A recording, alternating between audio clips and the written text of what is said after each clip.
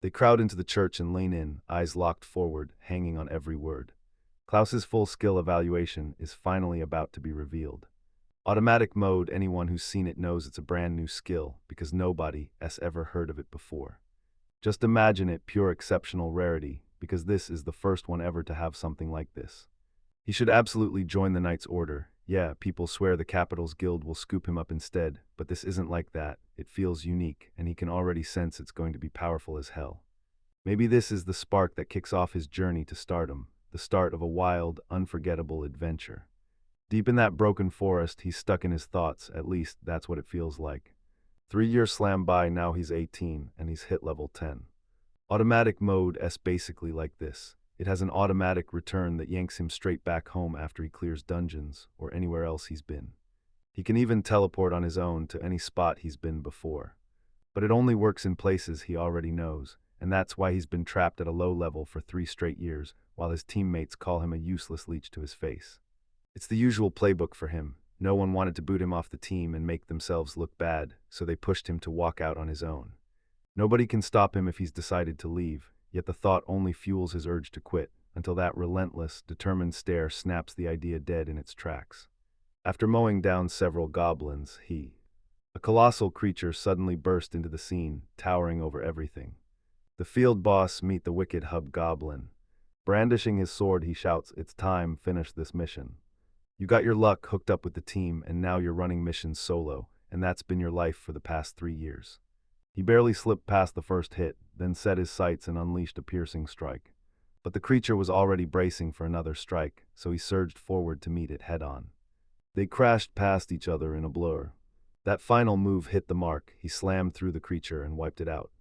When the dust finally settled, he collapsed in exhaustion, gasping for breath, because the hobgoblin was down for the count. Knife in hand, he ripped into the creature's carcass and pried out a hobgoblin's magic stone. It's way bigger than any goblin, so it'll totally get the job done. He slammed the sword's hilt into the stone, smashing it to pieces, and energy surged out like a living blast. He took it all in, surged forward in power, and even gave his basic stats a quick, subtle boost. This makes his whole heart light up with pure joy. It's been ages since he last leveled up, and he honestly thought he was doomed to stay stuck at level 10 forever. Even though everyone who started out with him is stuck around level 50, Envy has totally flipped his situation. Now he's got 19 free attribute points, and he can finally unlock level 3 of the automatic mode. Confidently, he'll use those points to level up and learn the new skill. Then he'll double-check, praying it's something good. He couldn't stop thinking about every comment he'd heard about that useless skill. He shoots his finger up toward the sky, praying this time the universe finally gives him something useful. Then he slams the confirmation button in the system. Boom, the new skill pops into existence. His eyes gleam because the system runs on autopilot, but he still has to gather it all himself. His hands slam into the ground, crushing his frustration. Then the game auto-collects resources, and it's like, what's the point, because it's barely useful at all. Once again, the boy's face is stuck in pure shock at what he just got. He can only grin, because the moment he starts imagining the results, frustration comes crawling right back in. It'd be awesome if something could level him up or heal him on its own, but nope, now he's gotta power through and finally clock out for the day. With automatic return, he realized the trip home would burn through 35 minutes. He slams the skill to life, and the system clock instantly starts counting down. The moment the timer hits 0, he's already standing right in front of his residence. Before Yun can even announce himself, the door swings open already. His 14-year-old half-sister Liz is the one waiting there. He blurts out an apology for being late, claiming he got caught up in a little expedition, while she snaps back that her brother is filthy again. She shoved him into the bathroom to get cleaned up before dinner, and he thanked her, really thanked her, for all her hard work. At dinner, they're digging into rye bread while cabbage and bacon stew simmers in the bowl. He stormed out of the bath, saying he had to dry his hair before eating, but his sister wouldn't budge. "Nope, eat now, I'll dry it for you myself," and he couldn't even finish his sentence. He swears he's got this, but she won't let him waste it. She insists he eat it right now, fresh off the stove, warm just for him. Just one spoonful, boom, should have him feeling better already, so his lips clamped tight. He broke the silence and asked if she'd noticed, and she said yes. Then he realized she'd asked because she wanted to know if it was about his work, the adventure kind.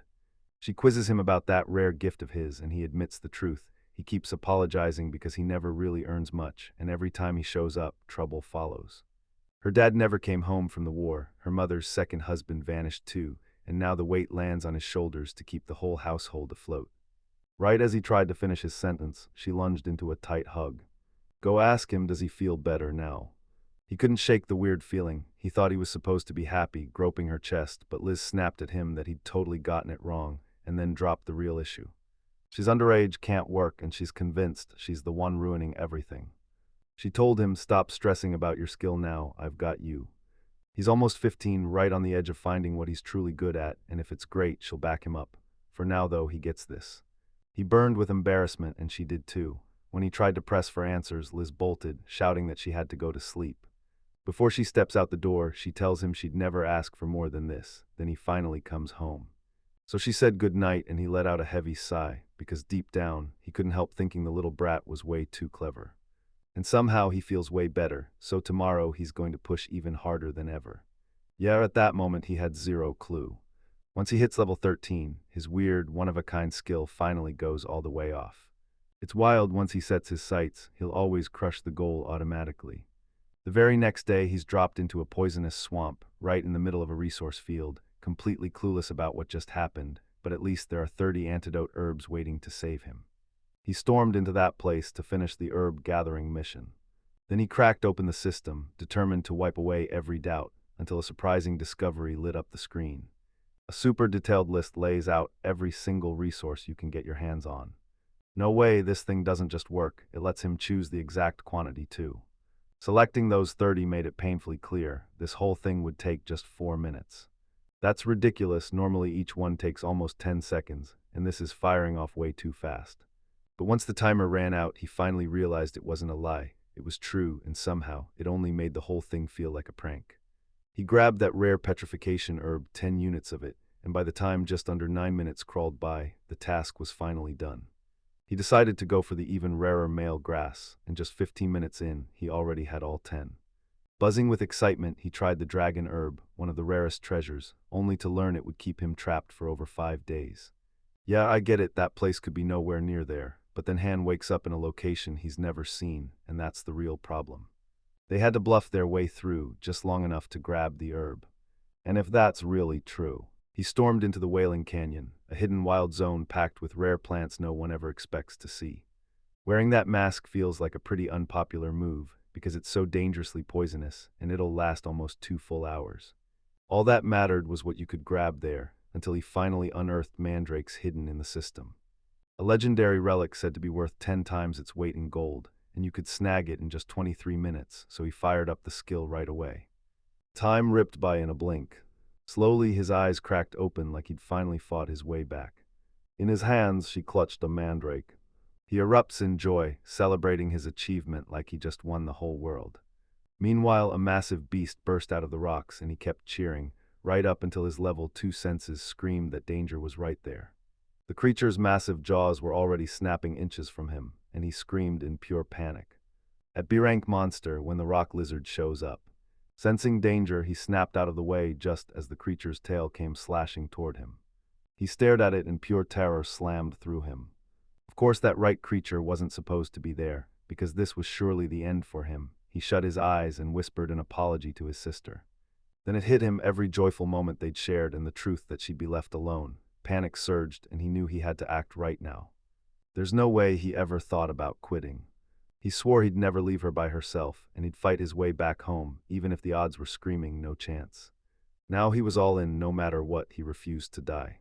But before long, the creature snapped its head to catch her side, leaving him utterly stunned. Something about it looked totally shaken, until he realized his own hands were gripping the mandrake. And when he aimed the root at the creature, it shrank back even harder.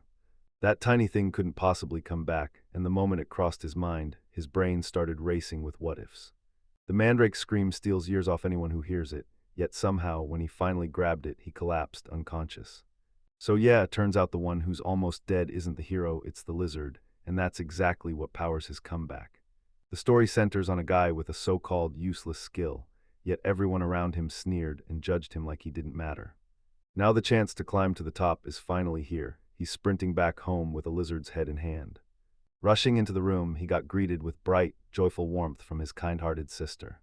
Birds swooped down onto the roof to belt out their songs, and right now the Adventurers Guild building is getting scrubbed clean from the inside. A young woman cracks her knuckles and stretches her arms wide, like she's about to kick off something big. Mrs. Turvey chats with the receptionist, buzzing with excitement. She's determined to crush it today. Some receptionists are worn out beyond belief, and Tyrion snaps that they're the guild's front line, so they better get their strength up and get back to work. But they've been working non-stop, yet she insists they still have to move like they're all elegance and grace. It all happened because a group of adventurers suddenly burst in, hauling all kinds of supplies. She tells them this is a whole lot of work, invites them to wash their faces, and that's when they realize the one person she'd been taking care of still hasn't shown up for a while. She pointed out that low-ranking veteran to herself the moment his face crossed her mind. Someone burst into the guild grinning, greeting everyone like they were old friends. Its claws raked the door open with pure, joyful excitement.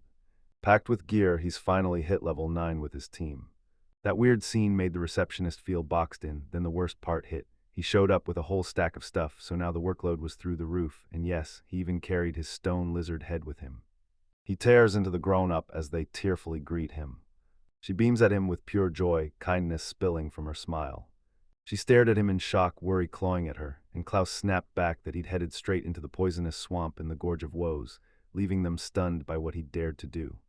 She points out that he showed up with 0 appointment, and the other receptionists light up, thinking this means they can finally clock out and skip the work. She slips up to the counter right away, demanding to know if it really is a stone lizard, because this rare material has to be stashed immediately. She also makes it crystal clear, getting his safe return is the #1 priority, yet Klaus still has something major up his sleeve to say. And yeah, he's got a man drinking too, and he wants to send that one along as well. Tyrion slammed her foot onto the ground with such force it snapped the boy's leg, and it shocked him so badly he couldn't even react. She's got no clue how he pulled that off.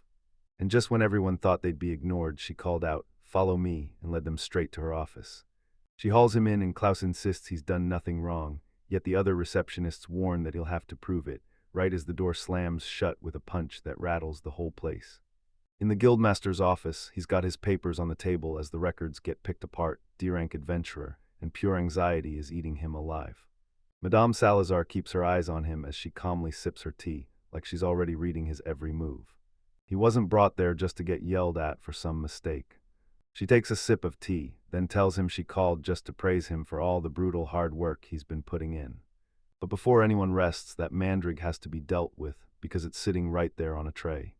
Finding this kind of item is a nightmare. Everyone's buzzing, trying to figure out where he got it, and how he pulled off getting his hands on something like that. Caught off guard by his own question, he instantly turned rigid with nerves. He told them he stumbled on it in the Gorge of Woes by sheer dumb luck. They hit him with the same question again, "Is that really all you've got?"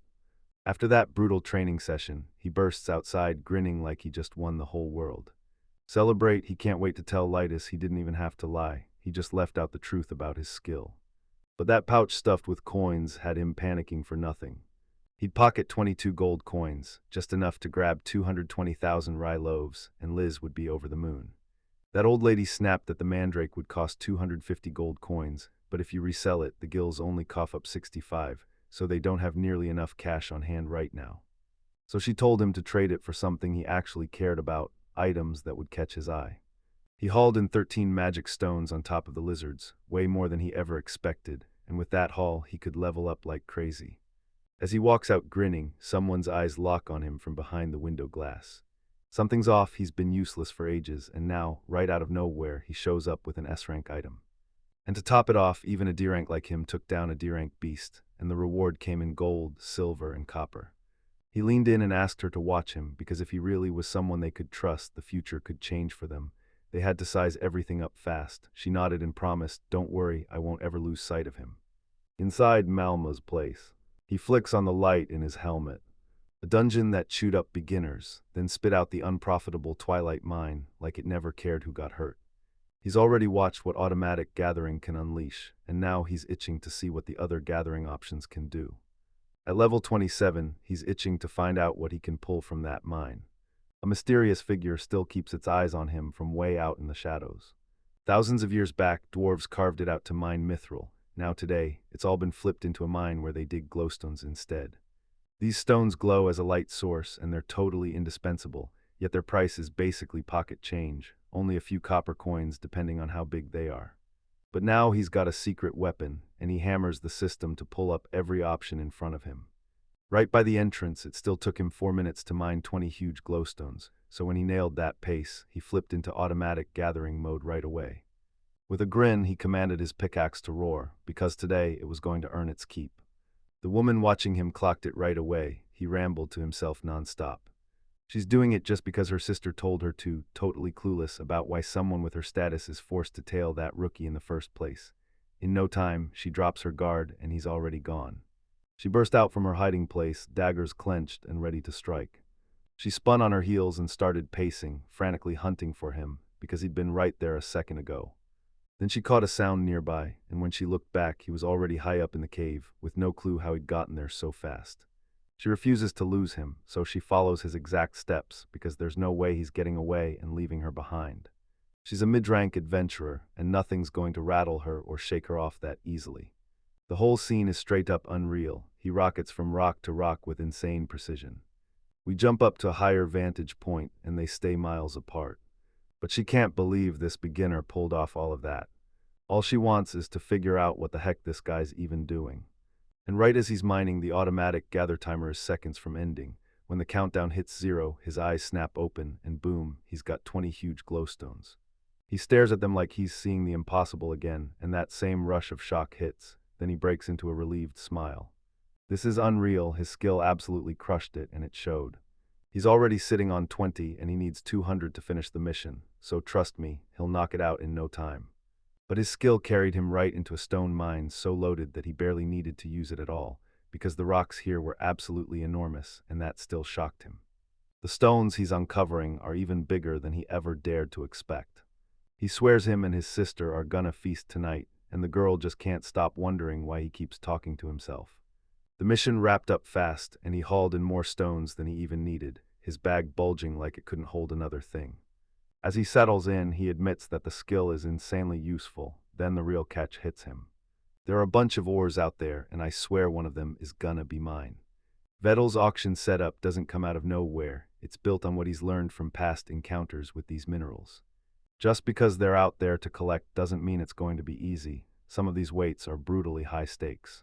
He got lucky with a mandrake, but that spirit gem is an S-level item. And it takes a little over half an hour to gather. Mages obsess over it, and the price is insanely high. He shouts with pure excitement, and that noise jolts the girls who'd been spying on him, because they suddenly think she missed something. They say this Makata item is real. These gems are crystallized human souls, the kind you usually find buried in cemeteries. He has to think fast and choose his move right now. This could be a life-or-death gamble, and he still has no idea if it's even worth the risk. Disaster strikes the moment he wakes up. Last time, he barely made it out alive because the mandrake's effect was keeping him afloat. This time around, he's not just stepping up, he's jumped way past where he was before, all the way to level 27. He's sharpened his swordsmanship, snagged a deadlier dagger, and those level-free senses still haven't screamed about any danger yet. But don't get comfortable because he's got a secret card up his sleeve, even if he hasn't used it, not for now. Fawful, this choice isn't small, it's brutal, and it weighs on him like a nightmare. But it's just a low-level dungeon with barely any risk, so when a wild commotion erupts inside the cave, everyone freezes. A skeletal monster lunges at the girl, and it sends him reeling. Pure terror hits him like a wave. Cornered and shaking with fear, he watches as the girl cracks her knuckles and gets ready to fight the creature. As he roars, steel collides with steel in a brutal clash. 30 minutes ago, he unleashed his automatic collection skill, Time Pass, and just like always, he jolted up and woke. His eyes went wide with shock, because in his palm, a rare gem gleamed like it shouldn't even exist. When he saw it, joy hit him so hard he couldn't help but start jumping. Then he slammed into the ground and shattered one of the bones. Only then did he finally look around, and the place hit him like a punch. Towers stacked with skulls everywhere, and you did not want to make a sound here. He plunged into the legendary dwarf catacomb, swallowed by darkness so thick he had to crawl by the dim glow of low stone, and he had zero idea which wall he'd smashed to end up there. He cracked open the system and watched the timer stubbornly declare it would take nearly 7 hours to get him back home.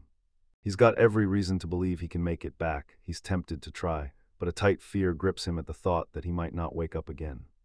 And he can't stop wondering how on earth he's going to explain how he even got his hands on this gem. He can't even spit out how he got it or where he picked it up. So yeah, better to turn back now that you're still awake and aware. At least it's only a giant cemetery, because if this were a dungeon, he'd already be swarmed by skeletons and ghosts. Auto mode works great now, but it keeps dropping him into weird, risky spots until he finally spots something using his glowstone.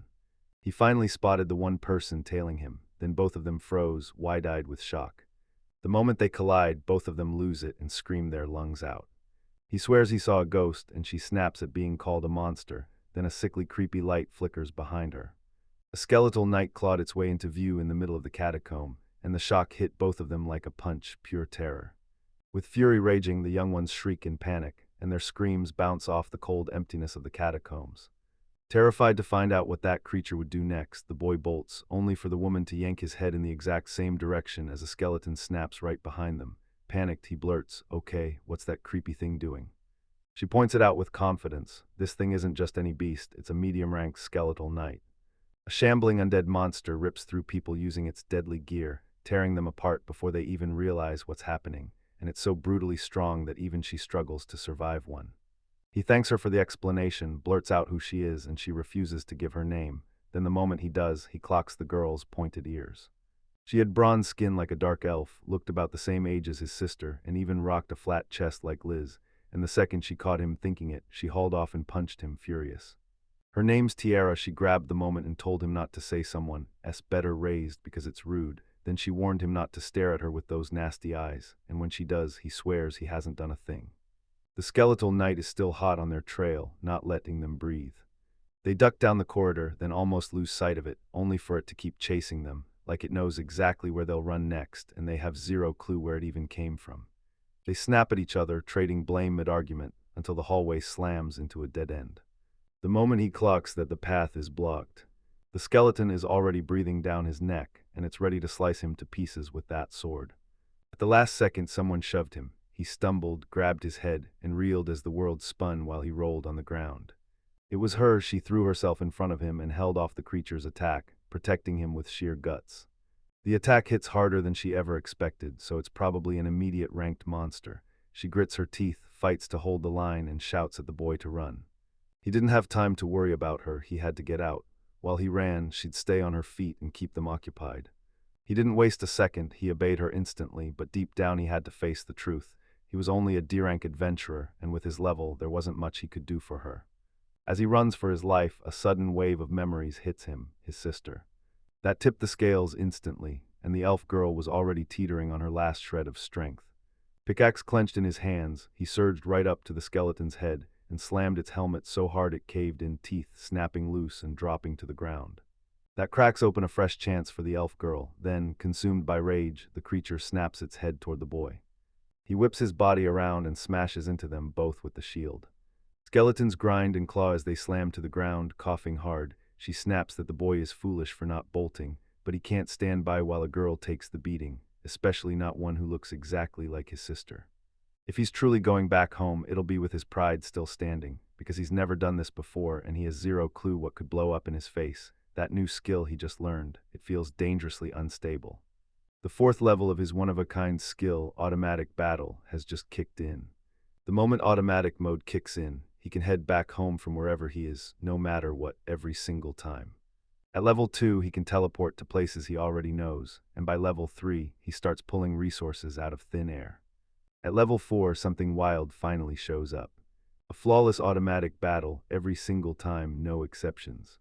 A system flashes a warning that it'll take about 13 minutes, and he's already buzzing, because his hands are itching to kick off this class adventure. Meanwhile, the girl keeps pushing. He has to get out now, immediately, and with a grin, he declares it's time for the skeleton to become dog food. And that's when you set off the one skill he'd never touched since he got it, automatic battle. The instant he triggers the skill, he shuts his eyes like he's slipping into sleep. But his body suddenly shifts, planting itself in a completely new stance on the ground. The skeleton's still clueless about him, for now. The girl watches him and it looks like he's knocked out cold, only, from that first glance, it's hard to tell what's really going on. She screams for him to wake up, because the skeleton is seconds away from slicing off his head. Like he could read the danger in the air, his body slipped out of the attack on instinct. The skeleton swings in with a brutal strike, but it slams into nothing but empty air. It storms in for another strike, same move, same outcome. Now the skeleton hurls out even faster blows, but every strike misses as the boy dodges them all. The never-ending galeges keep piling up, and the skeleton's getting absolutely wrecked by the frustration. Seeing it, the girl snaps at him to stop pushing the creature's rage, because he keeps charging in, trying to cut him down. The skeleton knight scops start striking, then boom, it kicks up so much dust that the elf instantly thinks the ground must have turned into one ugly, shapeless pile of flesh. Just like that, he bursts out of the dust, totally unscathed. With lightning-fast swings, he yanked his pickaxe back just in time and retreated. She can't even breathe, he's alive, and now she's staring at him like, did he provoke that creature on purpose? She's totally clueless about what he's planning with that pickaxe and shovel, but the second he starts swinging, you realize he's using them like a pro to move. With momentum roaring in his chest, he launched straight at the creature. He was so close to that skeleton mate that impact felt inevitable. He stared at everything so hard he could barely process it, then the skeleton's helmet dropped to the ground. The deranged adventurer swung with everything he had, landing a brutal strike that finally carved a tiny dent into that massive skeleton. She has no clue who that boy even is, while the skeleton rages at what's unfolding right in front of them. It lunges at the adventurer and blitzes him with rapid strikes you can barely track, but he dodges every single one without breaking a sweat. No matter how hard the creature swings, it can't even land a scratch on him. While the blows rain down, the boy steadies himself and gears up to strike back. With his pickaxe, he slams one of the skeleton's arms, yanking its sword loose in the blink of an eye, while the Morty elf watches the fight, already getting it. He slams his shield into the incoming strike, then launches through the air and drops onto the handle of his shovel, jammed hard into the ground, and the anxious girl watches it all unfold, wide-eyed, terrified, and glued to every move. With under 8 minutes left, she can't stop staring at the guy in front of her, buzzing with one terrifying question: what is he even doing? At the adventurer's dungeon building, the receptionist's jaw drops in shock. Her feet thundered over the floor, and then she locked eyes on the gem right in front of her. A spirit gem so rare it feels like it shouldn't even exist. Sheeman asks, "So, is this really what you think?" and then quietly tells her to lower her voice so they don't draw a crowd. You've got to clamp your hand over her mouth and hush her down a little more. People even debate whether that's glowstone, because it looks absolutely huge. He keeps his hand over her mouth to force the talk in another direction, and the receptionist turns to Klaus and demands, "So you understand what this means, right?" With an awkward grin, he admits he might have gone too far again. Irritated, she pushes, does he really need her to spell it out again? While he smugly thinks he already knows what she's about to say, and all he cares about is avoiding that office call again, because it's honestly intimidating as hell. Just as he was about to move, a door ripped open behind him, and the woman who terrifies him stepped out. She flashed a secret finger signal, begging him to come over. Then when he didn't move, she had to shout his name loud enough to cut through the air, which hit him like a bolt of lightning, and right after, the receptionist promised she'd take him straight to her office. Once again, he's trapped inside. Planting himself on the couch, he stared at the spirit gem sitting on the coffee table. The only thing that old lady cares about is how he managed to get that item. He claimed he only tripped over it by accident, but that old lady won't let it go. She wants the exact location. He claimed it happened in the Twilight Mine, but nobody bought his excuse, not for a second. The old lady scrutinized the item down to the last detail, then snapped, asking whether young Klaus even knew what a spirit gem that size would cost. He just shrugged, figured they were using mage scepters, and guessed it was worth one measly gold coin. A tiny gem smaller than your fingertip can fetch a single gold coin. He must have heard the legend about a band of heroes who crushed an evil dragon, and he believes it's no fairy tale, because this story traces back to real history, with the major scepter carrying his spirit gem the size of a fist. At last, he stares at the gem, and then snaps his gaze to his clenched fist. It was no bigger than his fist. Then he glanced at the old lady, and a heavy sigh tore out of her chest as a tense silence swallowed her whole office. Until she finally blinks and declares it a national treasure. Those words totally blindsided him, leaving him completely lost for words. After hearing that, he went stone still on the couch, because that item alone is worth at least 600 gold coins. But once it's purified, analyzed, and sealed into the staff, that one piece could rake in thousands of coins, seriously, up to 10,000. Locking it in the shot is exactly the reaction she wanted, yet there's one catch. If the guild buys it, they can only cough up 100 gold coins. She made it crystal clear they're not cheating him for a second, and that's the price you pay for a raw gem. 100 gold coins, that's a gold mine so irresistible he could cash it and never work a day again. So she offers to pay him in magic stones. Even with two choices in front of her, she can't stop wondering what he'll pick. Right then he jabbed a finger and pointed straight at the magic stones. And that old lady beamed at him, praising the young man's dream to climb all the way up and become an elite adventurer. She told him to grab the stones and prove he's got more to give to the guild, then warned him, one last thing, if you pull too much essence from those stones you could explode, so be careful. She hoped they'd help him somehow, but now Klaus is shaking with pure terror. She watches him through the window like one weird mandrake wasn't already bad enough. Then he pulls a spirit gem too, and what's worse, it was never meant to show up in a beginner's field, let alone the moment a medium-level skeleton crawls into view. Even with a trusted person standing right there, what's happening still feels impossible. He told me a medium-rank elf showed up, saved him from that monster, and now I can't stop wondering, where the heck is she now? With only 9 seconds on the clock, the skeleton was already shattered to bits, so hard the sword drove straight into its skull. Then all at once he finally snapped awake. The second it hit, agony tore through him, muscles, bones, joints, everything screamed with pain. They all shrug and call the potions useless, demanding to know if that's all he's got. Then she shoves something into his hands, because if she didn't, he'd drop dead before he even made it home. That potion will cost you 1 gold coin per bottle, and the elf makes it clear. Every adventurer better have one ready to go. He tells her he's only some low-level adventurer with 0 cash, then blurts out, so you're really a million level, huh? And when the elf confirms it, she hits back with one more truth, she's a veteran. Davy can't stop wondering why she's in the beginner's area, but the elf just won't admit the truth, that she was there to spy on him. To dodge round after round of questions, she snapped that she had to go right now. Right there at the deal, the old lady leans in and asks if she's got anything left to say. She started the day with sky-high expectations for her, but when everything fell apart, the girl swallowed her pride and apologized. She says the claws act way too strange in the mine, then a skeleton suddenly shows up, so there's no way she should ever veil herself around him. She didn't just fix it, she shoved her mistake into the right place and still managed to save his life, but the old lady's words hit like a warning. Get it wrong again, and there won't be a next time. The elf leans in, desperate to hear more, and then drops the bomb. She says you completely misunderstood everything. She wasn't the one who took down the skeleton knight. That old woman leans in and demands to know, was it really Klaus who dealt the biggest blow to the monster? The elf snaps at her, I didn't just stand there, you can't say I didn't help. Klaus didn't just plan the fight, he pulled every move off by himself, from start to finish. That furious skeleton slammed its shield down like a weapon, turning it into an absolute monster of its own. But every strike gets swatted aside, until he snaps his foot to grab a shovel. He hacked into the creature's last remaining arm, ripping it clean off and leaving it powerless.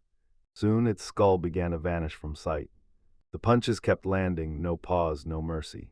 He kept going until that monster got wiped off the map, obliterated for good. Close went full onslaught and took down the skeleton knight all by herself. Then it finally clicked for her, piece by piece, what had just happened. The old woman stares at it, completely dumbfounded, like she can't believe a word she's hearing. She expected more from the elf, but the elf just grins and says, yep, that's exactly how it went, proving that even a below-rank adventurer can still drop a mid-level monster. The receptionist warns that one of those items' clause details might be wrong, because that information came back with the return. Back that skeleton general, bones and all.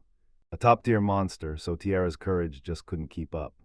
Now these stories feel almost impossible to swallow, because they're dying to know what the hell he's doing, while Klaus is off buying top-notch cuts of meat to eat with his sister.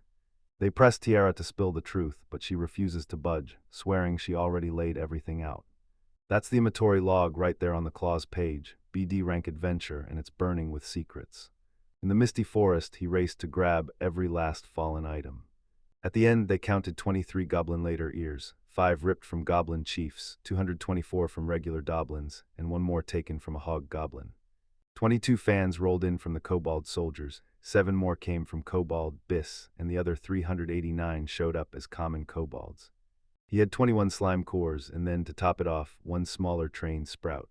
For just 100 poor man's datters, you get 5 axes of the same quality, 10 shields, 1 club, 10 short spears, another 20 shields, and 20 swords.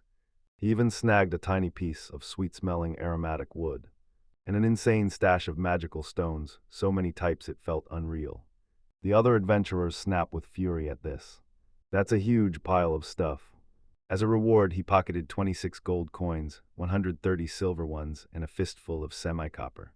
He's grinning ear to ear, totally thrilled to see all of it. Meanwhile, the receptionists are fuming. This mountain of work never ends. Ever since his skill got upgraded and they started handing him the amount of items they want, his life flipped overnight, and now they're rushing in to give him the advice he needs. He always drags a ton of items back by himself, even if it's gonna be a real struggle. But trust me, this is way easier than you're imagining. Honestly, it's almost suspicious how easy it feels. And that leaves them totally stuck. This guy totally missed what they were trying to say between the lines. He's hauled back so many treasures that they're begging him to stop adventuring, because sitting there judging and checking every single item is unbearably tedious, and they just don't want him to keep doing it.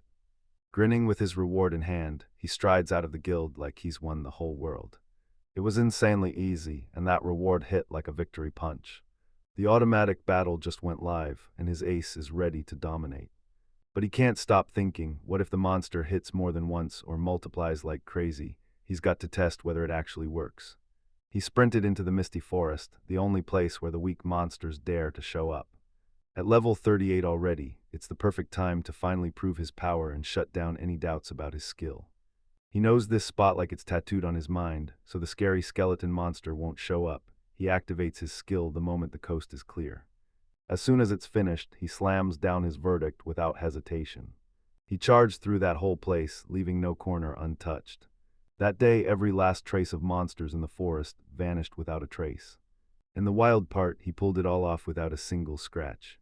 After firing that skill off again and again, he hit 0 problems. So far, he's only mowed down weak monsters, and honestly, I bet he can handle a bigger, higher level one next. Right now, all his known weaknesses have to wait on cooldown, and the scariest part is facing enemies he's never seen before. Cooldown is the gap between one activation and the next. If that cooldown didn't exist, he'd be blasting that skill nonstop. Right now, he has to wait 1 whole minute before he can use it again in any mode, like when automatic gathering just ends. And now everything's gone sideways, he's in real danger, and he can't trigger automatic battle because it's still on cooldown. Unknown enemies are wreaking havoc, and it's getting terrifying. Before you could unleash that skill, you had to land at least 1 hit on them first. But even with its flaws, that thing is an absolute game changer. Night has already swallowed the sky and Claw S finally makes it home, Claws first. He's so locked in on his skill that it's way past dinner time and he's left wondering, did Liz eat or did he? Then he finally swings the door open, apologizing, and gets nailed by a flying spoon. It smacks him dead on in the head and Liz snaps into action. She catches it with pure skill. It snaps back like a boomerang, then she grits her teeth and tells him he's late, clearly not happy. She's furious because he promised he'd be home early, and he didn't make it, so I didn't follow through. For punishment, Klaus makes him eat cold soup for dinner, but Klaus just can't let it end there. He needs to explain why he was late because he got swallowed up in something, and before he even realized it, the time was already screaming, too late. What? Lizzie can tell he's feeling proud of his skill, but if he shrugs off danger again and comes home hurt, she won't cut him any slack, like she did the day he battled that skeleton. The potion didn't fix everything. He got knocked around anyway, bruises everywhere, and when Liz found out, she chewed him out for it. Since that day, worry has been gnawing at her more and more, because something about him just feels dangerously off. He rushes to apologize and swears he never did anything dangerous, then asks if she needs anything at all, yet Liz instantly clocks the move, realizing he's just trying to bribe her. Since he brought it up, she told him he could grab mithril kitchen utensils, 12 gold coins for the whole set. That's the stuff they spotted in town and regret hit him hard, so he blurted, "I'll buy it for you." She thought he was out of his mind, especially since it cost a fortune, and she even joked, "Are you planning to cut up a dragon in the pot?" But in the end, she still asked him to get it. Darkly, she purrs that the pot is for Klaus himself, because if he comes home injured again, he won't be sharp for long. He snaps at her to stop the jokes, but Liz swears that's exactly what'll happen if he pushes himself one more time. She asks him softer this time to swear he'll stay careful and to never, ever forget it. Klaus shoots his hands up, grinning like, "Yeah, I'm with you." They'll make it back safe because his sweet, gentle, adorable, beloved sister turns bright pink every time he calls her that. Even if she's right, he still has to tread carefully, so he tells her he'll take a bath before dinner. He's chasing the top spot, sure, but he's not trying to hurt his sister to get there. He finally asks if they can have a hot soup for dinner, and Liz jumps in, saying she'll handle it, then orders him to hurry up and get his bath. While they're eating, he blurts out how much gold he hauled in, and Liz's eyes go wide as she realizes they can finally buy the mithril kitchen utensils. Finally, they crash into bed after that brutal day, and Dawn slips into sleep right after. and the horse's name that came roaring to life. Claus has a tiny cart now, and he uses it to haul his stuff wherever he goes. He's hearing those rings as he gets his food, and Liz shoots a question, but Claus just shrugs, says it's a cargo cart he grabbed from the guy he met earlier. She's like, "Are you gonna use it to sell on the streets?" And Klaus fires back, "Nah, I'm using it to push even farther than before." He's chasing the top, and to pull off the impossible, he knows he can't do it alone. He needs allies.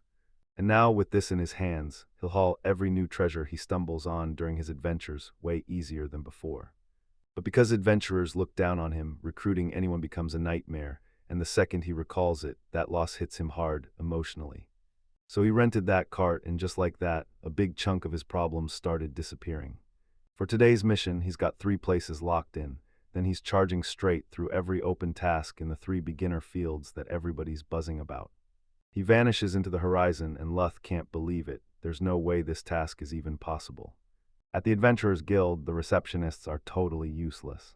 Everyone already knew Klaus had stacked a bunch of missions in a single day. Yesterday it was the foggy forest, and today he was right back at it, tackling the poisonous swamp Twilight Mine and the Gorger Woes.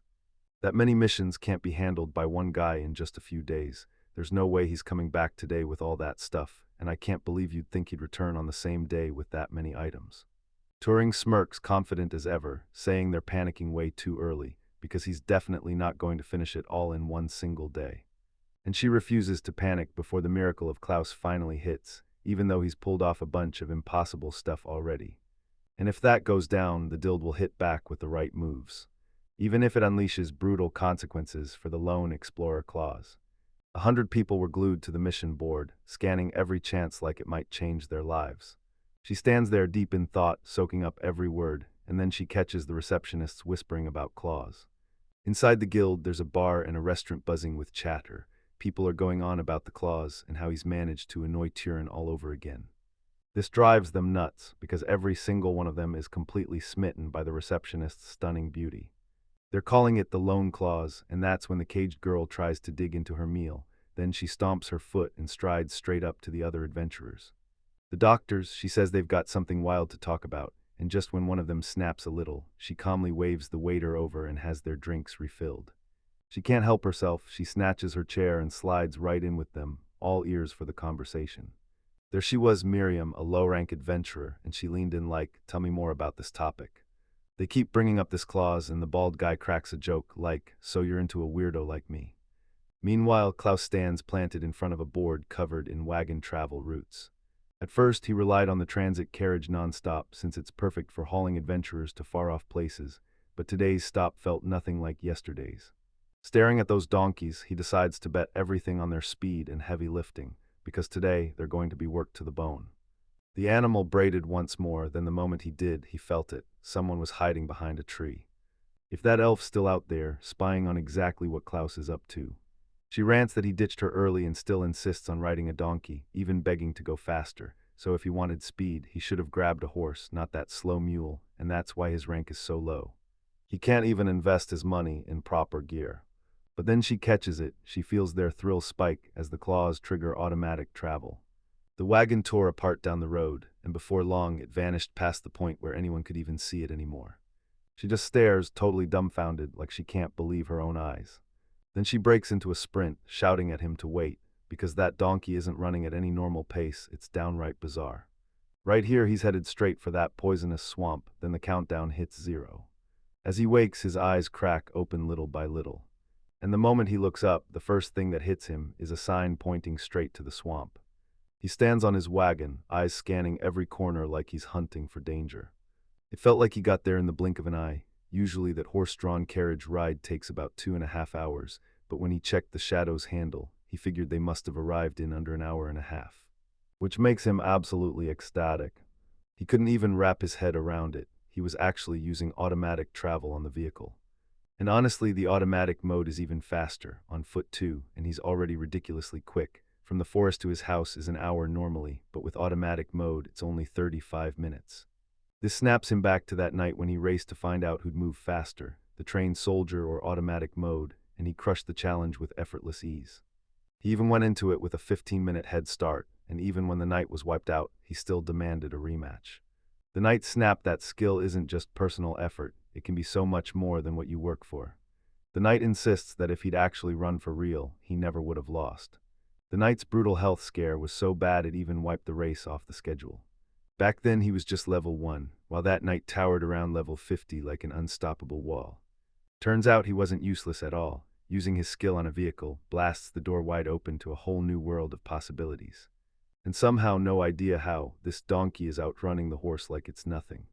Now he's crumbling with doubt because everything is riding on him and on how perfectly he can use his skill. Not knowing the real nuts and bolts of how his power works, that's the part that scares him the most. The horse rears up, snorting in pure frustration. He stares at the creature and suddenly realizes the truth. Its eyes are covered with a blindfold, and that's why it's been so terrified. The elf barrels down the path after him, and the chase is still on. She follows the trail, her mind racing, wondering what those strange things even are. She's sure the tracks are theirs, but then she realizes they must have cut through a shortcut. He hacked through the chaos, then slammed into a huge rock sitting right in the path of the wheels. Crossing that lawn was pure danger, so you know he grabbed the wagon and took the risk anyway. Inside the Guild Marum, the mystery of Claus still burns in their minds. They're desperate to find out more. Right now, she's dying to figure out if he's one of those dangerous weirdos. The bald guy swears he'll explain, then he takes her back to a story that happened years ago. Back when he was still level 1, he bet on a race against a seasoned knight, and the stakes were huge. Klaus blew everyone out of the water, winning the race by a whopping 15 minutes, and by then, no one still thought anything was weird about him. But the shortcut he chose meant the last stretch of the race had to be run again, over the bridge this time. He didn't even go to the end of the bridge, he just leapt over it like it was nothing, and that height was enough to end a life. That's not even the worst of it. He spent the day working under the bridge, aiming for a trash pile where he could land safely, until a wall blocked the whole spot. He twisted midair with surgical precision, dodging every obstacle in his path, until his feet landed on a wooden plank that softened his fall. He squeezed through a window with barely enough room for a person to fit, risking his own life for one slim shot at victory, because he'd never seen anything like it before. Then, after he wrapped up his story, he warned her to steer clear of this guy, and when she thanked him, she handed him 2 silver coins. She desperately needs someone just like him. This guy is about to wreck Hearst, no question. Just as she tried to slip out, the bald man stopped her cold and reminded her. She told the bartender to refill their drinks, and now she's stuck there, regretting every second of what she did. Claus is sinking his claws into the poisonous swamp, and the danger is everywhere. The elf's eyes flare with shock as she stares at him. He spots a whole stack of mission papers in his cart, and right in front of her sits a set of claws stuffed with a bunch of items. Every one of these is something you've got to grab to finish the missions for good. He'd finally cleared every single mission in that whole area. Even with all that weight stacked in the cart, somehow there was still space left to cram in more. None of this clicks because that donkey is hauling way faster than she ever could. Everyone shrugged and figured she'd only been delayed by half an hour, like that tiny gap was somehow enough time for him to slam through all those missions, and it's brutal for her. If this keeps going, the only thing she'll be able to tell her sister is that she has no idea what happened. Klaus barrels toward the Twilight Mine, and the elf grabs a high potion, then downs 2 bottles just to keep pace with him, all because she's dead set on getting answers. She refuses to leave a medium-ranked adventurer behind, no matter what he tries to do. And they slam forward again, pushing on with their journey. 6 hours vanished, and now they've finally reached the Gorge of Woes, while the elf perches high on a rock, staring down at Claw's carriage. This time you're moving way too slow. She's already worn out from waiting on him. She was so sharp she spotted a shortcut and crashed in before he even realized it. Then, when she couldn't match his speed, she cooked up this brilliant plan. Energy, she tries to act like it's no big deal, but the truth hits her. She's mortified by how brutal it is for her. With everything tucked away, she thinks she's finally on the verge of uncovering the secret behind Klaus's speak, and she can't wait to find out if he's truly innocent or just cheating. As she watches him, she can't help but wonder why he stopped. He hasn't even stepped into the gorge yet.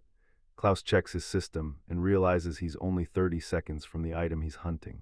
He grinds his skill into perfection, then boom, he drops into sleep and disappears in a heartbeat, only to pop up behind the elf like a ghost.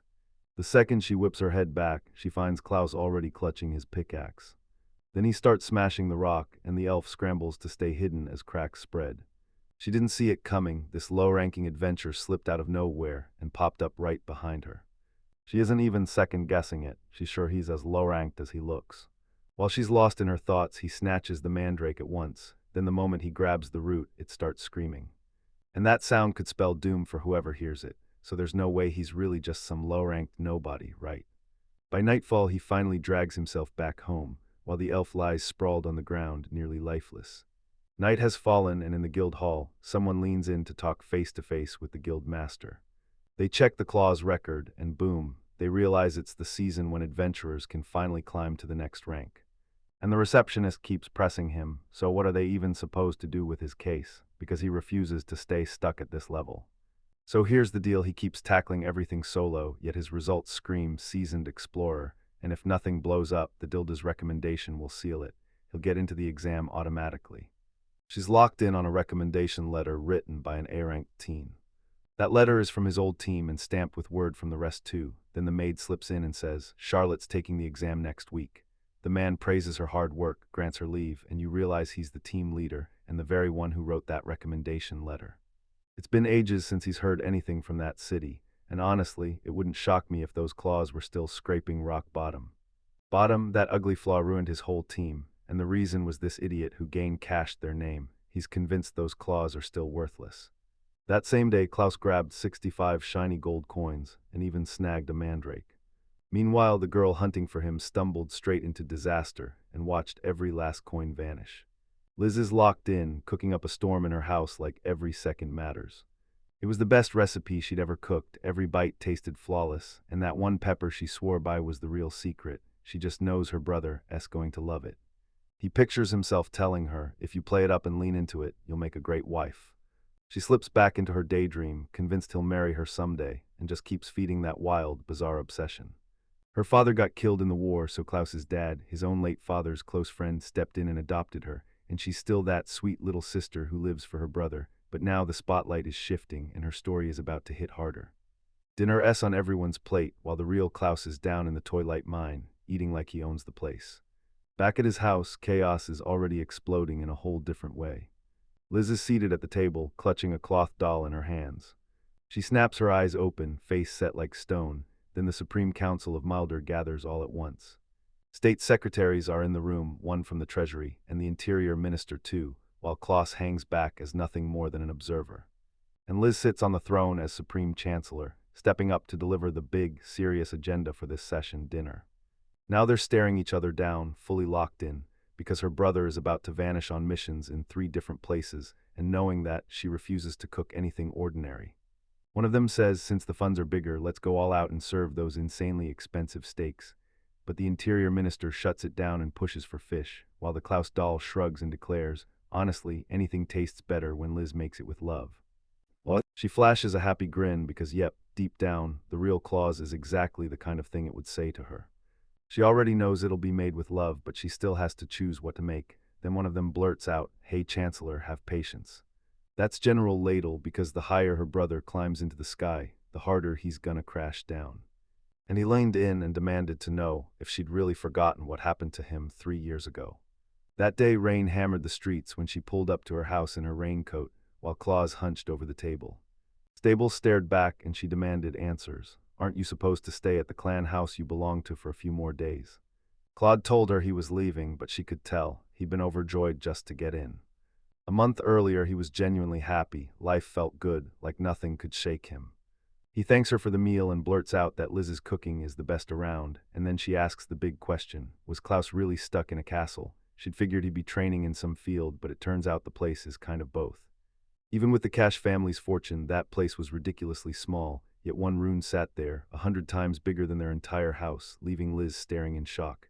Now she's dying to know, did he ever crash a banquet at that castle? Also, Klaus had that I've got a wild story for you look, and when he started talking, he didn't hold back about the brutal training sessions. Out of every class on that list, he spared 0 details. He made sure his sister knew it all. Training in class after class piled up so heavy in his head that it made him panic. Then Liz snapped at him to stop dredging it all up, and in the martial arts duel that followed, he got obliterated in record time. Even with all that time hanging there, Gain reached out his hand to him. He fired the question at him, how long he'd stay grounded. Then the moment he lifted his eyes, Dayan's hand was already stretched toward him. They bragged that they were special, because each of them carried a power no one else could match. Klaus thinks his automatic mode still can't match the other skills, but Dane cuts in and tells him he's talking about leveling up for real.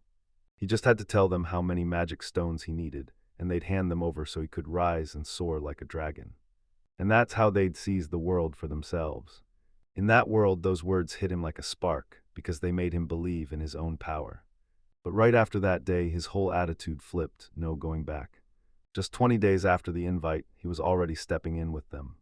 She was at home cooking when he burst in fresh off training. His cheek was badly bruised. Liz demanded to know what happened, and Klaus admitted he'd tripped and face-planted hard into the ground, so Liz immediately started checking him up close. She was so sure he was lying, his words wouldn't let her eyes believe a single thing. That punch landed with the back of his hand, and now Claus is freaking out because how could she possibly know it in that much detail? The bruised spot matches the one their neighbor always leaves after he cheats on his wife, and it's exactly like the move she's been secretly drilling in the dark. He told me he and Gain had a huge argument because they can't see eye to eye. Inside the castle, everyone's crammed into the sitting room, ready for whatever comes next. They're talking about the medium rank promotion exam, where you have to scramble through the beginner area, grab specific items, and pull it off before the clock runs out. There's a limit, but the chosen, the truly special, they don't just get left out, they earn a special exam. Sam and Glenn completely backs him up, no doubts, no hesitation. He despises the poor and useless people, and it shows in every word he spits. Chell nods and says, since this is our first and only shot at the exam, we've got to go big, make it grand and unforgettable. Compared to people who can't do a thing, they're straight-up geniuses, far above everyone else. Next, Mika craved to be treated like someone truly special, and she wanted to skip straight into the advanced exam she was forced to sit through while the inferior people got in her way. She demanded to know if Klaus had finally whipped up her lemonade, because he'd been gone way too long. With everyone backing him, he pushes for a flashy asterisk Jebba asterisk, so they'll haul in high-ranked beasts into the testing field, then swoop in like heroes and save everyone. This sudden proposal blindsided every single one of them. He'd already ordered Abel and Lane to go snatch those stone lizards whenever the moment called for it. Men and these beasts are so rare that a rumor is buzzing. Someone spotted one near the beginner's field. Klaus snaps and demands to know if this plan is really worth the risk, or if it'll end up putting innocent lives in danger. But Gain doesn't care one bit, so he yanked Klaus over, snapped his hand shut, and fired off his skill. He snapped his hand back and clocked him hard right across the face. And his claw swing blurred through the air, because his skill could freeze time or lock onto a target for a brief, brutal moment. He laughed and said, "Of course you're joking," then shot back, "Is something wrong with Klaus?" because it looked like he'd punched himself. Lane couldn't help but worry maybe he was sick, so he asked Lane to escort him home, and Klaus stood there stunned as Gain and the others vanished down the road. He turns and walks out right there beyond the castle walls, and this all goes down 10 days before he finally leaves the team. The team watched, and even her Claus stopped smiling, because that moment carved a hard split in her paths. Klaus said he was lucky to have this power, but he made it clear, luck doesn't decide who wins. He's going to fire everything he's got and squeeze it for every last drop of potential. You'll slam through the sky staring out the window as Liz's heart absolutely hammers in her chest. With a heavy heart, she remembered every bit of it, yet her brother kept pushing toward his goal, even if he had to do it alone. She'll stand by him through everything, and once he finally crushes his dreams, she'll be right there cheering him on. Her eyes flicker with stubborn resolve as she turns to her subconscious minions and asks what they should whip up for dinner. With every breath, they surge with pure determination, ready to fight on no matter what. A filthy, twisted idea, straight out of the kind of dark thoughts most people pretend they don't have. It looks like her thoughts are pointing to one thing: she's about to offer herself to her brother as a way out. Her subconscious was a degenerate, senseless mess, so she snapped at her vassals for it. People say it could happen someday, and those claw marks make her remember the promotion exam is almost here. Maybe she should keep that in mind when he passes. This is Liz right in the middle of puberty, and her head is packed with wild thoughts that won't shut up. Grand Castle looms somewhere else, like the last piece of the puzzle waiting to snap into place. A jester leans in toward Gain and fires off a question. Did he hear the fresh info about the claws? And yeah, on top of taking the exam, he got a guild recommendation to take it by himself, which is honestly outrageous. They still talk about how they took it, convinced the info about their plan was somehow leaked before the fight even began. And don't forget, the newer crew is lining up to take that exam too. This thrills him even more, because they're about to hand Klaus a flashy exam that'll steal the show. With a cold, menacing aura and that smug smile locked in, the receptionist announces, Klaus did it again. He's terrified, the other receptionists look crushed, and his cart is packed to the brim with supplies. He finished a mission load that would normally take at least 15 people, and that sorting grind is gonna be heavy, so she'd better treat him right. She yanks him by the arm and tells him she'll take him to room 3, but he's still clueless about what he did wrong. Nope, once he steps inside, he spots a recommendation letter sitting there like it's begging to be found. The letter spells it out: he's officially cleared to sit for the promotion exam. Sam, she beams at him as the guild loudly cheers his skills and strength. After all his wins, they finally see he's not a low rank anymore, and she's praying he sails through his exam safely. Stunned, Klaus blurts what's going on, and she snaps back that it's a recommendation letter crafted by the guild frame. For him, once they recognized his skill, they swept him up into a promotion exam, and the moment he saw what was coming, everything clicked. He starts bouncing around and yelling with pure joy. Then she shoots him a look and tells him to be quieter. All his hard work paid off, and she's been running the show on him for 3 straight years. Every time she sees him, she breaks into praise, because no matter what anyone throws at him, he never once quits. She saw it firsthand. He never listened, even when her worry was all she could feel, and still he kept charging into danger, throwing himself at a high-ranking monster, and even venturing alone into poisonous places. He expected cheers, but instead he's getting a scolding, because she tells him it's obvious, so he better stop whining. They're trapped in that room, and she's pushing him to face his lack of common sense, because every time he does something, he just ignores what's right around him. The guild can only process so much, and every day he drags in a handful of materials, so she decides to finally warn him about the dangers he's dodging, because it looks like he's trying to get killed with these brutal jobs, and his sister needs to know he'll be late today, just like the guild master demanded. If luck holds, it'll slam everything shut before dawn, and the yelling keeps going, scolding him straight through the next day. A few days flew by, and then boom, the exam day finally crashed into their lives. He's been craving this day for 3 long years, and now it's finally here, and he can sprint straight toward his goal. The guild door slams open, and Klaus darts inside with raw, unstoppable excitement.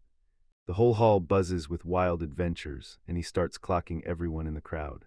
He starts pacing back and forth, and then it hits him. Everyone's got someone with them, not a single person alone. As always, he's off by himself, ducking into a corner, slipping out of sight, exactly how he likes it. The receptionists burst into the hall. They roll out the red carpet for everyone, shout each person's number, and shove the admission papers into their hands right beside him. Then someone blurts, "So, do you claw the loam?"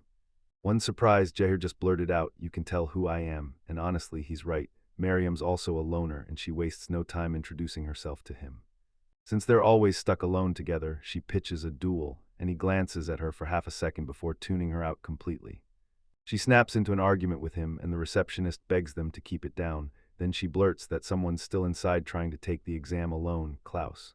Those words hit the boy's heart like a knife. Murray pushes the point again, so if we team up, why would I ever go against her? And when he asks, Maram just grins and says, because that's a long story. She admits she's only doing this because of plain guilt and nothing else. Now he's left reeling. This story barely even started, yet she keeps going, saying she learned Klaus was a loner and pushing him to team up with him. He brushes her off again. After everything he's already done, he acts like she's not worth even a second of his time. 3 years have passed since he walked away from his team, and now he refuses to miss this shot. The receptionist breaks the room's silence and calls out participant 32, Charlotte, a special forces vet from Klaus's old team.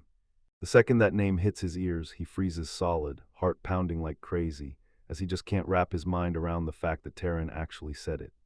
Everyone's talking about this legendary team when the participants bring up how, just 3 years later, they skyrocketed into the A rank.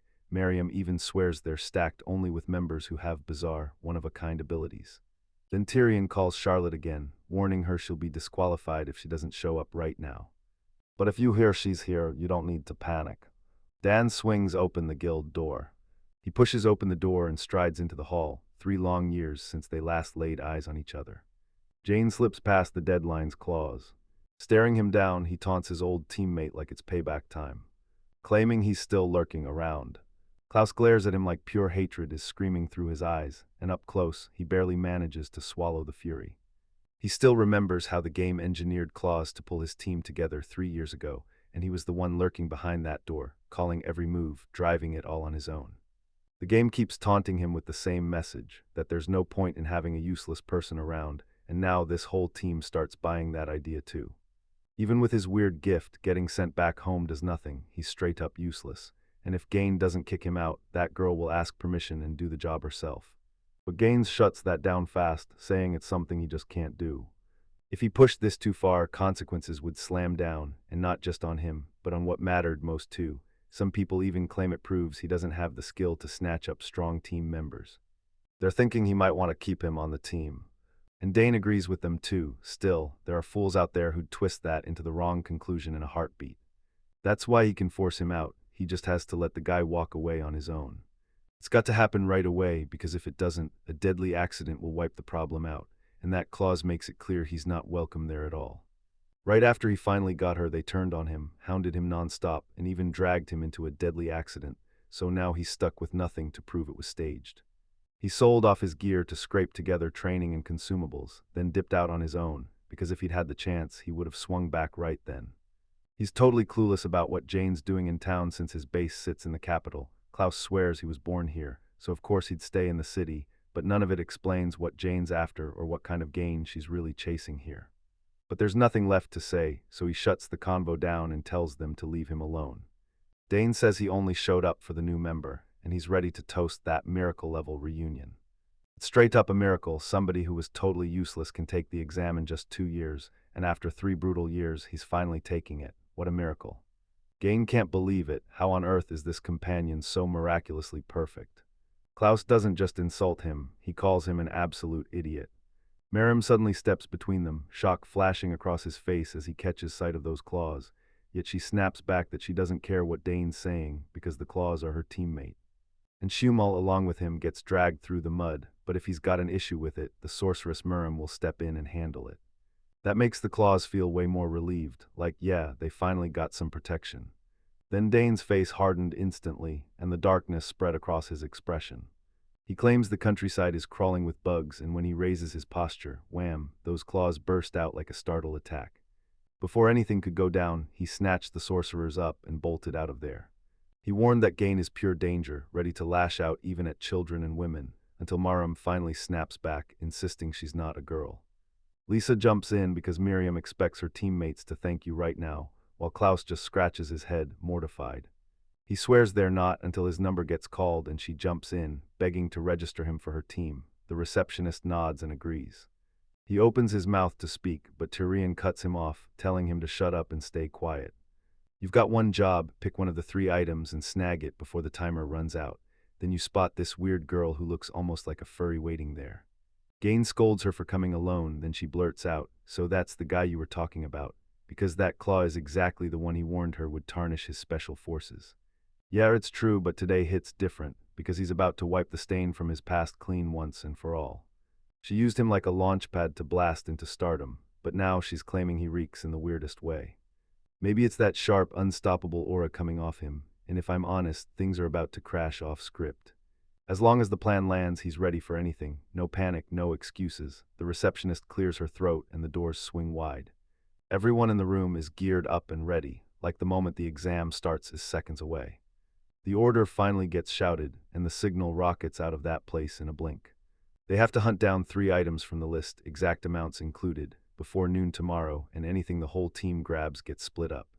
Staring at her list, Maram grins. We're off to a great start, because they're already sharing 4 items. She's got the exam practically in the bag, and it's making both of them feel unstoppable. He drives the cart fuming, because Miriam snaps that they can't drop their guard for even a second, and they've got to grab everything using the smartest, fastest plan. She decides to start with the unicorn horn, the hardest one to pull off, but she's not just chasing it. She wants to hear what the cloth has to say about the whole plan.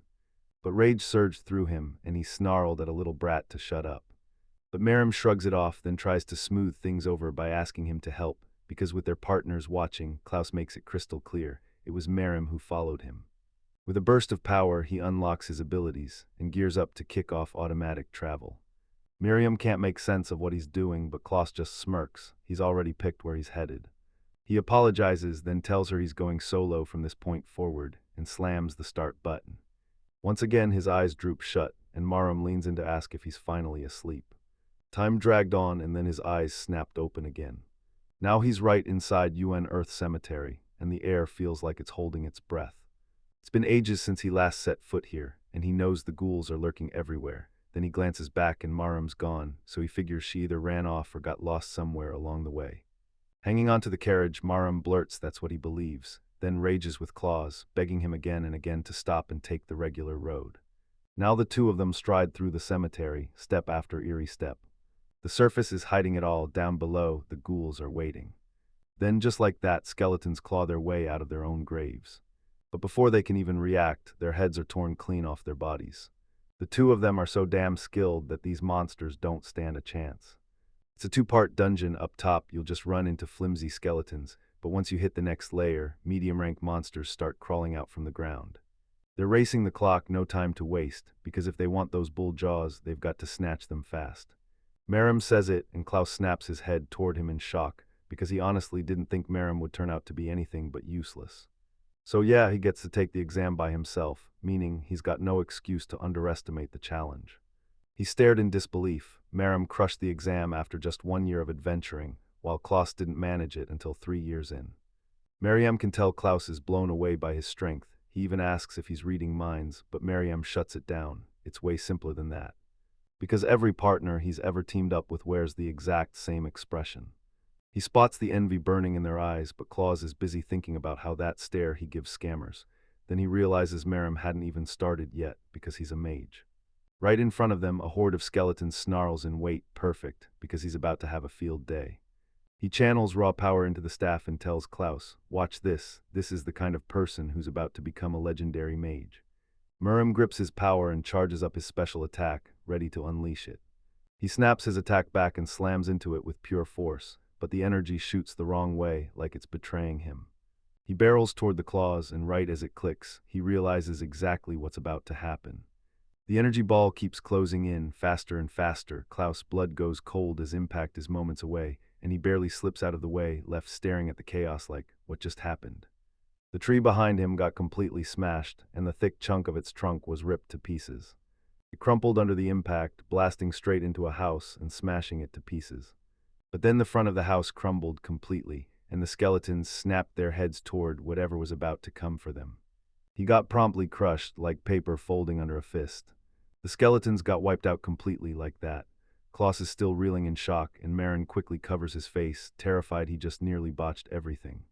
Bow in hand, he swings around and shouts his name. He's still waiting for someone to finally explain what went down, and Maram just shrugs and says, "At least it worked." Klaus starts smashing into him, and Maram blurts that it wasn't on purpose, like that somehow makes it better, right? Maram scrambles to make it right. He swears he's already apologized and insists they're partners, but Klaus shuts him down cold and makes it clear he doesn't want Maram following him, saying they're partners, period. Maram tries to play it off like it saved them time, but that misses the point, because that trick almost had Klaus getting hit. Every monster down there is weak to fire, so he's ready to turn the underground into a blazing furnace, and to top it off, he's got support magic that backs him up too. Kas is terrified of getting burned too, and now it all clicks for her. That's why Maram keeps to herself. He wrestles with the perfect words, but Maram cuts in fast, "So what's over there?" and he leans on Klaus to look at him while he talks. "Some people are blocking the entrance to the catacombs, and they're not letting anyone through. Looks like they're not getting in." An adventurer shouts that it's an emergency, so the whole place seals shut, and then, right in the boss room, a monster of terrifying level shows up. Before long, an A-rank adventurer shows up and warns, "This place is dangerous, stay sharp." The mist is vanishing, then the dungeon starts getting purified in real time. After the boss goes down, the whole place gets cleansed. And that's how the monsters get cut off, no more spawning, so they can't snag the items they need. And Klaus is fuming, then out of nowhere, that guy pops up at the top of the stairs. Glenn bursts in, skull clenched in his hand, and Klaus immediately recognizes him from back when they were on the same team. So Marama fires the question, and Klaus confirms, "Yeah, I know him." The Special Forces Corps guy with his atomic shifting power instantly clocks the clause. "Yeah, it's been ages since they last met." Then he grins and mutters that Klaus fits this rundown place perfectly.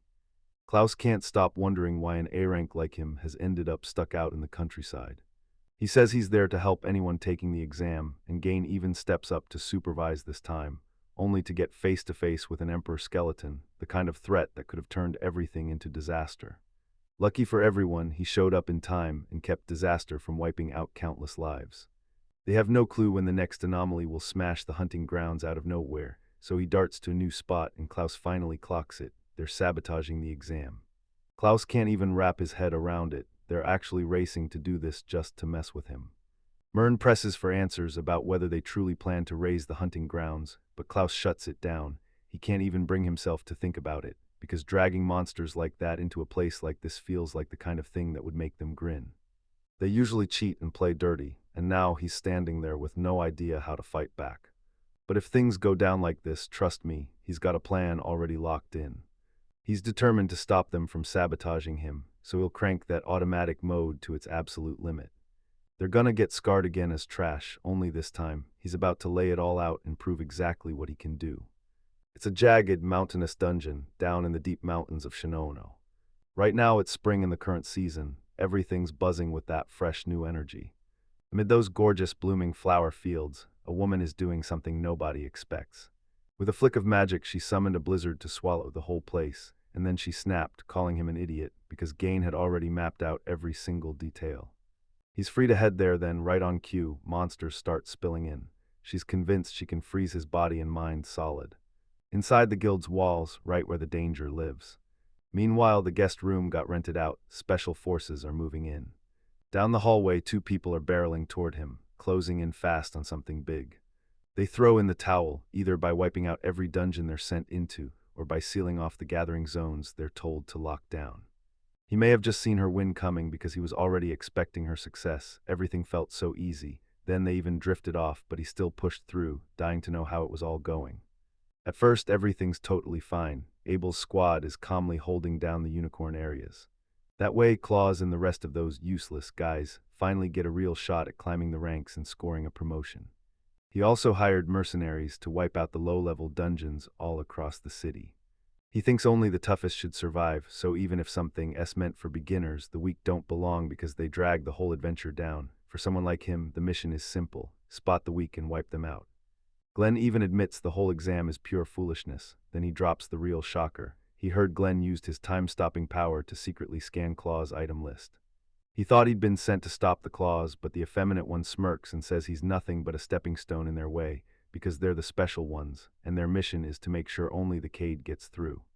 They're cooking up an exam so brutal only the top of the top will survive, while Glenn grins and treats it like a joke, totally unbothered as the guild reader stews in rage. So far, the only ones still standing are their companion and those pathetic little Claws, and according to their spies, he's marching straight north. North heads for the deep mountains of Shenham, a whole day's trek away, and grins, already picturing Claws calling them naive and smugly assuming they never made it there before. Right there, the enemy he faces is the very climate itself. He'll have no choice but to beg Carmen for mercy, because she can command the weather itself. When he finally gets there, he has to face a swarm of enraged monkeys that snap at anything in sight. The moment they turn around, creatures closed in from every direction. Suddenly, the monkeys start packing up and running off. These low-rank monsters must have already been stirring. They get nasty the moment they wake up, and that blizzard probably whipped them into a frenzy. Merrim's like, "Why is it snowing? It shouldn't be this time of year." But Klaus shoots it down. This isn't nature. Just staring at the horizon, he points out the snow's only falling in one narrow spot, like someone's targeting that area. Carmen's the one with this power. She can command the weather, but it only works within a tight range. 3 years ago, she was already pulling off the impossible. Now, she can summon a full-blown blizzard like it's nothing. But he didn't just get better, he powered up his system and unleashed it. In a little over 20 minutes, he'll grab 5 caramel fruits, and by 2.5 hours, he'll have 5 phantom nuts in his hands. They have zero clue what he can do now, and his automatic gathering keeps working no matter what. The only thing messing him up is the weather. He has no idea the region's brutal cold is about to test him. Cold chills crawl over him as he realizes he's domesticated for a reason, and he's gotta do this no matter what. Miriam presses, demanding to know what he's planning, so he holds back, because between that freezing air and those monkeys, danger is lurking everywhere. He grabs Miriam and shouts for her to turn back, because from here on out, things are about to get brutally dangerous, especially since they were just battling those monkeys a moment ago. He finally got it. Turns out sharing the fight and leaning on someone for real support doesn't make things worse at all. But the truth is, his skill is built for one-man missions. That's when he lights up the whole battlefield. Murren couldn't stay on his heels, so he begged Klaus to turn back. Then Klaus triggered his automatic collection skill. Snow blanketed the whole area, and Miriam huddled in defense. Then he snapped his eyes open fast. Klaus was gone just like that, and panic hit him hard, praying hope wouldn't vanish too, or that Klaus wouldn't stay trapped there. Time dripped by, and then slowly, deliberately, his eyes cracked open. Clutched in his hands were the exact 5 fruits he needed, and there were plenty more hanging nearby too, so he set his sights on grabbing them all and cashing in for extra money. Then the sound hit his ears, and he snapped his focus to it. Out in the distance, Miriam was sprinting toward him. Spotting he was being tailed, he snapped, "You're an idiot," and ordered him to turn back, because the next haul would take 2.5 hours, and he knew he wouldn't stand a chance to keep up. So he fired up his skill, and as the usual time dragged by, he finally opened his eyes again. He couldn't make out a single thing ahead of him. He stared at the time, wondering if he'd misjudged when the sun would set, and then his breath caught because what he held in his hands wasn't what he expected, until it hit him. They were the nuts he'd been hunting for. Then it hit him, he still had those special stones that lit up like living lanterns. Now he could finally see everything around him, clear as day. Only to look around and spot several monsters lurking right nearby. The vicious creatures barreled toward him, their rage blazing. Then a few razor claws came so close they almost tore him to shreds. Miriam was already there, gripping the staff like she'd been waiting for the moment to strike. A blazing glow burst out of it, but they couldn't reach each other. Right between them stretched a ravine. He shot a warning, something with claws was stalking right behind him. But the real threat surged straight ahead. He lunged out of the way as Miriam's magic came crashing in. The spell came barreling straight toward the creature, ready to hit. Which slams right into it, square on. It made him shout that he'd never let it hurt his friend. Klaus blurted Miriam's name in panic, and then one of the creatures unleashed a savage roar that sent the wizard trembling with pure fear. He shouted for the claws to run and threw himself in front of the creature to buy them time. It grabbed the whole trunk with one hand, and that was a surefire sign things were about to go terribly wrong. The trunk surged toward Miriam like it was built to spark panic. And that's what sent him tumbling straight into the ravine. What a brutal, painful drop it was. But the snow was deep enough to cushion every stumble, and still, dangerous creatures closed in from all sides. One of them let out a brutal roar, and the rest snapped into motion. Like, did they really just decide to hunt the wizard? Claws couldn't even process it, fighting disbelief as they charged. After that, he snapped into action, clocking one of the creatures fast, like, "If you're going to ignore me, you'll feel it." The very first thing his eyes caught, an automatic return, like it was begging him to press it. But he'd only risk it when he was alone, because those creatures were at least mid-rank and way stronger than them. Yet in this moment, he wasn't alone. He planted himself right between the monsters and the wizard, blocking every way forward. He was about to kick off an automatic battle, one that would wipe out the Eat monsters in just a little over 10 minutes. He refused to let them reach Marin, begging him to hold on, just 10 minutes and 28 seconds. It's not like they're friends, more like enemies who somehow share the same air. And he's got zero duty to save him. Adventurers choose their own path, but those claws refuse to let him drop dead. Sword gripped in his hand, he'd slice through everything in just 10 minutes. The blanket biter lunged in and washed him, confused and scrambling, while the blizzard raged so hard he had to shut his eyes for a second, because claws were already coming to tear at him, and then he vanished before the danger could land. For a split second, panic surged through him. He had no idea where he'd ended up. Then the creatures got restless, snapping their eyes around like they were hunting him, and the smaller big fruit ones were built for stealthy assassinations, aggressive enough to strike the moment they spotted a weakness. The fragile ones snapped to it the moment they started vanishing, and that's when they turned lethal, climbing from beginner to medium danger fast. Far in the distance, a lone cabin sat waiting like a secret.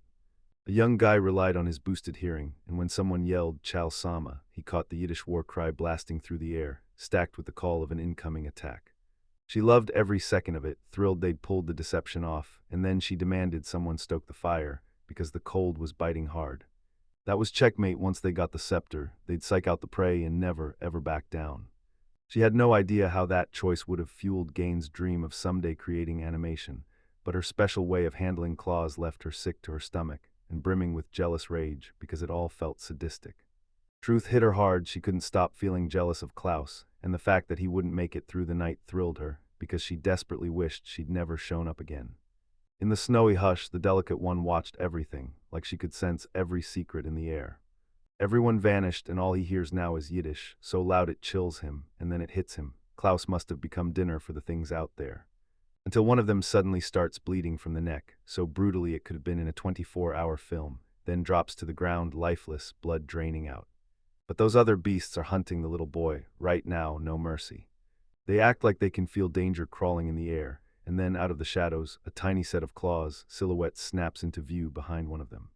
They turn the closet loose, and the unlucky one screams in agony as it smashes another victim to the ground. The red liquid bursts out like a fountain, then another lifeless body slams onto the ground. The delicate one trembles because those claws move with stealth and the sneaky yetis are lurking.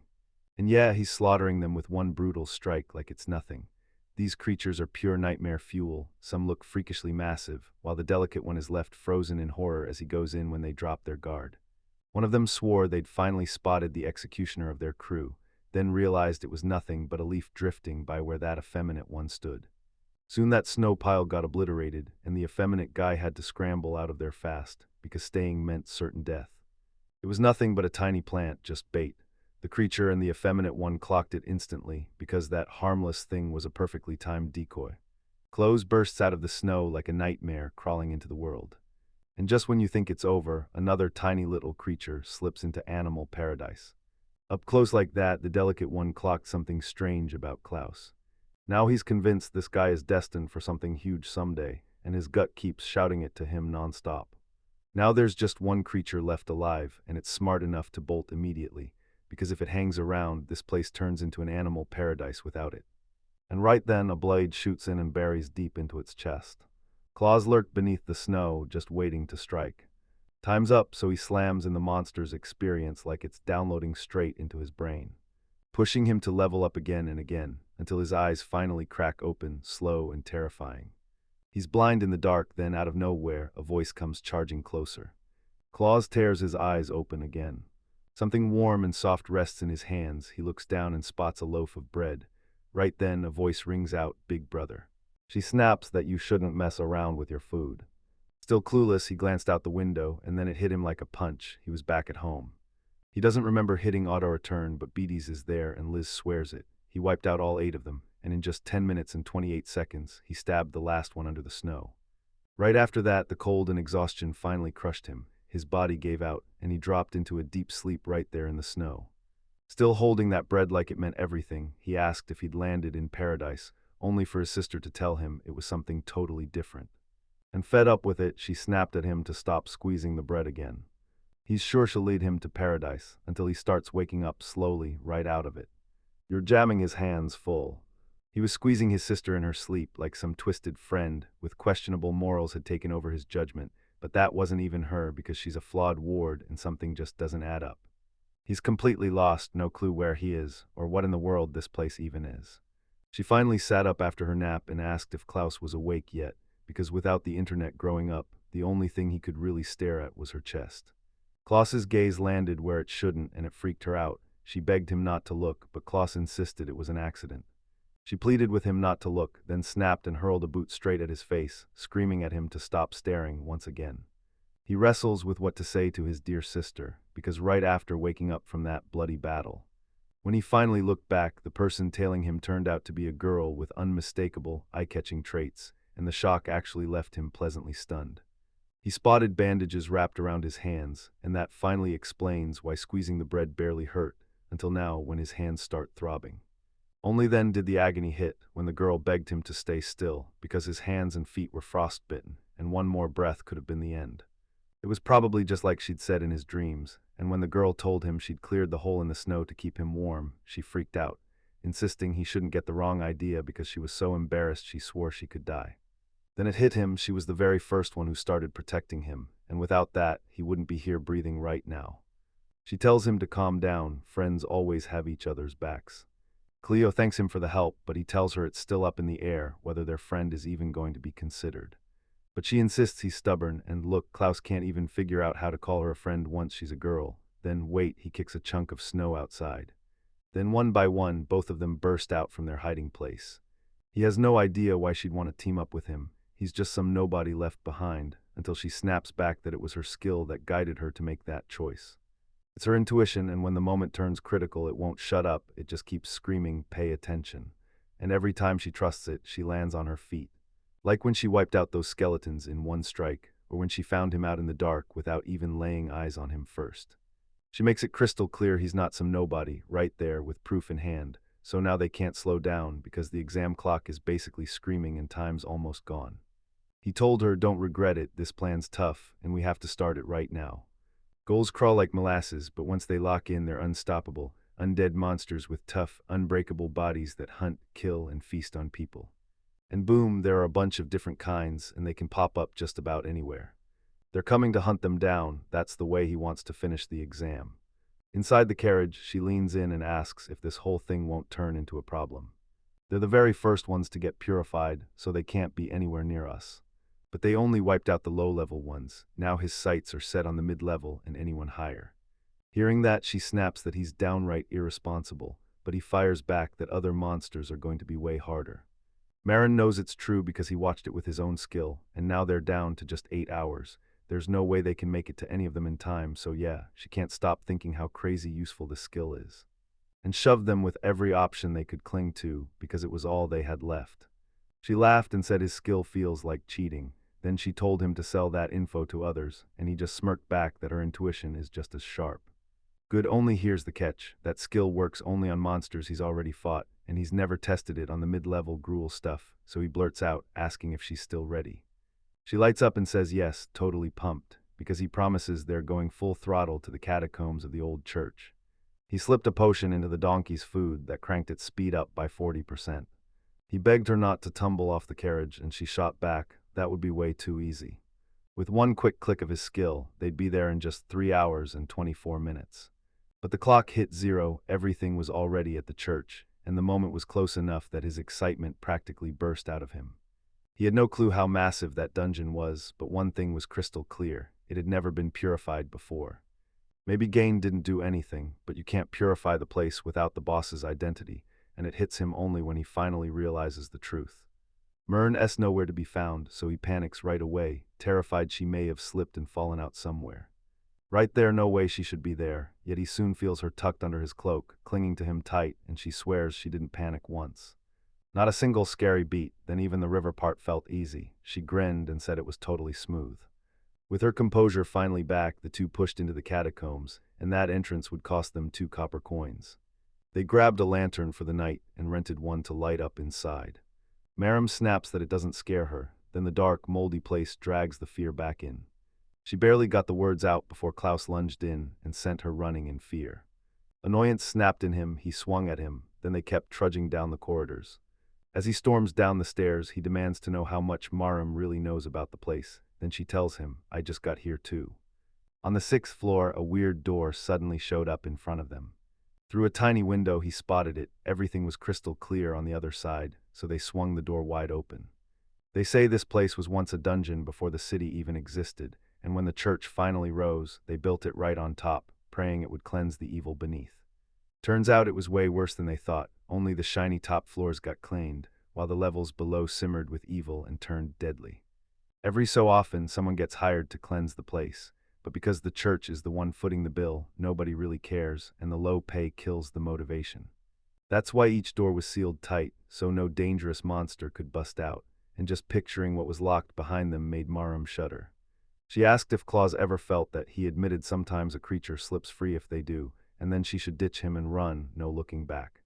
Lee said it, but she didn't get it, so she demanded, "Are you messing with me?" And Lee snapped back that he meant it, every bit of it, no joke. With his skill, he can slip back home every single time, no mistakes, but he has to do it solo. He was overflowing with relief that she saved him, and he couldn't bear the thought of losing her there, so he dropped to his knees, begging her. She grins and says she gets it. Maybe she's just trying to look cool, but her ability can still sniff out danger before it even lands. Shoot, get him out of there right now before the danger crashes in. All fired up, he told her he'd bet everything on her, and right then they were standing on the 10th floor where the dungeon's about to start. Their hunting ghouls slip in quiet and hit the weaker ones first before anything notices. Right there, a massive staircase climbs up. Then on the 15th floor, a bat rockets through the air, clutching a letter in its claws. Makatu Saraji, a special forces killer, calmly sips her tea, while her puppet army stands ready to obey her every command. From that moment on, the door comes with a straight-up warning. Once you step through the dungeon, keep it shut, no exceptions. Then the deuce springs it open, boom, and they're hit instantly with what's waiting inside. At first glance, the whole place feels crawling with ghosts. Klaus is absolutely stoked. It blows past every expectation he had. Meanwhile, Maram is shaking with pure fear, insisting this place is genuinely dangerous. Her intuition screams like a full-blown alarm inside her head. They've got one shot, slam the plan in full force, until everyone turns into ghouls. Klaus grips a bone in his hands and crouches behind a pillar, then darts forward into the room. Meanwhile, Maram's trapped on the other side of that door, staring straight at the dungeon. She's replaying every move of their plan. Claws will be the bait, and if it all goes bad, he'll unleash his skill to slip away, track down a lone bull, and draw it straight toward Maram, step by step. The mission is simple: get it out of that dungeon and into the safe zone before it's too late. Then Marion bursts out of the pilot bodies and slams into it, all stiff and furious, because she absolutely hates being forced to hide in places like that. She'd rather melt into the shadows because the bodies are disgusting, but Klaus won't hear it. He insists everything has to be like this, and either way, he still needs her, since his automatic combat comes with terrifying risks. This stretch right in front of them is a death zone, so they have to strike while they're still in the safe area, and she's the key that makes it possible.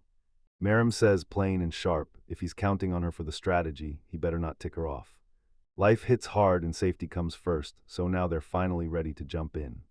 Again, Maram's still on edge like something's about to go wrong. Sure, she tells him to be careful because her gut has never screamed like this before, like a grim reaper's grin is looming right behind her, waiting to snatch her life. It hits her harder than ever, and when she turns back, she spots a creature lurking there. That thought hits her hard because that place was supposed to be safe, monster-free, locked down tight. Right when the monster spots her, it barrels straight at her, and she shrieks in pure terror. She swung at the oncoming creature to save herself, but it batted her attack away like it was nothing, like a tiny paper ball. It just scared her even more. He keeps inching forward, eyes sharp, moving with pure caution. He hovers there, baffled. Nothing's hit his eyes yet, but the monsters overhead are already swarming, washing past him, and then his level-free presence detection suddenly screams that something's coming. Nothing. Then the ghouls slam down toward him, closing in fast. He grips his sword tight, staring into the chaos, wondering where they even came from. You landed the hit at point-blank range, then his sword instantly exploded into pieces, while the ghouls shrugged it off like it didn't even hurt. Another kick slammed into him and he flew through the air like a rag doll. These aren't mid-tier monsters, they're high-level trouble. While he's still pounding the ground, Maram is already rushing in. She blurts out to Ploss, "Are you okay?" And he grimly admits, "I just got thrown." He blurts out an apology, practically stammering that something's wrong with that dungeon. He checks his system and locks in the truth. The ghoul's name isn't anywhere on the list of creatures.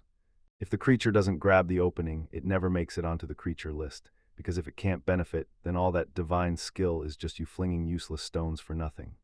Now with no weapon in hand, he's totally lost, like he doesn't know what to do against these monsters. Murin snaps at him, "Don't give up, just not yet, stay with it." And on top of everything, she still has to apologize. She failed to find them a safe escape route. Her gut still hasn't screamed life or death, so they can't quit yet. There has to be a way out of this. Staring at the exit, they clenched their resolve and vowed they would break free, no matter what. Those guys are trouble, no question, deadly ghouls straight up. Right ahead, one enemy waits, and two more stalk them from the back. Her gut screams, and Marin yanks Klaus out of the way as a ghoul explodes from the wall like a runaway train.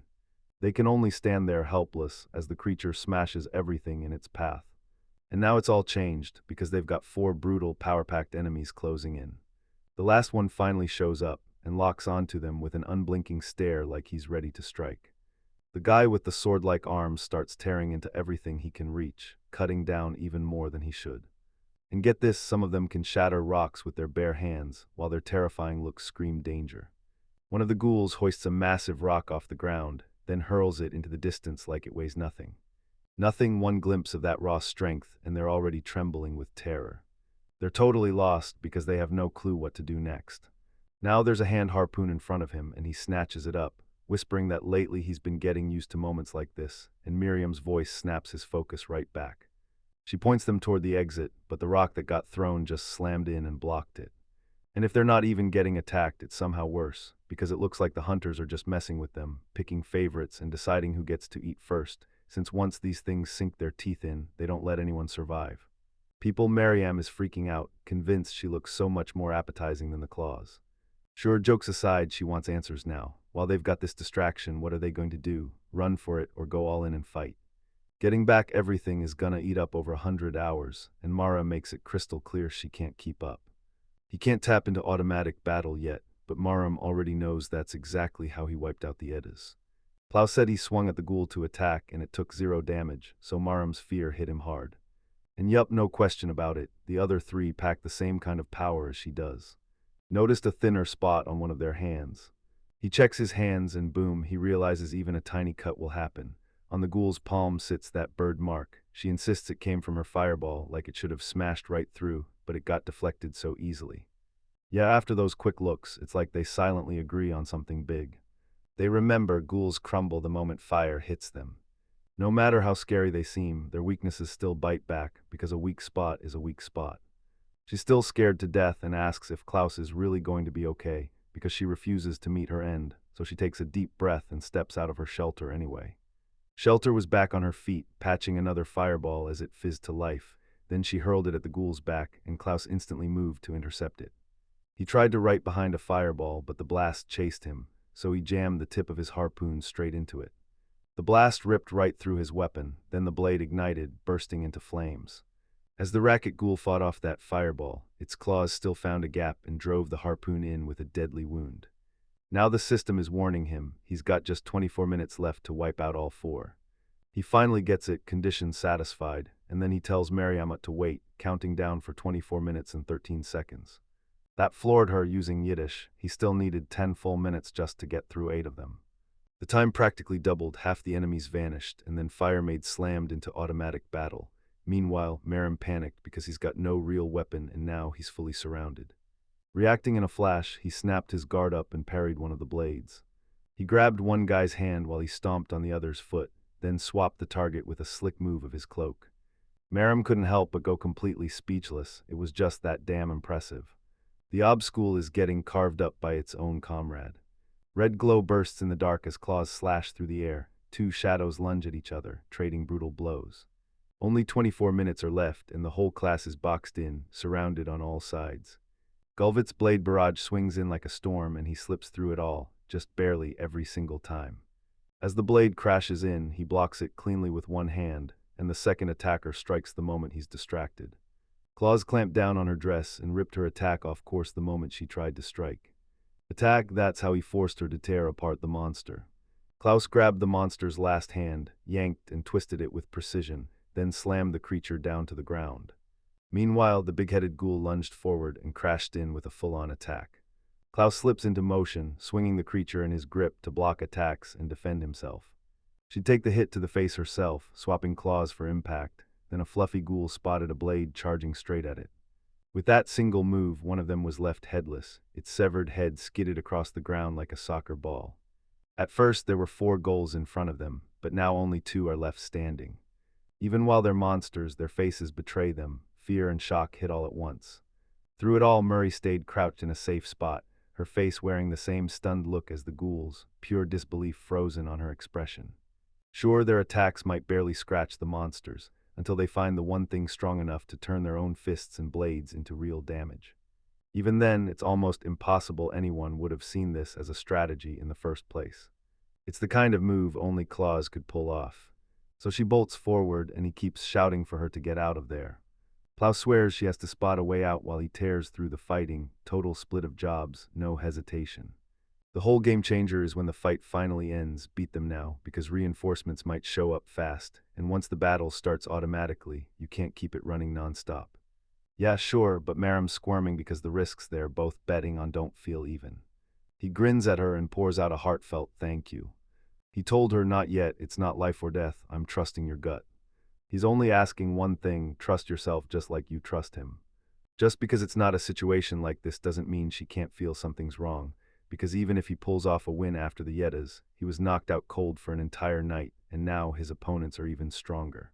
She's rushing to clear the escape route, praying he makes it, because the moment he dies, everything's over. If he passes out after that, Yuna will scoop him up and drag him out of there. Before that awful feeling turns into a life-or-death nightmare. Now it all comes down to one last goal. Only 14 seconds left, and Claws is about to drop the final blow and end this fight. Rage blazing, the ghoul lunges straight at him. Claws snapped out again, and with him dodging every strike like before, the whole attack missed its mark. The creature charges straight at them, then the truth snaps into view because its jaws are packed with teeth. Teeth are charging straight toward the claws. He wasn't hit by the brule. Dodging through it, he slammed down onto the block ahead and swung. Then his footing betrayed him, and he skidded the moment he hit it, but somehow he still steadied himself and landed on solid ground. Seeing him crumple near the goal, he surges forward again, but Klaus snaps his hand onto one of their blades first. He's just standing there, waiting for the creature to come crawling closer. The two were set to collide, and the pool had no idea. Claus wasn't unarmed, not even for a second. He swung down and decapitated it. Then the moment it fell, the timer hit 0 and time was up. The lifeless body keeps rolling across the ground, while the blade slash sprays red everywhere, the attacker still pushing through the damage they've caused. It drops to the ground, utterly wiped out, and as it lands, Marim's gut instinct spirals into pure panic. She whips her head back, baffled by what she just felt. For one razor-sharp moment, her gut instinct blared like an alarm. That moment left her staring back, worry creeping across her face. Right behind her, a life-or-death threat is closing in fast, and it might be lurking underneath them too. That's when worry hit her. Claws meant trouble, and she instantly surged toward him, sprinting straight down the corridor. As soon as she steps out, a bunch of ghouls swarm the scene right behind her. The battle Claws is battered and utterly powerless, sprawled lifeless on the ground. Hidden digs out a tiny high potion and pops it into his mouth to recover. Then he immediately thanks himself for grabbing it in the first place. He thanks Diarra for the advice, realizes that gold coin was money well spent, and just like that, remembers something important. Something now he's got 4 bull jaws. Even after throwing everything at the challenge, it still slips right through their fingers. Challenge, everything's a mess, and it's starting to look like the only smart move is to pack up and leave. As he walked away, that sharp sound yanked his eyes back, only to see the exit door slammed shut behind him. He stares at it and intrigue sparks in his eyes. He hears something on the other side and immediately asks, "Is that you, Marim?" He spots it instantly. There are way more ghouls piling up on the other side. It catches him off guard. Someone steps in and swears they're not ghouls, because that door's got a brutal protective seal that keeps them out, then says his skill is pure nonsense. Claws rips through the air, and then they finally lock eyes with the person being dragged along in the monster's grip. Years pass and she just smirks at him. Then Claws hears that voice again, instantly recognizing it as Micah. She's one of the core members of the Special Forces. She fixes her eyes on him, jabs a finger in his direction, and lets out pure disapproval. Don't call her Mike, and not even you get to say it either. She points again like he's being called out in real time. Claws tightens his grip as the creatures surge ahead, and suddenly he's boxed in by a sea of claws and bodies, surrounded on every side. They don't stop for a second, they charge straight at him, closing the distance with every beat. He's got 0 clue what they are, but I'm telling you, those aren't zombies, and they sure as hell aren't ghouls. Then it hits him, her power. She can breathe life into lifeless things and steer that magic exactly how she wants. 3 years ago, he heard it straight from her. She'd been obsessed with puppets in human shape. He freezes because what's in front of him isn't just a body, it's a whole corpse, and she's already dragged those bodies into her mindless minions. Now she's got personal bodyguards, and she's using the leftovers as fuel to keep herself alive. And he snaps that Micah will pay for it because when ghouls munch on the bodies, they grow stronger, and she just fed them with more than one. Right away, Klaus feels those creatures' power hit him like a punch. Years pass, and even with the treaty in place, he presses her, demanding to know what she meant and whether she truly fed the ghouls' bodies. She nods and admits that the very ones he battled earlier were made by her. They look like abandoned husks, and if claws get their way, soon they'll be tossed aside just like them. Because once he's there, he'll never get up again. He's done, and that place becomes his forever. You'd never guess the kind of trouble he has to endure, because once he cracks that door, even more creatures are waiting on the other side. She planned to have the ghouls tear him apart, so it would look like nothing more than a tragic accident. But since he's already put in all that work, the perfect revenge is to crush him under sheer numbers. Rage sparks in his chest. They're not just throwing roadblocks at him. Every single one is meant to stop him from passing that exam. Mika tells Mal, "If I die, you better hope I'm worth the bonus from this game." But he refuses to go down there, and now he can finally tap into the automatic battle mode.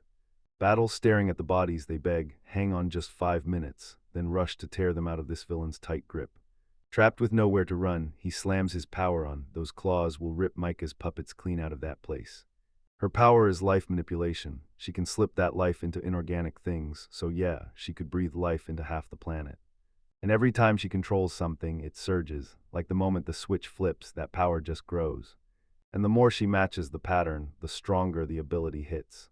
3 years ago, they didn't just fight for real. Someone staged a full-on simulated battle between them. He got flattened by a puppet so tiny, it only reached his knee. Knees buckled, and now the power level shot up way higher than before.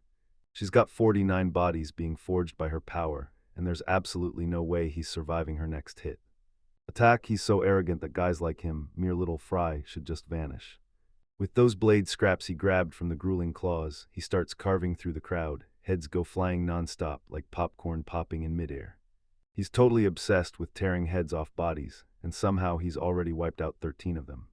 Nika's cold sweat explodes as she realizes she never, not once, thought he could pull something like this.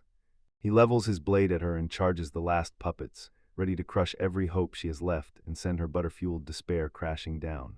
Desperation sparks in her eyes, and she barks the order, loose the archers, so they rain a deadly volley of arrows straight at him. Still, he darts out of the way of every single one like it's nothing. She's seething because he's stuck with a useless skill, and somehow he's still a beast in a fight. Klaus launches a hard kick into one of the puppets' feet. He stormed through them, hacking off their heads with a single sweep of his sword. It made the ridiculous one trip and slam straight onto the ground. He stays planted where he is, while Mika stares at him with a nose that won't stop bleeding. She can't believe it, she's getting crushed by someone who can't do anything useful with that so-called skill. Blood stains her clothes, her own, and it's humiliating as fury surges through her. She drops her ham hard onto the ground, slamming it like a threat. Hatred has swallowed her whole. She's dead set on finishing off those claws, and she's already past level 100 with a rank adventure to back it up. Now she's zeroing in on him, and there's no doubt she's going to kill him. She's done pretending it's an accident, and she's fully stopped caring whether she gets branded a criminal. And once she wins allies from an insanely powerful family, you can bet everything gets wiped clean. She doesn't even bother with Gain's dreams. Once you've got money, you can make anything happen. As long as they keep the guild in the capital under their thumb, everyone else will fall in line and obey their orders. They can throw any challenge at him, and he'll still drop right there, never even climbing up to mid-rank in the adventure. If he begs, she'll grab him, throw him down, and grin while she steps on him. She'll just brush off every scream for mercy, while Klaus darts out of the way of her attack. She keeps slaughtering the puppets, then traps the whole mess in a fake wall while her face finally reclaims control and takes care of every last one. Time runs out, he snaps his eyes open. And just like that, he's hit with a bizarre sight because he's out cold, staring at her sprawled on the ground, blurting, "Did you say something?" Nothing works, she just can't wrap her head around how he dodged it. Way more shocking than how he managed to wipe out all her puppets. 3 years back, he was convinced he'd never crack her skill. But now it's way too easy, his body isn't even worn out yet. Looking back, you might have even been giving her too much credit. Fear crawled up his spine as even deeper outrage surged. How dare they look at him like he was inferior? Danes claims you can sort skills into clear levels. They say his own is legendary, crafted for heroes, fit to crown a king. He's convinced Micah is the real deal, and he's praying she won't shatter his hopes by turning on him. So she won't end up standing on the same level as that piece of trash they all know. She clenches her teeth, rage blazing in her chest. There's no way someone like him can look down on her like that. So yeah, he's nothing but inferior, and he busts out his skill again. She barks orders at her puppets, waking the ones she abandoned on the lower floors. Then one of them jolts back to life and stares at a massive door right ahead. Beyond that door lurks a massive threat, one you're warned not to touch unless you've reached at least S level. Micah snapped her command, and her puppet swung open the gate to hell. A massive hand smashes her puppet to pieces, and as the shadows twitch and those glowing eyes shine, you can practically hear the applause, realizing something dark is about to happen. He's totally clueless about what's happening, and it still makes us grin like we've lost our minds. She slams him as arrogant and blames him for everything, even with that useless skill, and then she has no choice. She throws her final move into play, the clan's too dangerous backup plan. She leaned in and asked, "Do you know why that dungeon has never been purified?" Because that boss creature was brutally too strong, and they had to trap it behind a special door. Or beneath it all, an endless slaughterhouse of ghouls keeps chewing each other up, until the most vicious one finally evolves into something truly jaw-dropping. Rage is boiling, demon ghoul energy is coming in right now. Hearing stared down those terrifying claws. He asks what she's doing, and then whoops for joy because she left one of her puppets at each fork in the road. She might even fling open every door. Then the instant that ghoul catches her scent, it rockets right over, points its finger at her, and mocks Lee Klaus. She tells him with shaking certainty that the creature will only swallow him, and she flashes the pendant to prove it, making it crystal clear she's not planning to die alongside him. She stays on guard, and that amulet, gifted to her by Gain, hits like a weapon against the undead, no questions asked. And just like that, she'll be totally safe, no danger left. Not even realizing it was cracked, the amulet exploded into pieces, shattering to nothing, and both of them went wide-eyed in shock. Meanwhile, Merim is out there hurling fireballs like it's her playground. Rage blazing, she fights to carve a path straight through the claws. Finally, she lunges forward and cracks the door open. She lets out a desperate scream for Claws, words spilling from her mouth as something lurks behind him. The demon ghoul is already there, mouth gaping and dripping. Just look at it, because it's about to become the next snack. He stares down the threatening beast, refusing to back away. Then he erupts in a gut-wrenching scream of pure terror. Then the creature yanks its mouth open and reveals a snake-like body as it drops to the ground, and the sheer weight makes the earth tremble. It roared with total fury, barreling toward the humans and drowning them in pure intimidation. Klaus can't stop wondering what kind of demon ghoul that thing even is. Because what he's seeing hits a whole other plane, nothing like any creature he's ever laid eyes on. There's no way he can rely on auto battle. He attacks once and he's guaranteed to get himself killed, and Marim makes it brutally clear. Run, because that creature is way too powerful. Meanwhile, Micah's got a grin that says trouble's coming. She couldn't stop thinking, did Gayan just pull a fast one and buy her a fake emulant? Warping threads burst from her hands like living lightning. They're wrestling the creature's body into place, pinning it down for her secret skill.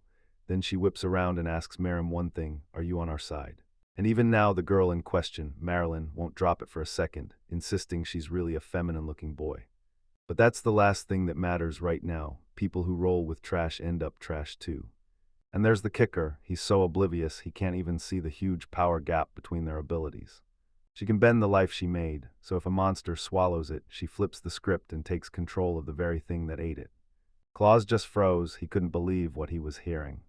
And with the demon gruel already gobbling up her puppets, it slipped under her control, deadly and obedient. She's got full control of it, she can command it freely, even if she can't do the same with creatures above her level.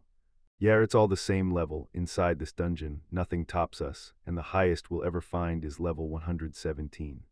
Now he needs to get the full picture, because it's time to put down those two for good. She wants them to feel honored. This is a clan secret only the top members know, because it lets her unleash monsters in places they never should reach. Either way, they'd rather you and I do the dirty work, so they can send people to die. Murren's instincts scream, and she blurts out that the incoming attack is coming from the creature's arm.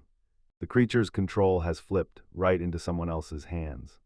Nico got smashed back by the creature's brutal hit. As the weight bore down on her, she gasped. Its power was way beyond hers. That annoying, disgusting girl got launched through the air, smashing wall after wall, and now the ghoul's fully locked on Claws.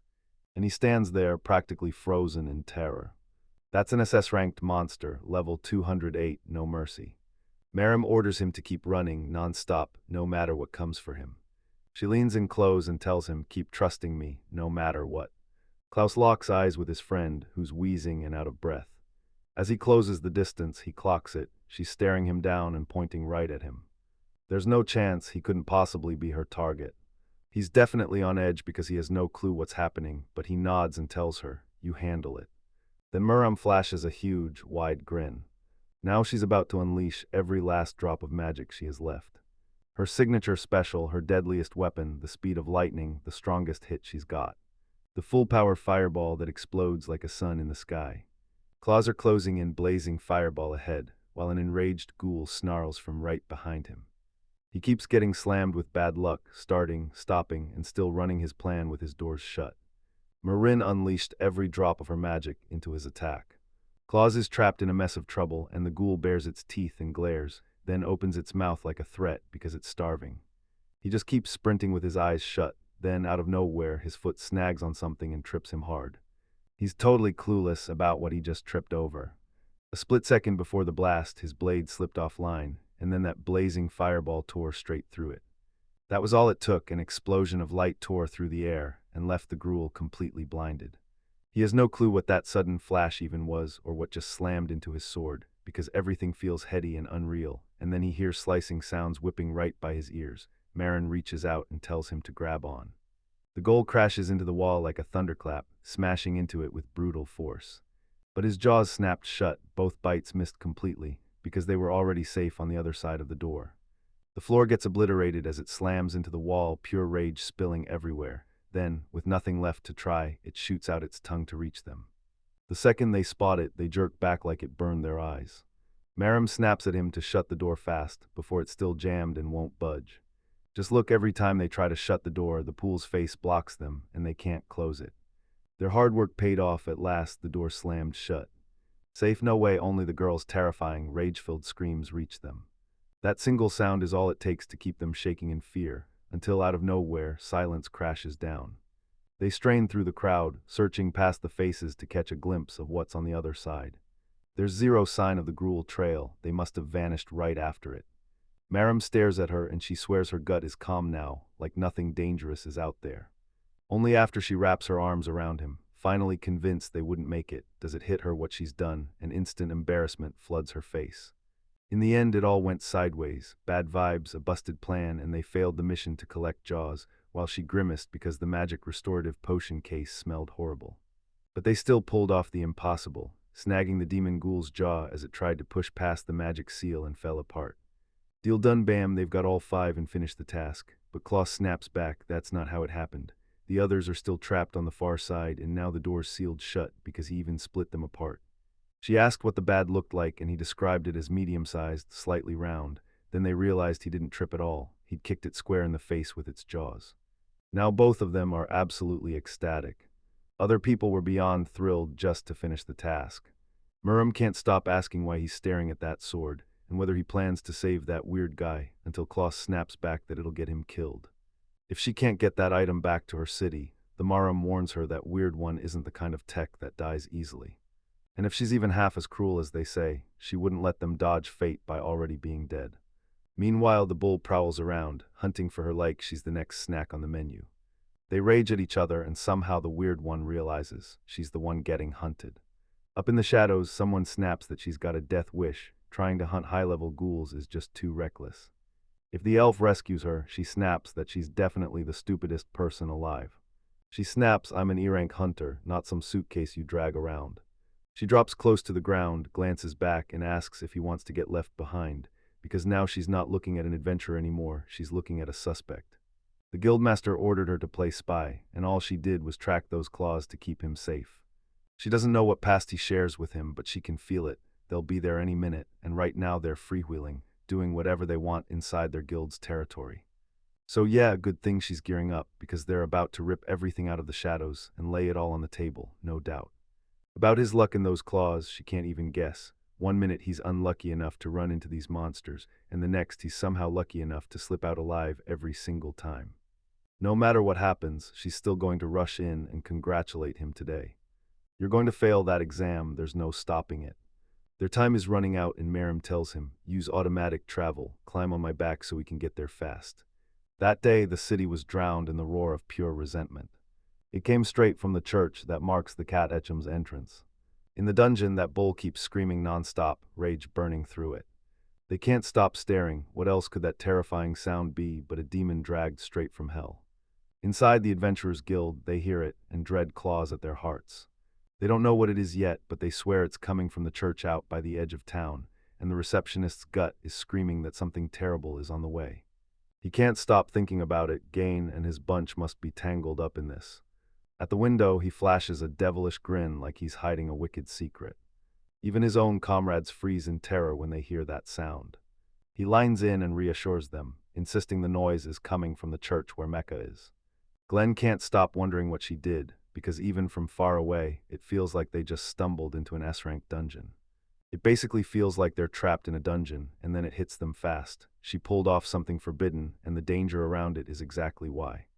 Dane doesn't sweat it at all, as long as they pull off the objective. He figures she's only doing it to play it safe, but the mercenary snaps that this is crossing the line. She sure did complain non-stop right before she finally left. She was ordered to forge deadly monsters there, and if you did it right, you'd earn a juicy bonus on top. Dane grins because on this mission he won't hold back a single thing, so yeah, that's why I go all out. Smitling, he can't stop kicking himself. If only he'd handed her an artifact to record what really happened, because you'd actually get to see it. It's him plus his crew standing there like, is he out of his mind? Dane bolted out of the room to grab some fresh air, and meanwhile my brain couldn't stop spinning. What the heck really went down between him and Klaus? Lane says maybe it's tied to that incident. For her, it's not proof, just a gut hunch screaming louder than logic. 3 years back, Klaus bolted from the team, and she couldn't even shake the worry, asking if it was really fine after he'd gone that far just to recruit that boy. But he shrugged it off, saying he didn't care, since the skill is just as dull as the spirit of the person who wields it. But there's one last thing she's stepping in to help with, right up to the finish. He showed her the poison dart, an assassination tool that never misses and drops the target cold in just 10 minutes, and even if they get hit, they won't die as long as they take the antidote in time. He even slammed his time-stopping power down to keep her from cutting in. As she watched, he hit the automatic return button, and every time he struck that weird pose again, the machine never failed, and he'd already told her it would take 2.5 hours to reach his place. Dane can't stop thinking, what if he collapses in just 10 minutes? As he hurled the dart, it betrayed him, slipping from his grip and skyrocketing into the air. Because he let his guard down, the poisoned dart flipped right back into his own hand. He started thrashing around like a kid having a meltdown, blurting to Wayne that someone had poisoned him. Then that's exactly what she told the others as it all went down while Gaines' time-stopping power was still running. Glenn snapped to it. Game's timing had been beaten by Klaus's skill, but the girl cut in hard, saying it was Klaus at all. It was Game's mistake that let that dart slip through. Blaine even admits that was a mistake, but the real problem is how the game is reading it. He should have nailed his target since he had his ability plus an item that never misses. For anyone who worships the idea that raw ability rules everything, this moment has to hit a certain way, because to Hen Klaus the whole incident is just a pawn getting shoved along the king's board. He showed up and there was zero chance the king was going to get dethroned by some nobody like him. Every time he thinks of him, this wild, sinking feeling hits, so he tries to calm himself down, convincing his own mind that claws must already be digging around inside Ghoul's stomach by now. Then he glanced out the window, grinning at the idea like it was already coming true. Thought then the road to supremacy finally looked as bright as the blue sky ahead, but outside Klaus slips by, scribbling his donkey. Out of everything life could throw at his eyes, this is the one that hits hardest, pure fear, staring right back at him. There's no way Klaus can't be here. Dane had already gotten Micah's message about Klaus heading into the catacombs, where fortified ghouls would be waiting for him. Right as he was thinking it, the door swung open, and they told him the timing was dead-on perfect. Fear flashes in his eyes as he looks back. With Micah Chang, she leans in and tells him she's got something huge to talk about, something about the promotion exam. Seconds were all that stood between them and the moment the exam time would finally run out. He's ready to hit that automatic. Klaus jolts awake, eyes snapping open as the moment finally ends. He's planted in front of the reception counter, and he finishes with only a few seconds to spare. He lets out a massive cheer. Somehow they actually found each other in time. While he's busy scrambling brain stuff, the receptionists stop him cold and tell him he can't bring an animal inside. The head receptionist stands up and personally thanks every single person who showed up and gave the promotion exam their all. During that exam, chaos kept striking out of nowhere, and they could only hope they'd get answers fast and make things right with a full, sincere apology. While she's scrubbing the floor, she snaps that she expects answers from him soon. Then they kick off the scoring, ranking everyone by the items they haul in. They pack up in front of the counter in a line that looks way too long, like it shouldn't take more than 15 minutes, but somehow it's taking forever. Marine stares at him and blurts, "The exam's over." Then she lines in like, "So, what are you still doing here?" That paper lays out exactly what they're supposed to grab, and they have to pick at least 3. And they finally went out, grabbed a pile of fruits, and scored some cool jaws along the way. Murren quickly realized there were nowhere near enough items for the 2 of them. He's pretty confident, though, and he kept pushing her to open up, enough to make you start worrying. They'll handle it with automatic collection, because out of those 2 items, he'll snag each one in just 5 seconds. If they move fast enough, they'll grab those from someone else. Morin spirals with anxiety, convinced the moment he confesses to someone is about to explode in his face. He says it right away, cutting the tension in half. "I'm not that kind of person." Nobody gets that he's a pacifist, but after remembering everything, she won't see him the same way. He doesn't even make it risky for her. He just grabs her attention and tells her to look to the side. Just a short distance away, there's a shop where they grab the exact items they need. The claws lunged in, hit nothing, and came back empty-handed. Because of that exam, the prices were straight up outrageous. Maren blurts out, "Isn't that a problem?" But Klaus shoots back that the rules never forbid buying. This mission is about getting the items, not proving she already has the skills to snatch them. She fires a look at the bat, and suddenly everything's a mess of stumbles and fuffle confusion. Now she's finally got everything she needs to get through, and the claws. They snarl their congratulations like she just pulled off the impossible. Hidlek will take it as a heartfelt thank you for everything she risked and did for him up in the mountains. He had his heart set on those gold jaws, but Bam sold out every single one.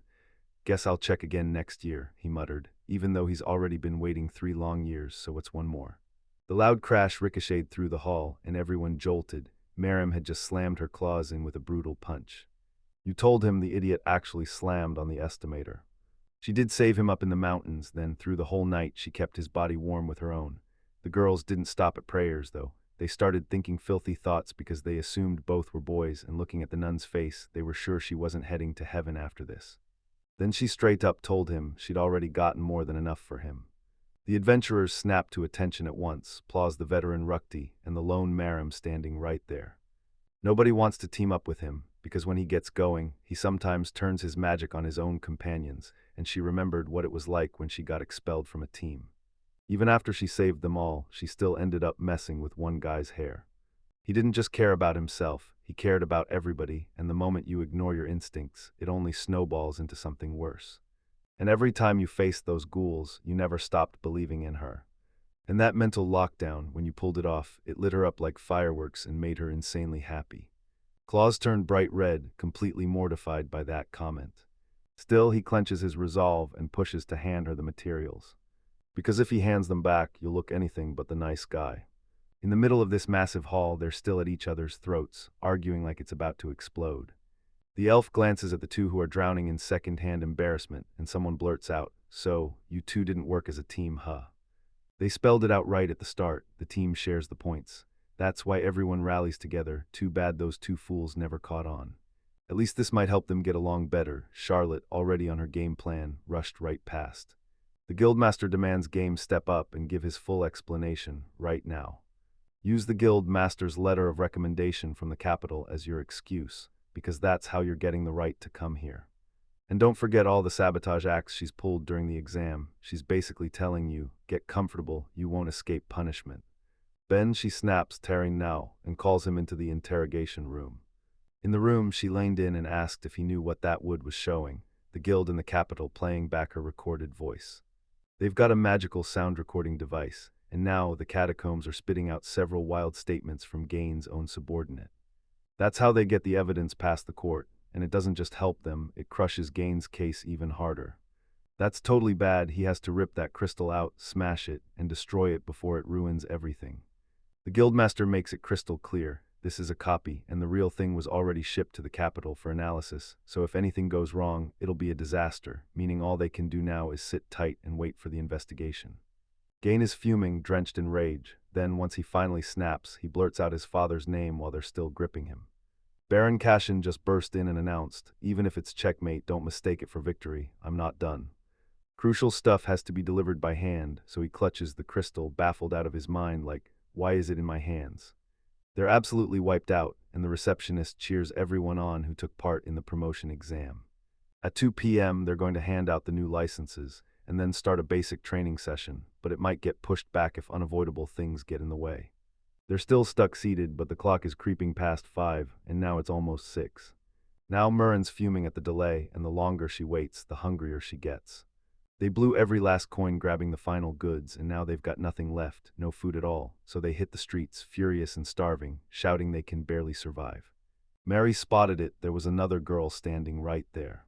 She's the girl from Gain's team, hovering there, waiting for the stack he promised to bring. She's the exact girl he was talking about, the one the new member came with.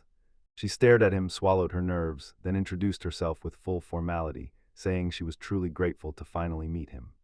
She leaned in and introduced herself on the spot, because the moment she looked at him, she could smell him, and she made it sound like her nose had superpowers.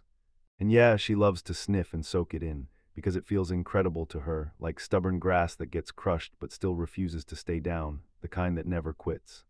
She realized the centisum was no joke, stronger than Gain and everyone else. Right there in his lap, she pushes him to build a team as soon as they earn their mid-drag adventure licenses, and that prospect makes Merriman squirm with pure discomfort. She brags that she crushed the exam with her skills and now she's stuck in some mediocre adventure. Then Merriman stomps over, kicks up sand, and demands, "Who are you and why are you here?" She told the girl to steer clear of those claws. "He's mine," she insisted, but the girl fired back that Merrim smells amazing. She even started loving it until the scent kept pulling her in, and she finally realized it didn't smell like a man at all. Then Merrim doubled down and insisted, "I'm a boy." She pleads for help with those claws, but he straight up shuts her out and acts like she doesn't even exist. That's straight up insane. Every single member is a powerhouse, and Gain's got a mythical ability that shouldn't even be real. So yeah, it's basically a brag, he's stronger than all of them. And right then, they struck a deal, free Grimgame, but only after suspending his team's activities for 3 whole months and coughing up 500 gold coins to the guild. Because Lane warned them the guildmaster was already suspicious, they snapped into action and grabbed the evidence before it could vanish. He even called it a setback, saying when you're chasing perfect victory, even a single misstep means you've lost, and that's exactly how they clawed their way to the top of the merchant families. So Damien needed him to win, because their glorious future literally rode on his talent, and everyone had huge expectations for the boy. The Baron stared out the window and spotted Claus and Merrim walking right by. He asked, "Are those really Claus?" because he remembered him from the castle 3 years ago. Then he demanded to know why he left the moment he read Lane's report. He's absolutely insane, and if those feats are real, then yeah, that dude is a straight-up monster. He's just a beginner right now, but mark my words, he's destined to rise as a hero, and the Baron wants him all to himself. He snapped that his son had zero talent sense, and rage boiled up inside him. He storms into his place just as she leans in and asks, "So, do you have a family?" Then he blurts out he's got a younger sister, adorable, apparently, and Maram can't stop asking which one's cuter, when suddenly his intuition starts screaming. She felt imminent danger creeping in, completely oblivious to the fact that Liz was watching her from the window. Knife in hand, she storms up to Klaus and tells him the exam ran way longer than planned, then immediately blurts the question on everyone's mind. Who is she, and did he really get late because he was out on a date? While they wait on the answer, Merrim drops the bombshell. She's a boy. She slides them a snack and tells them to dig in with their tea. And he bursts into happiness because he nailed the test. Happy, he grins and thrusts the badge he just got into her hands.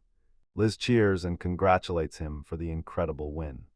After years and years, he finally crushed his goal and made it come true. And when he comes back safe, she'll whip up a backbiff for him. Miriam's been spooked by her own intuition, but then she realizes Liz is a true, dependable sister. She should thank Miriam, he helped her brother, and he's been there as his true friend, because Klaus has only got a donkey for company.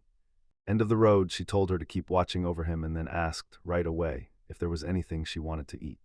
She scrambles to get the words out to Liz, like it's burning in her throat. She can't recall the dish's name, but her claws do, Karelian stew, and she blurts, "Liz, please tell me you know the recipe." He told Maram the sandwich filling he'd shared with her tasted exactly like that same dish.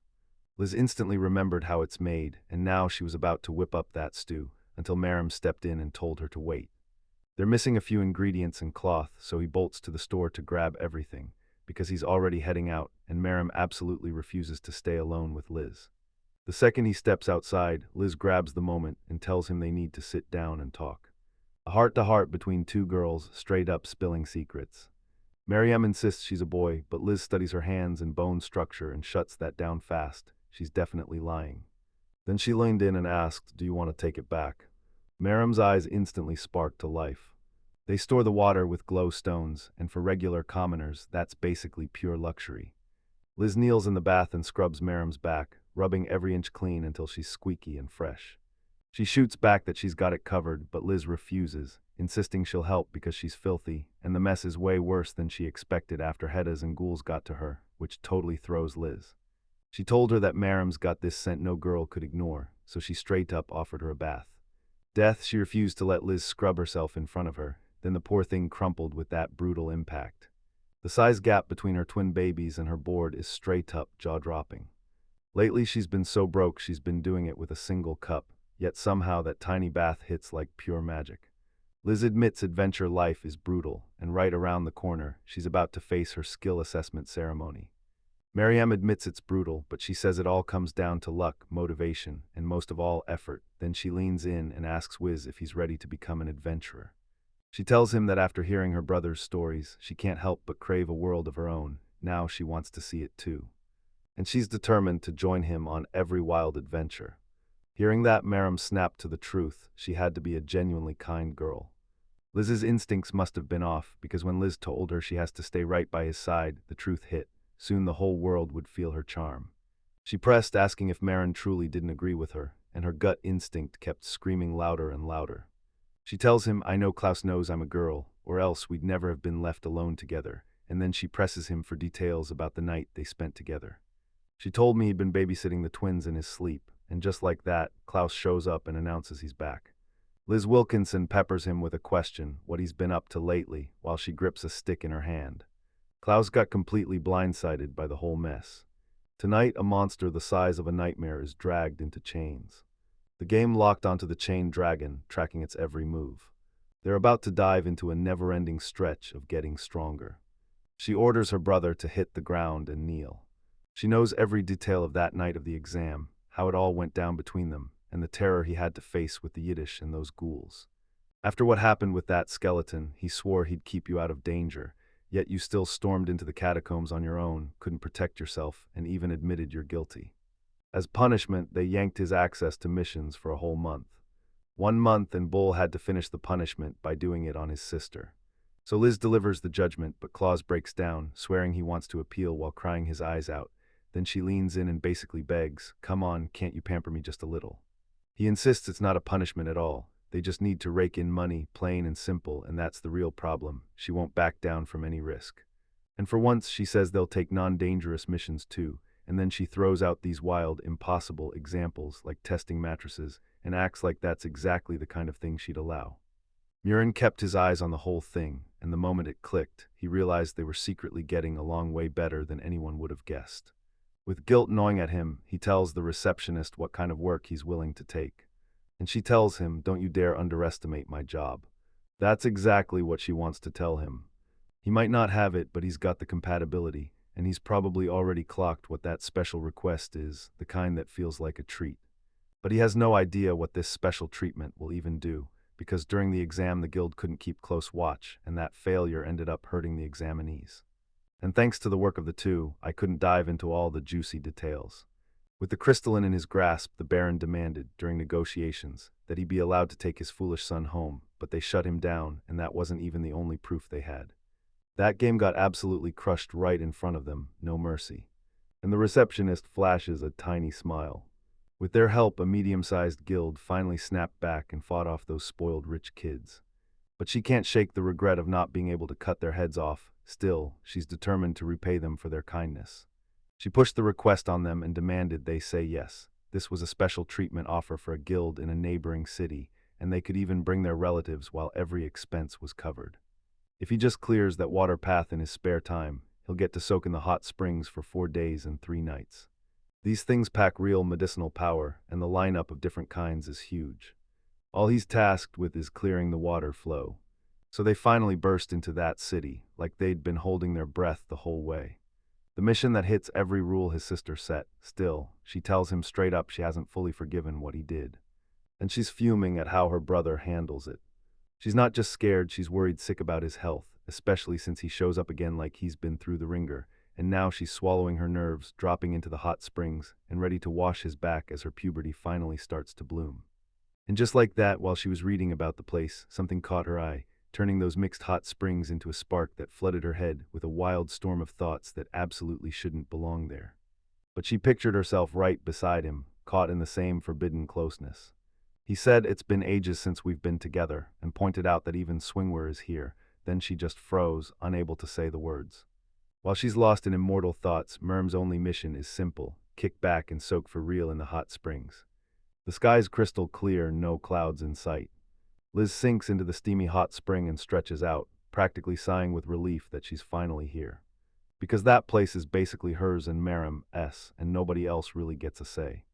Klaus showing up would be amazing, but Marim's not playing around. She swears she'll torch him with fire the second he even tries to enter. And yeah, the men's spring sits lower on purpose so they don't peek too early. Liz leans over and looks down, and there's the claw peeking like it's supposed to. From above, she drops right on him, and Merrim can't stand it. He begged her to keep her voice down, because one loud shout could rattle the other visitors.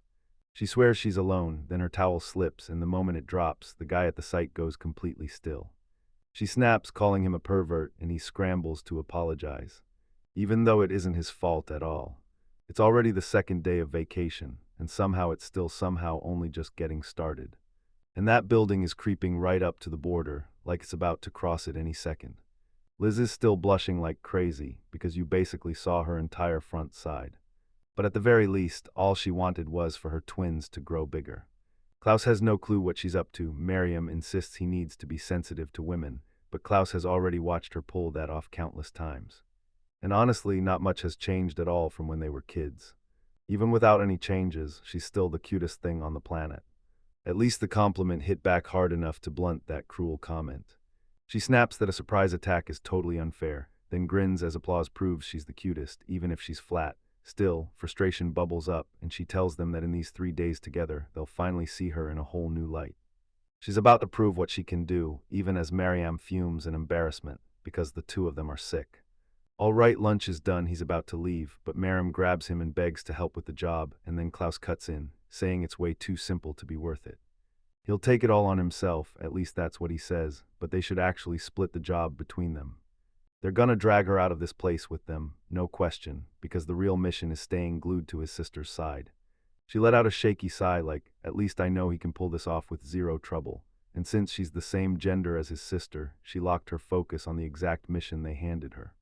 A bunch of girls are in the bathhouse, soaking in warm water, and right there among them is Liz. Merm creeps up behind her, inches from her back. She knew that was the neat trick. Up close it made perfect sense, but from the outside it looked like something else floating. Liz can't shake the question, did she really need to show up, when everyone swears that water in that place boosts beauty and even makes the twins bigger? Irritated, she snaps that Merrim's there because Klaus sent her, and Merrim shoots back, warning her not to stare at her with those scary eyes. She hates the idea that Klaus sees her as some helpless little sister. She begs to be treated like an adult, but he keeps brushing her off like she's still a kid. Marin couldn't help but find it adorable, even though she's only a single year older than her. When she grows up, her charm will reel everyone in and shatter every taboo in the process. So Chu Bazaar and Liz grilled her about what she was about to reveal. She fired back with her skill, intuition, and the moment it kicks in, she starts hearing a beeping right in her head. Her instinct screamed before she even arrived, so we'd better stay together. Liz wants to know if this place is dangerous, but Merrim shrugs and says it happens all the time, so she can't promise anything for sure. Yeah, Klaus is with them, so you can bet everything's gonna be fine. After everything, it's crystal clear, he's the only guy who can handle this job. And somehow he survived the most brutal intuition she'd ever had, the kind that screamed danger louder than anything else. Jealousy burns in Liz, so she demands to know, what does Merrim, the woman in his life, truly feel for her brother Klaus? The spring water gleams crystal clear, warm to the touch. He keeps trekking deeper into the forest, never slowing down. The sky couldn't be more perfect, and as Merrim slipped away to handle her task, she had something burning to say to him first. She felt something wrong in there, maybe not as terrifying as the catacombs, but still enough to make her stay sharp. But it's supposed to be a simple cleanup mission, then a log slams past his head, close enough to graze him. Dude, he's got it all ahead of him, because a whole bunch of wild adventures are about to hit, one after another. Slaying a towering giant with pure fury. He can barely wrap his head around it when he sees it, realizing just how insanely impressive her skill really is. She strides up to him and asks straight up if he's an adventurer, because she's the guide, and she's ready to lead him to the water purification site. Unfortunately, a bunch of doubts suddenly hit, so everything got dragged out and made the whole process feel nearly impossible. She's totally clueless why it all went down, but one thing's clear, that monster hits medium to high difficulty. Maybe the reason the bamboo bloomed is because it only flowers once every 120 years, and it finally hit last year. Sun adventurers spot the claws and instantly clock it. This rookie's a veteran in disguise. The guy who spent 3 long years clawing his way up to promotion only to get called Claws, the useless, walked away fuming, until he suddenly noticed something else. He has no idea who these people are, and that ignorance instantly lights a fuse in their anger. Either way, the rookies, led by Klaus, charge the slimes and they keep pushing hard like, this is way too easy. Klaus nods along and they decide to wrap it up fast. Then he shoved his clothes onto the guide as the guide's claws crept closer, and the monster demanded to know what they were doing. He froze, then turned toward him, clearly a little offended. Because they know that claws is totally useless. He shrugged them off and charged straight toward the slime, but the others panicked. Claws hadn't brought a single weapon. A slime surged up to snag him, but he nearly got caught. Then he dodged like it was nothing. Then he shot his hands straight into the creature. With his eyes locked in, he zeroed in and tore into the search. Then the moment his hands grabbed it, he yanked it out in one wild motion. With a vicious crush, he split the stone, and the slime vanished into thin air. The adventurers who witnessed it froze in confusion, and Claw's voice snapped, take care of what's left, but they couldn't even speak. Claw said, rip out their cores and they dropped dead, big ones included. Then he added that you're better off doing it with weapons, hand to hand if you must. It hurts like hell, but the wound is fixable with low-level potions. Because he'd been a rookie for ages, he finally honed those skills to perfection. So yeah, that's not even the end of it. With a swift motion, he snapped that he'd never go hunting again if the slime was that huge. And compared to what he's been fighting lately, that's nothing. He's not scared of the slimes at all. This is go time, and the hunt is starting now. Giant slimes are a nightmare to take down, and some of them even start pulling out terrifying special abilities. To beat them, you just slice them into smaller and smaller pieces until their core is wide open, and you can finally land the hit. Turns out those clowns who swore claws were useless learned a lesson the hard way.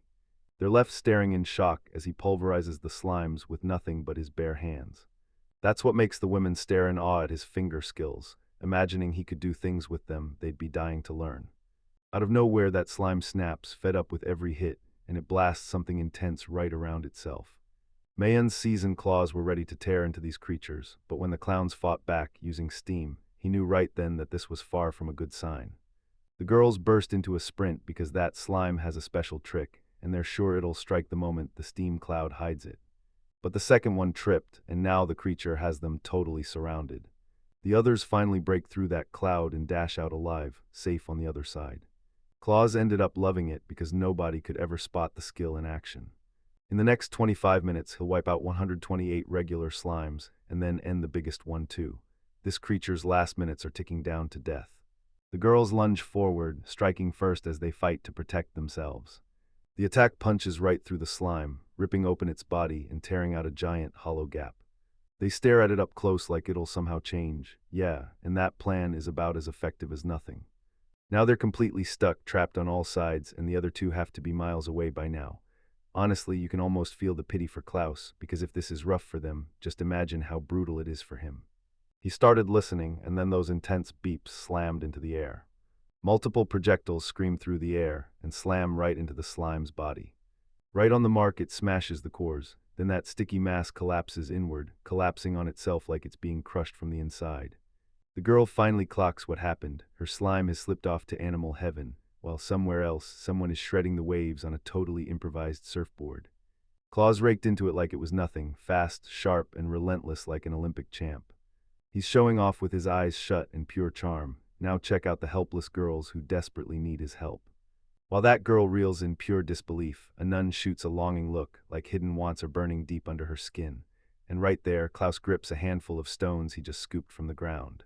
He hurls them at the cores with terrifying precision. They can't even wrap their heads around it. Look at what he's doing. The other adventurers catch on fast. The slime is bolting for the hot springs. Inside, Liz and Marin suddenly felt their instincts flare, and unease crept in fast. She blares a warning that something terrible is coming, and Liz panics way too soon. Then they spot something creepy in the water, and Liz gasps that it just slid under her backside. While they're freaking out, Klaus is right there beside them. It snatches them in one gulp, and panic erupts instantly. But Klaus is right there, fingers twitching, ready to pull off things they'll never even recall. Keep your ears open, female screams slice through the air. Klaus is bloodied on his head, and a brutal handprint mars his face. Now they're already rushing back home. Even after what the slime did, she still seethed with anger. His luck held only the two of them were there because a stranger had shown up too, and Liz wasn't taking any chances. She warned him that if she didn't keep an eye on him, things would spiral into something far bigger than either of them could handle. So she's done playing it safe. Now she's decided to become an adventurer too. The carriage rattles back down the road, and a HADVC science alert screams that the next area is straight-up dungeon territory. Miriam stares at it, totally lost, and asks Klaus to explain. Klaus just points ahead and says it's the mountain range over there, packed with a cluster of mid to high-level dungeons. And right there, one spot stands out. Its boss is a dragon that throws its shadow over the whole valley. Miriam's desperate to go see what mid-ranked dungeons are like, but he can't ignore the fact that it's a massive detour. Liz cuts in, saying this detour will take them straight to a city she's been dying to see. They're serving that legendary salamander steak there. People call it pure delicacy, and he gives in to it while Miriam watches, visibly squirming at how easily they're clicking. Right at the entrance, at the very heart of her home, massive gates and towering walls stand guard. Liz can't believe the gate is shut when the city is right there beyond it. He stares at the flag like it's haunting his memory, because he swears he's seen it before. The guards bar their path and fire questions at them. Are they adventurers hunting dungeons? Claus flashes he's mid-rank and demands to know why the gate is shut tight. The guard just shrugs, says he's only doing his job, and admits he has no clue if there's any real reason behind it. If anyone's got complaints, aim them straight at the Cash family. Liz finally snaps back to the truth. This clown's family hurt her brother, and she can't shake the question, how could they do something like that? That weird girl claims every single one of those dungeons is part of her family, so yeah, they can do it, no questions asked. They're still reeling when she calmly claims it's just a coincidence. Then she heads straight to the hub clause, saying it's been ages since the exam. She barges into his arms and blurts that he looks stronger, while Liz's eyes widen, because who is this brazen girl? Klaus finally steps in, telling them, we went through the same exam. Mariam tells her she remembers Charlotte, and she warns her to stay far away from those claws. That snaps the girl's focus right onto her, and she grins as she springs forward. Klaus then blurts out to his sister that Charlotte's got a razor-sharp sense of smell. She can spot the rarest item in the exam just by scent, while Charlotte is now frantically sniffing Mariam. She's finally satisfied. She understands the scent now and knows it's that little brat, but meanwhile, Mariam is trapped, frozen, and utterly unable to speak. She insists she's a boy and then slips the conversation away. Charlotte jumps in, saying she's heard rumors about the dungeons and drops the real bomb. The magic stone mine is owned by the Cash family. That's how they raked in a fortune right there, by doing exactly that. They've got massive hunting grounds, so they rake in a ton of magic stones, and every sale cashes into even more hunting territory. Most of those areas run under guild control, and that's why the money keeps pouring in. But the place is shut down tight, so you know they're cooking up some shady secret in there. There, Dane dragged the main crew and even some bursaries straight into the dungeon's darkest depths, and before you could blink, she was already bored out of her mind with nothing to do. She pitched the idea, why just sit around when they could spar together and turn boredom into combat training. Honestly, she's bored out of her mind, and to pull him in, she offers a trade. She'll spill what she knows if he agrees to train with her. And yeah, she's dying to see what he can do, so she blurts Mutter and Claw's name over and over as he heads straight for the dungeon. Mariam's already cheering like crazy, egging on a friend to land a brutal beating for her. She muttered that this information is everything and they can't blow this chance, yet her eyes still burn with irritation at Charlotte. And yeah, learning everything about Dane is a must, especially what he pulled on them during the exam. With wooden daggers in hand, they brace to clash, two sharp-eyed rivals locking onto each other, while Liz and Mariam watch every twitch. Liz demands to know one thing, if she's truly strong, but Mariam can't answer, and all she can think is that maybe the Claws picked her as a favorite. Still, she even goes as far as asking the guild's supervisor about it. It turned out she wasn't pretending, she was genuinely skilled, because someone had been keeping a close eye on her. She never cheated, no way, and honestly, she's insanely good at fighting, way beyond what you'd expect from some brand new rookie. But Miro knows Klaus can handle himself, while Liz's fear spikes. She's teetering on the edge of tears, begging her brother not to get hurt. In the pain, Charlotte yanks something from beneath her clothes. That's the cue. The moment the ball smacks the ground, the match kicks off, and they stare as it rockets up into the sky. The moment it hits the ground, it kicks back up hard, and a massive cloud of smoke explodes into the air. They're furious about how unfair this is to her. She plans to spring the trap and catch those Claws off guard with this move. He snaps a hand up to shield his face, and the smoke thins enough that he still sees clearly as she closes in. Suivan is finally within reach, until Charlotte vanishes and points at him, snapping his nerves to full alert. He shots an alert glare around, wondering where she could have vanished to. Carlo's already right on his tail, way behind is out of the question now. She got dangerously close to him, then vanished at the very last second. Someone appeared right behind him, snapping the air cold in an instant. Even after the hit, Klaus still snapped up a wooden dagger to block, then the blow knocked his footing out from under him. He braces against the ground, stunned beyond belief. He tossed sand straight at her eyes to blind her for a split second, but it was all a mirage because Charlotte was behind him again. He snaps out of the way, and that kick slams the ground so hard it cracks beneath him. Right as he dodges, Charlotte flashes a small, wicked smile. Hold up, he actually dodged twice in a row, like it was no big deal. She can't believe it, no, not even in Gaines Training Center, where tons of people can pull that off without so much as a scratch. She figures he's great at sensing presences, but Klaus warns her not to judge him too quickly just because he's been doing it solo. Murin tells Liz that because he never had a team, he had to stay on edge, and that's why he keeps losing moves. He finally clocked her skill, and he can't help but believe it has something to do with space. He spotted a rift tearing open in his peripheral vision. He told them about that wild ability, and the girls were left staring in total awe. Charlotte grins at him, steps into the rift, and then boom, she vanishes without a trace. It doesn't matter how good you are at understanding the power if you can't move fast enough to keep up with it. She whirls around those claws like they're nothing, and it leaves him totally baffled. That throws him off right as he can't lock onto what matters. Then she suddenly drops the dagger she had in his hands, and it all snaps his focus. Provocative, she laughs and insists it's easier than she expected, then pauses, wondering if her nose just betrayed her. Unless he was still lurking somewhere, hiding. Klaus can't believe it. She thinks she's insanely strong, and she keeps pushing him away like she doesn't even see him. Now she's about to snatch the duel for herself, almost there. But right when she's about to reach him, Klaus smugly lets himself slip on purpose. As he crashes down, he still shoves her hand upward, yanking the dagger away from his throat at the last second. He grabbed at her neck too, then fumbled into a part of her anatomy, leaving her blushing and mortified. As he yanks at her clothes, she lashes out and kicks him with her foot, then both of them tumble down to the ground. Klaus stumbles right into a crummy situation. Charlotte snaps to it. She's completely lost the fight. Liz and Miriam both freeze in shock at what happens next. Just happened, and Klaus has zero clue we pulled it off. Charlo surged in, crowding him the whole time, slipping through openings to pop up behind his claws. In the last attack, he didn't hesitate. He slipped out of danger like a burst of instinct. He flipped, stole control of the dagger's path, then swept it across her feet and threw her off balance. The sweep hit fast, and she was already dropping. He tried to claw back his balance, but it all looked painfully awkward. Awkwardly, he pinned her to the ground with one hand. Now she stares him down, and everything clicks for me. This is how it all went down. Liz and Miriam scrubbed everything clean, and you could see it. Both of them were stunned by how well it all turned out. Charlotte's thoughts raced. Those claws had struck with uncanny precision, and now she's sweating, hooked by what he just did. He stared at his own hand, totally baffled, like it had just betrayed him. Liz grabs Miriam and shakes him hard, screaming, "What just happened?" Because she has zero clue when her brother turned this splendid, but Miriam doesn't have answers either, stunned just as much. But wait, those moves he just showed them. That wasn't impressive, it was downright unbelievable. Were basically identical to the ones he fires off during his automatic battle. Like he's trying to muscle through this without the talent, and Klaus has zero clue how he didn't just crash and burn on the spot.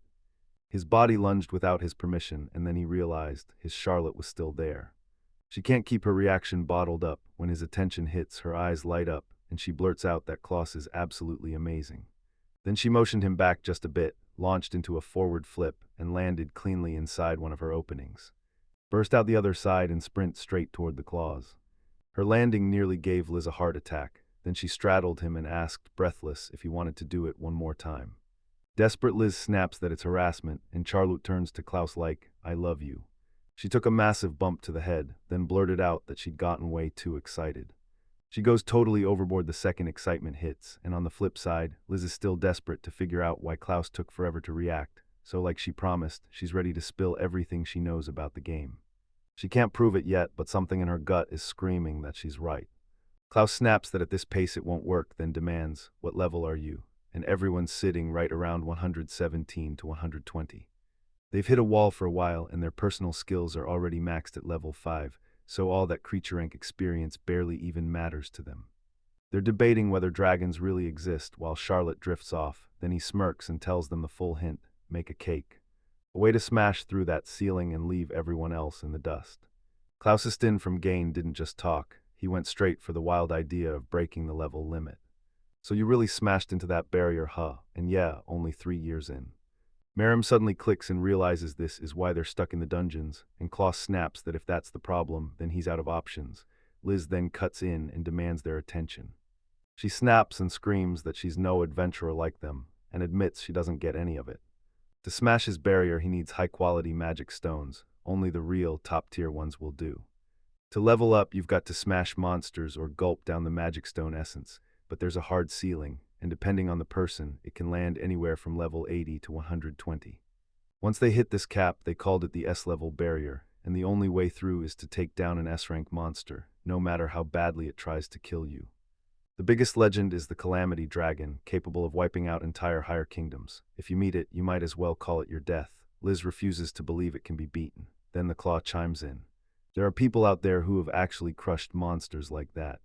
Charlotte thinks Gain-S probably aiming for the same thing, but his plan has a nasty flaw. That mountain isn't just huge, it feels unstoppable, like it could crush anything in its path.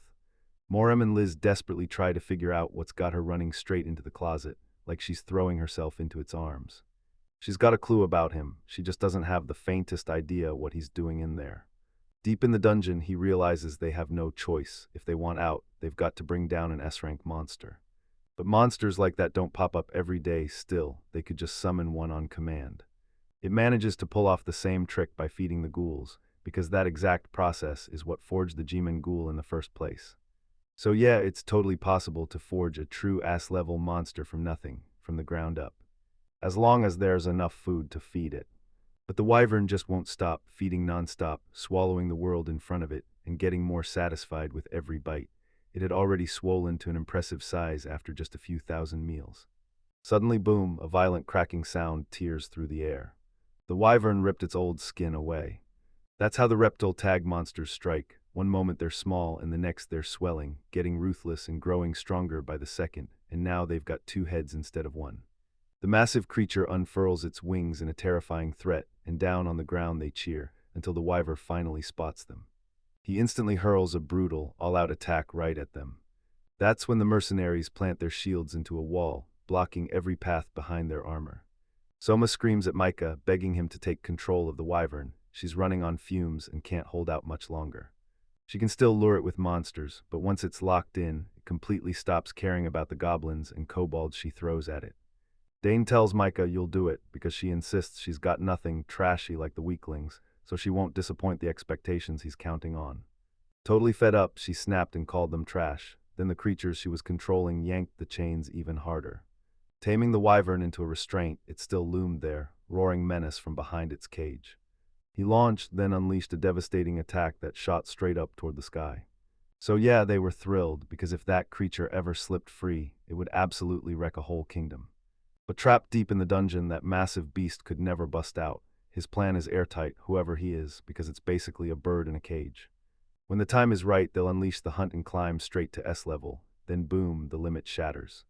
But he spotted a crack forming right before his eyes.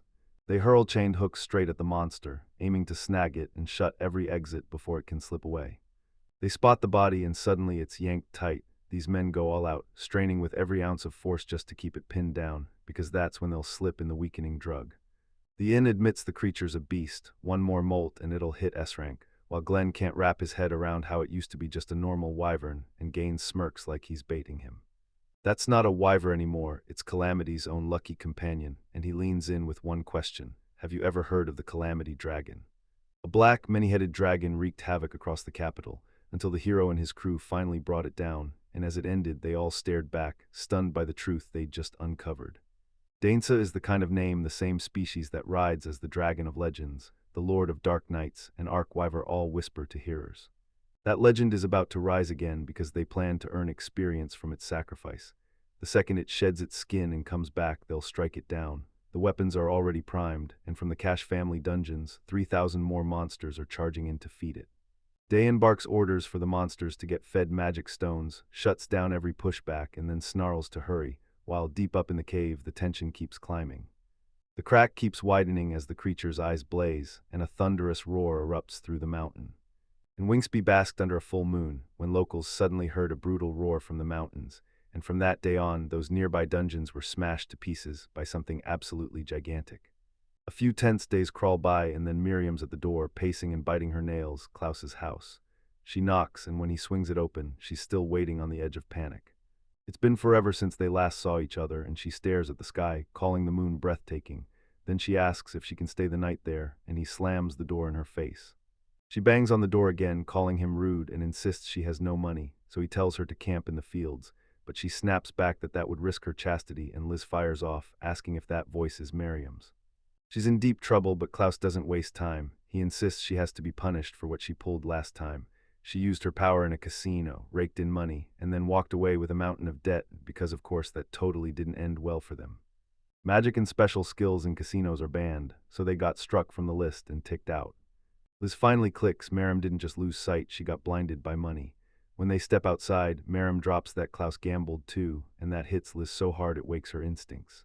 Then she rockets inside and chases after him.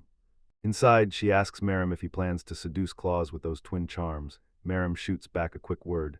Then the whole thing gets twisted into a misunderstanding, and he snaps that she isn't here just because she's got no money. Klaus demanded answers, and she admitted she'd been hit by a terrifying gut feeling from far away, like the one that haunted them in the catacombs, so she told him to stick close and stay together.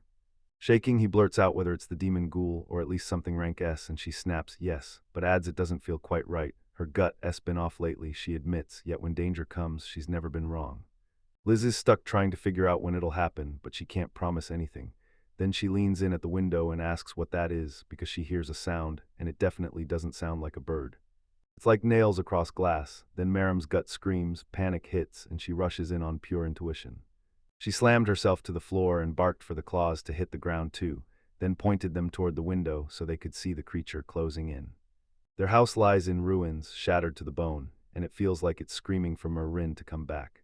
Then he stared up at the spot where his roof used to be, and there it was, a towering dragon looming over him. With every thunderous flap, its mighty wings tear into another building, smashing it to pieces. That night the nightmare's wings crashed out of the sky, massive and blazing, like fire pouring down from the heavens. Fireballs burst out in every direction, blasting the whole place apart, and the residents scramble to escape and find shelter before the destruction reaches them. Klaus, frozen in pure terror, can't stand it. He has to know what the hell he's looking at. That dragon's war cry tears through the air, sucking the courage right out of everyone. Yeah, it's a dragon. Miriam can't stop worrying about Liz, because during all that chaos, Liz took a hit to the head and got hurt. Klaus screams her name with pure panic, and right after that Miriam hurls herself at him like she can't lose him. She clamps a hand over his mouth to silence every breath and keep that dragon from sniffing them out, because if it notices, they're done for. Then she reassures Liz's wound isn't deep, just superficial. They slyly push her, and Marin snaps back that even so, Liz still needs real care, and one good potion would do the trick. Good news, he's not out yet, because Mern starts pumping the potion into Liz, right then and there. Right after the first sips hit, the medicine starts working fast. She's still half drowsy, but she's already grumbling that the remedy tastes awful. She told him to toss in extra sugar and pour in more milk to make the ingredients sing. He tells her she needs to mature her palate, and Liz blurts what happened. Then he pushes her to look, grinning as he says she skipped the salad and her steak, yet if they fix that, a massive buffet is coming her way. Alright, once he shows Liz the creature, her fear skyrockets to a whole new level. It's so intense it nearly knocks Maram out again, and that's why his gold claws are coming out, but he shrugs and says it's better this way, because if she woke up, she'd start making noise. Maram can't stand the suspense. He blurts out that he needs to know what they're doing and what he meant by that buffet. She's sure Klaus is about to crush the dragon. Then he snaps at her, calling her an idiot, swearing he'll die if he goes, because in his mind there are only two choices, run or wait, and Klaus is the type who'd rather stand there and wait. Because the creature's eyes still blaze in the pitch-black night, he has no clue who the idiot was that did this, but that early death has awakened rage in the dragon. Mary stares at it, so black, so two-headed, and the legend comes alive as the calamity dragon takes shape. At this pace they'll be damned, and all they can do is pray it decides to leave. Suddenly, a stranger rushes in and starts smashing the creature, forcing it to snap its focus onto them. Down below, Klaus can't stop wondering, who on earth were the fools that threw fuel on the fire? Then the dragon started to suck in energy, glowing in its mouth, like it was about to unleash a blast that would level the whole place.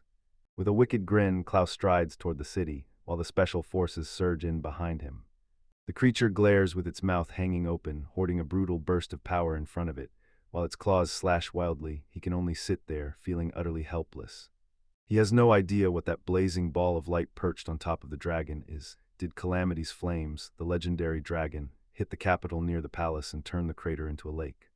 When the Calamity Dragon finally unleashes its most brutal move, Flames of Calamity, so destructive it can remake the land itself, Claus Lemons can only think one thing. If he could, he'd use the automatic mode on it right now. Maram notices something and her gut instincts, are getting weaker fast. She's totally clueless about what's going on, and the chaos is about to hit fast. Meanwhile, up in the sky, Klaus and his crew hang high above everything, Charlo included, standing ready to hurl herself off the bird, and she leaps straight into the danger without flinching. Now she dives in with pure determination, snapping off dagger attacks as they streak straight toward the dragon.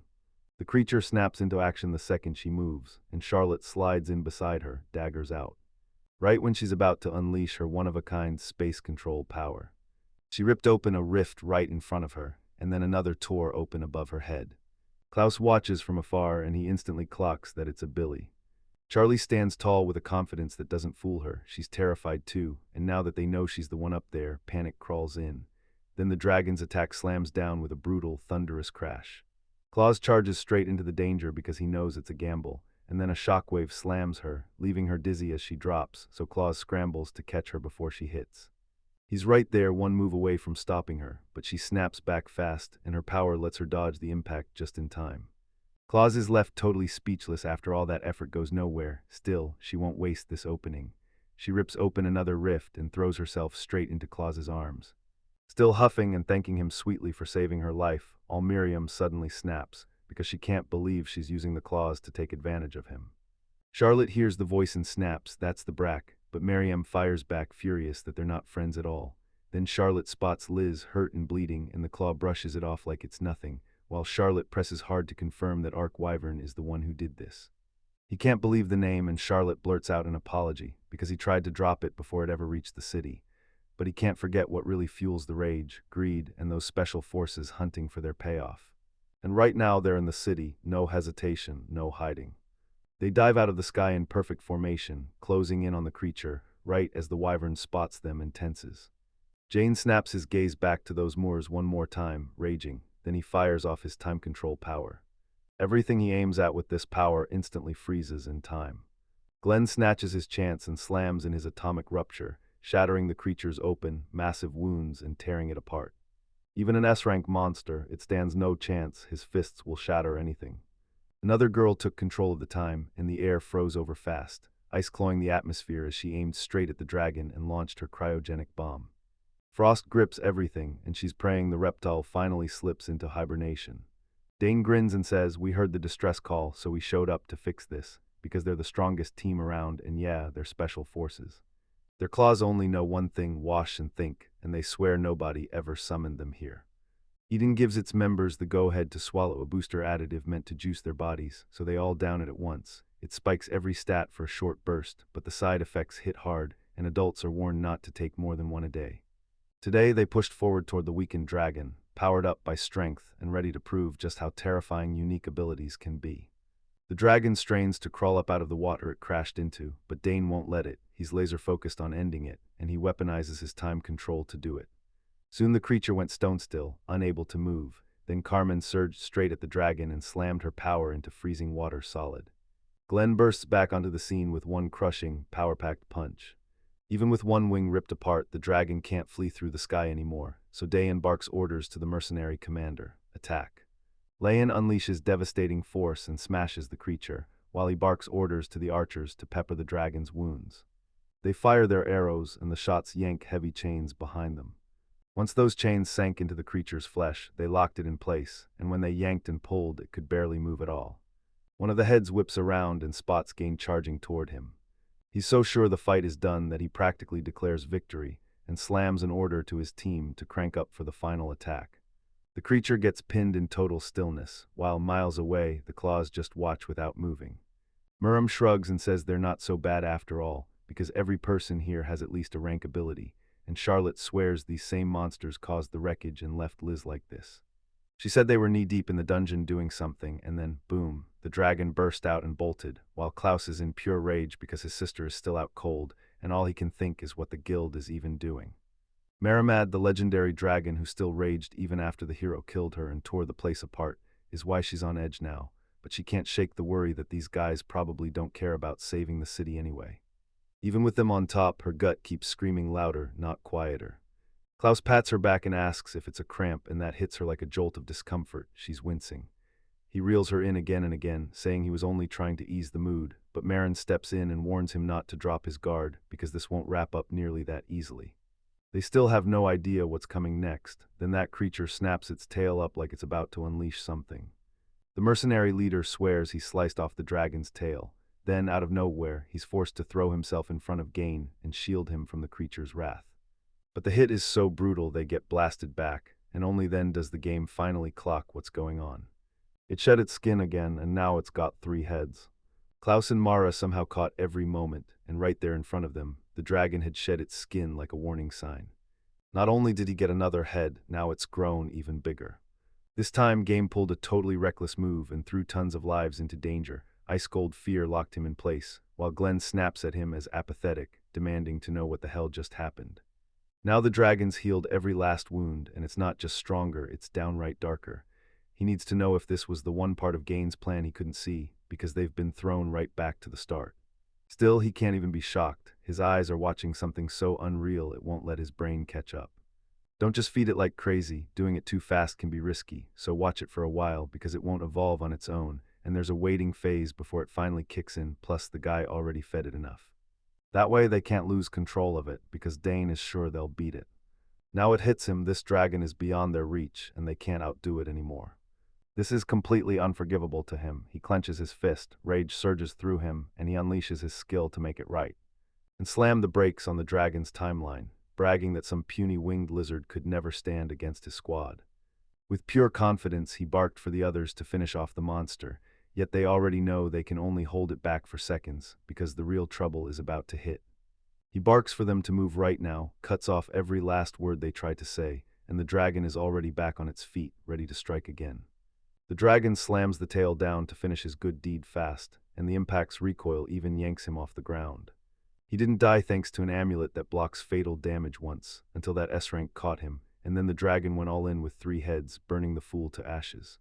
So the stronger amulets shatter under the fatal blow. Gain is left in ruins, almost wiped out, and his companions can tell he's running out of life. His tie snaps into place, and the dragon unleashes a devastating strike that scorches the ground into nothing, wiping out every unsuspecting soul in the blast zone. It rages in full fury, while the special forces are stuck out of the fight. Plaus and Murim can only watch, trembling in horror as the creature seals its victory. Even an A-rank squad couldn't do a thing to it, because when the city's end is sealed, a rift cracks open and Charlotte comes tumbling down right beside them. She shoots them an apology for the failure, then McClose barks at Murim to grab a potion, while, with what little strength she has left, she grabs Klaus and begs him to run, because that monster is far too powerful. Bobating the system, he grins and insists there's still a shot. First, the creature has to be registered, and Marim's shaking with fear, because she realizes Claw's plan isn't just to act, it's to fight that thing. It's pure colossal destruction, like a chunk of despair dropped straight into the world. This is pure madness, she won't let it happen, period, but even if they sprint, they won't make it. Her gut screams that every soul in this city is going to die. And there's one more thing, Liz adores this city, so if she woke up to find it all gone, she'd be crushed. Murin can't swallow her worry either, and it spills out as tears on her face.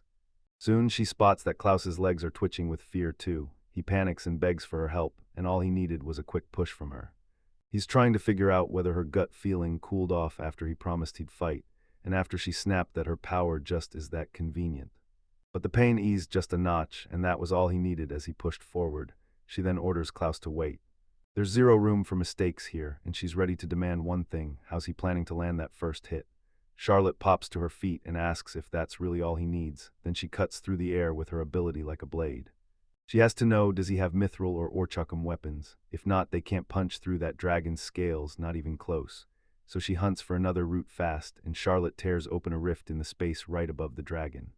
They stare in pure shock because it's the exact same spot, and that window suddenly reveals the mighty dragon right in front of them. It's so locked onto the ground that it hasn't even clocked what's happening to its heads, so the only play is to go straight for its eyes. These powerhouses get careless because their own overwhelming strength drowns out everything else. She lunged straight for the dragon's eyes, but charging in from the front almost got her killed. Her speed saved her at the last second. She thrusts the item into his hands and tells him, if he wants to make it work, he has to strike from above and start floating. Now it's all on him, he gets to choose what happens next, and unlike Marim, she promises she'll back whatever he decides. The thought of free falling scares the life out of him, yet he still has to pull off a surprise attack mid-drop. Marim lets out a shaky sigh and promises she'll help too, while they plot how to smash their way in from above, right at the eyes. She exhales with relief, her instincts finally pay off, because this is the move that boosts his odds, and now she's dying to know, is this really Bruce's courage? Buzzing with excitement, he thanks her for the words, then Charlotte can't stop herself anymore, craving the scent that clings to those claws, a heady blend of fear, courage, and pure determination, the kind of resolve only a true hero would have. Now he locks eyes on the rift ahead, because that's the doorway that'll hurl him straight to the dragon. They'll back him up to ask him out, then ask for his goodbye as he tries to die. He's cocky as he vows to walk away, ignoring their care, and then he leaps straight into the rift. Tumbling through free fall, he's racing straight toward the impossible fight. The second he blasts out of the portal, a dreadling hijacks him. Now he's free-falling straight toward the dragon. Just like we figured, it's got its guard down, yet its heads whip around like they're searching for prey. On the ground, Miriam plants her feet and starts a spell, while Klaus watches her like he's ready to strike the second she's set. Now it's Charloque's turn to open a portal too, and she does it without a fight, even though Marim once called her little-haired. The moment she steps up, the portal snaps open. The attack barrels straight for the dragon, and it's all on Claws and me to make it in time. The glowing sphere yanks the creature's focus, snapped close as it slashes toward one eye, and then he swings his sword to carve the creature with a brutal wound, which landed straight in his eye. He'd already struck the first blow. He tears open his system the second the command hits, slams auto-combat into motion, and the clock starts ticking. Then for a split second, nothing shows up for him. Just when his joy was hitting full throttle, bam, time got locked in at 3 hours and 22 minutes. Now he had to fire off that ability right away, because all 3 heads were locked onto him.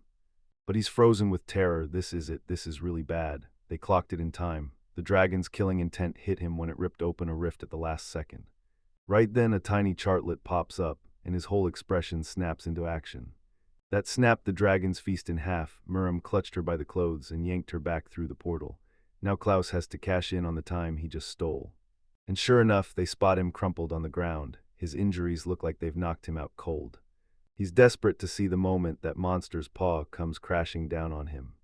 But his hand snaps into action, grabbing a sword waiting in the debris, then he yanks it free. With a lightning-quick snap, he slashed off one of the dragon's toes, and Marim and Charlo froze in total shock. That blade is the legendary weapon of a dragon slayer. When the dragon sees it, it fixates on those wicked claws while he raises a hand in a bold, beckoning gesture, inviting something to lunge into the attack. Back he slams into a battle stance, and figures he'll hold it for 3 hours and 22 minutes.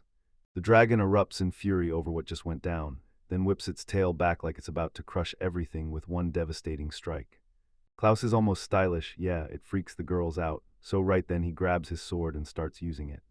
He slashes through the ground beneath his feet, then the whole chunk gives way, dumping him out of the dragon's tail's path just in time. Barely by a hair he dodged the hit, and as he tumbled down he still landed safely, slicing a nasty cut into the creature's tail.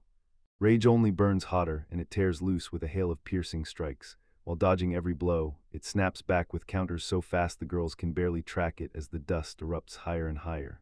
The dragon keeps its eyes locked on those claws, then once again it rises in a killer combat stance in front of the beast. Charlotte, who'd never seen Claw's power before, is blown away. Then she snaps to Marim, asking why he's moving like that, and Marim warns her not to come too close. She knew he was faking his death the moment he went down, but tell me, was it really luck that he landed right beside the sword? He's watched every move, then counters with sick precision, like he can see what's coming before it even happens. Miriam insists this is Klaus's auto-comm, but she's got no clue how it even works. Charlotte was satisfied with the explanation, so she poked the girl with one sharp finger, and it instantly ticked her off, but Charlotte kept going because she'd spotted the girl's soft, vulnerable spot. She pushes him, demanding to know if he's got anything beyond seeing the future and moving like a blur, because that won't be enough to beat the dragon. Then the dragon whips its head toward them again. Again, those dragon wounds are closing up, even the eye is healed, and any superficial damage just bounces off it. Even if he's swinging the hero's sword, it's worthless unless it hits the exact points, and Marin's staring right at him, but she can't see the blade at all. Turns out he's holding a stick, and Charlotte demands to know where the sword disappeared to. Claws lunges forward and drives his sword straight into the dragon, where it sinks deep between its claws. The ground buckles like it was sliced, and the dragon crumples out of balance, dropping straight onto the sword. It crumpled in the worst possible way, right into its own vulnerability, so painfully it almost felt like pity, and the agony it screamed through was the worst it had ever endured. It screamed in a gut-punchingly loud roar of pain. Miriam swears there's more to it. And with that automatic combat kicking in, Klaus throws himself into the fight like he's up against enemies he's already torn apart. His second auto-win, because in every one of these matchups, he always comes out on top. The creature's eyes blaze with menace, locked on its attacker like a death sentence. It's determined to tear them down. Around it, the floor is soaked in blood. Klaus raises his finger like a warning, declaring it won't get back up.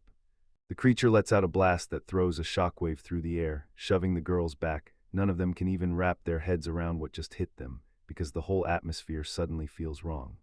The thing used to toy with them like ants, but now its eyes blaze red. This is the real murderous intent of a dragon, and still, its claws doesn't even flinch. Charlie has no idea how he's still keeping his cool in a moment this desperate, especially since all he's got is a stick. He taunts the dragon again, and it rockets straight at him, roaring with pure fury. It drags its paused body forward to scoop up the debris, then hurls several boulders made of rock straight at the claws, screaming the girls into full panic. He lunged up, caught his balance on the stick, and rode the chaos as the rocks whooshed past him. He dodged the rock-splattered tail and kept slipping away as Miriam and Charlotte stared. Then the dragon braced itself again, gearing up to unleash a deadly strike. The attack keeps chewing through everything, wrecking the place to the ground. Then Klaus snaps into action, using the stick to steer himself through the air. He somehow lands it hero style after the whole blast, snatches the stick that's come flying back to him, and keeps moving. He doesn't flinch as the dragon locks onto him, and he stays rock-solid confident, while the girls can barely hang on as the battle rages beyond them. Then it finally let out a shaky breath, visibly relieved. But watching it is a straight-up heartstopper, yet her instincts haven't vanished, and she swears it'll all work out. Charlotte screams at him to stop, because the dragon is herding him straight into a trap. Now he's boxed in with nowhere to run. Yeah, that's trouble. The creature is smart enough to rig a trap, and Charlotte can't reach him because her spatial rift won't reach. No matter how skilled he is, the dragon is still going to unleash that devastating area damage technique, taking a breath and blasting a scorching wave that wipes everything out, while Miriam watches the whole scene shatter into cold, terrified sweat. But most of all, she's dying to find out exactly what those claws will do. He smashes a stick into the rock behind him, and out of it crawls a despicable, cowardly person, hiding like they're ashamed to even exist. Gain finally snaps and realizes what's going on. Terror freezes him, then panic erupts as Claws slips behind his back. A brutal attack is getting set up, and the crew is freaking out, because nobody knows what Klaus will do next after he's been trapped. No miracle could save this. Dane stares at the mighty dragon, and it's completely frozen in place. The attack detonates and tries to freeze time itself, and the creatures suddenly slam to a stop for a split second. Gaining it, and Charlotte and Miriam were shocked, because he could only keep it up for a few seconds. That was all Klaus needed. Within moments, he was already fully geared up and ready to keep the fight going. Klaus snatched Gain's swords. Gain freaks out, calling him a thief and insisting those blades are priceless. But Klaus doesn't even pause and whips the whole stack at the dragon, leaving Gain desperate because those weapons cost a fortune. Every one of them locks onto the beast, one spell for each head, and then time stops being frozen. The moment he can move again, the dragon finally realizes what's happening. All three blades bury themselves deep in its necks, then the beast screams again, ripped open by pure agony. Klaus's chest balloons outward like a twisted nightmare, and right as it swells, he's already got the game in hand, then slams his head into the ground. The creature erupts in a violent blast, and jagged claws scramble to shield themselves from a wave of scorching destruction as his friends stare on, terrified and tense. He stands his ground while the creature burns at his back, then with one final strike, he steals its breath and watches it blow apart. Charlotte couldn't believe his luck. He pinpointed Gain's location and chained the swords with Billy's power, freezing the attack for a few precious seconds. Not only did he land that divine technique, but he also hit the dragon right on the exact spot. At the perfect moment too, please. She says she's in love with Klaus now. Miriam gushes that Klaus is absolutely incredible, but she won't hand him over because he's her partner, while Charlo, he's just some stranger to her. She told her don't hug Klaus after this, and if that's the rule then fine, she'll hug Miriam instead.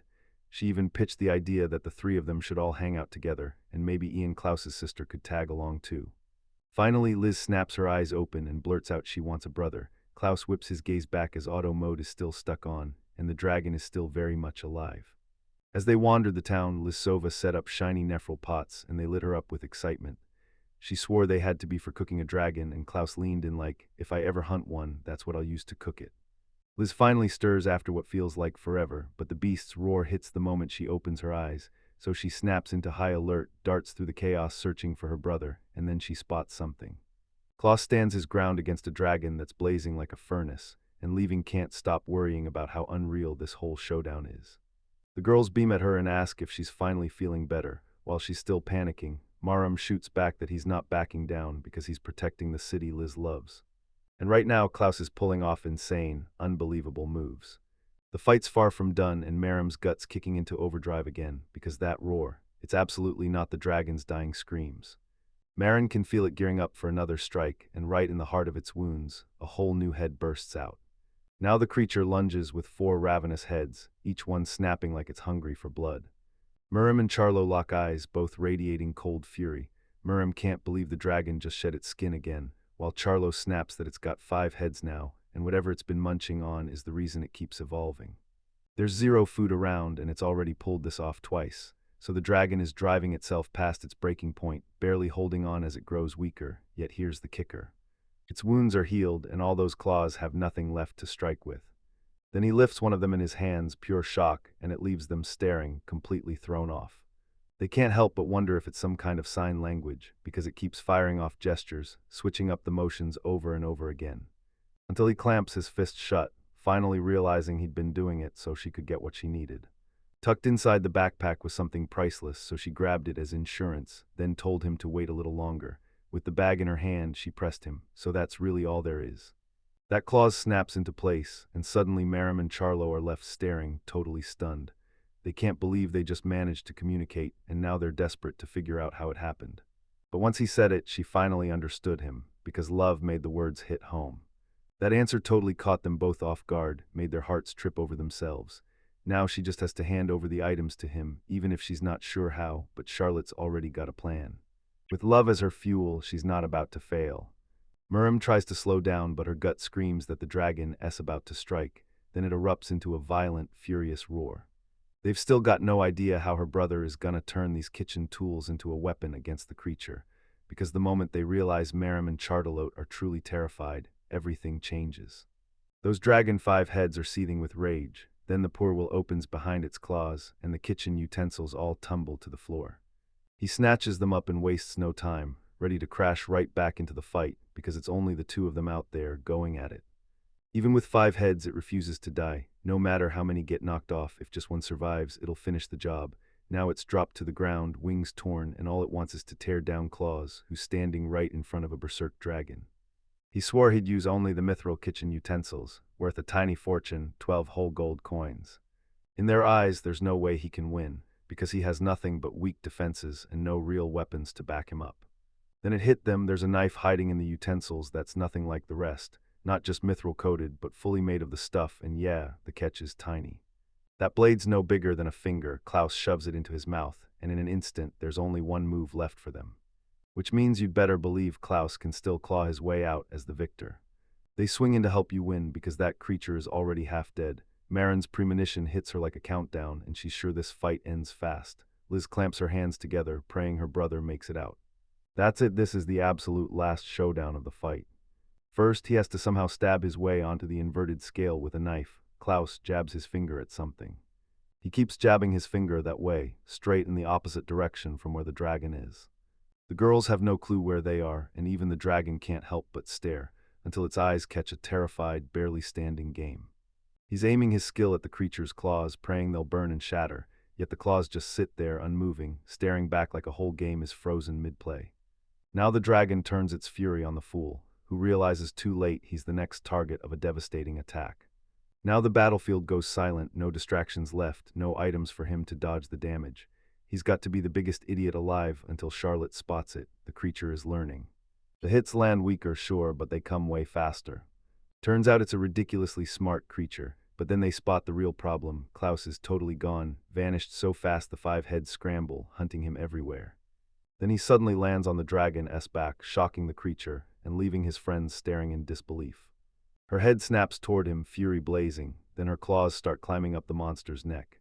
He catapults himself into the sky, 5 heads flanking him like a living storm. As he's soaring through the air, the heads keep tracking him, then he whips that spatula right out of his hands. It rockets through the air and smashes into the next spot, the sword already weakened. Then the beast shrieks in agony as the blade swings back to its clawed fury. As the head lunges to snap down on the young man, desperation takes over, but it ends up biting itself instead. Claws clamps his grip on the kitchen tools, yanks the ladle tight to catch the creature's spikes, and slips out of the attack that was coming straight for him. He rockets onto one of the heads, pulls off a brutal trick, and then, when he's done, turns his target against itself, going in for the attack. Claws sunk between its own body, and the monster missed its targets, hammering itself instead, so savage that in its rampage it actually tore off one of its own heads. The last heads exploded with fury, and as he sprinted along one of their necks, rage hit them all at once. Klaus grips the instruments, plants himself on the spot, and stays locked in place, ready for the moment they strike. But the head creeps closer, hesitating like it's trying to buy him, and you can tell he's pouring every ounce of effort into making it happen.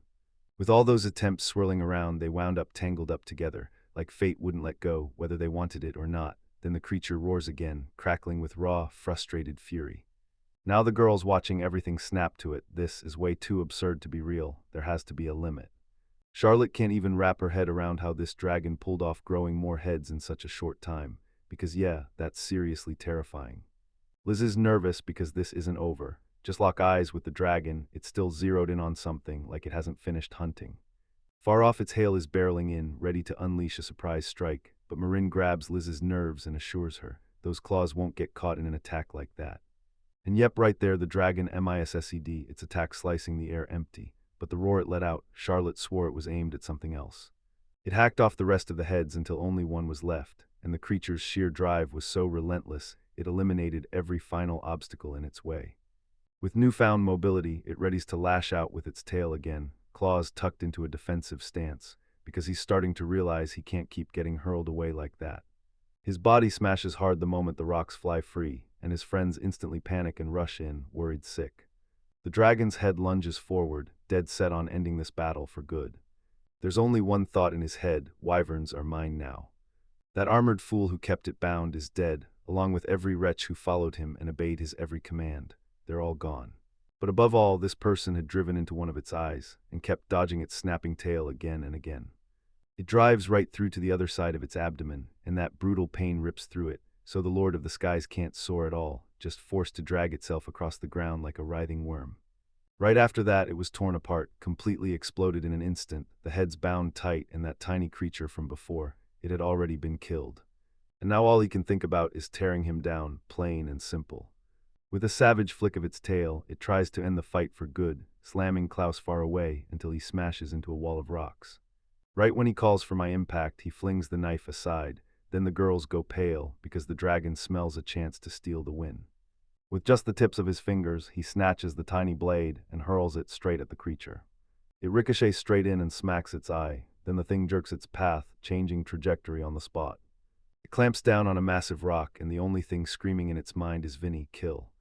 When it's finally done, broken pieces and the bite mark are revealed, and there, wedged in the rock, is a sword the dragon didn't just hit, it buried. Charlo spots it instantly.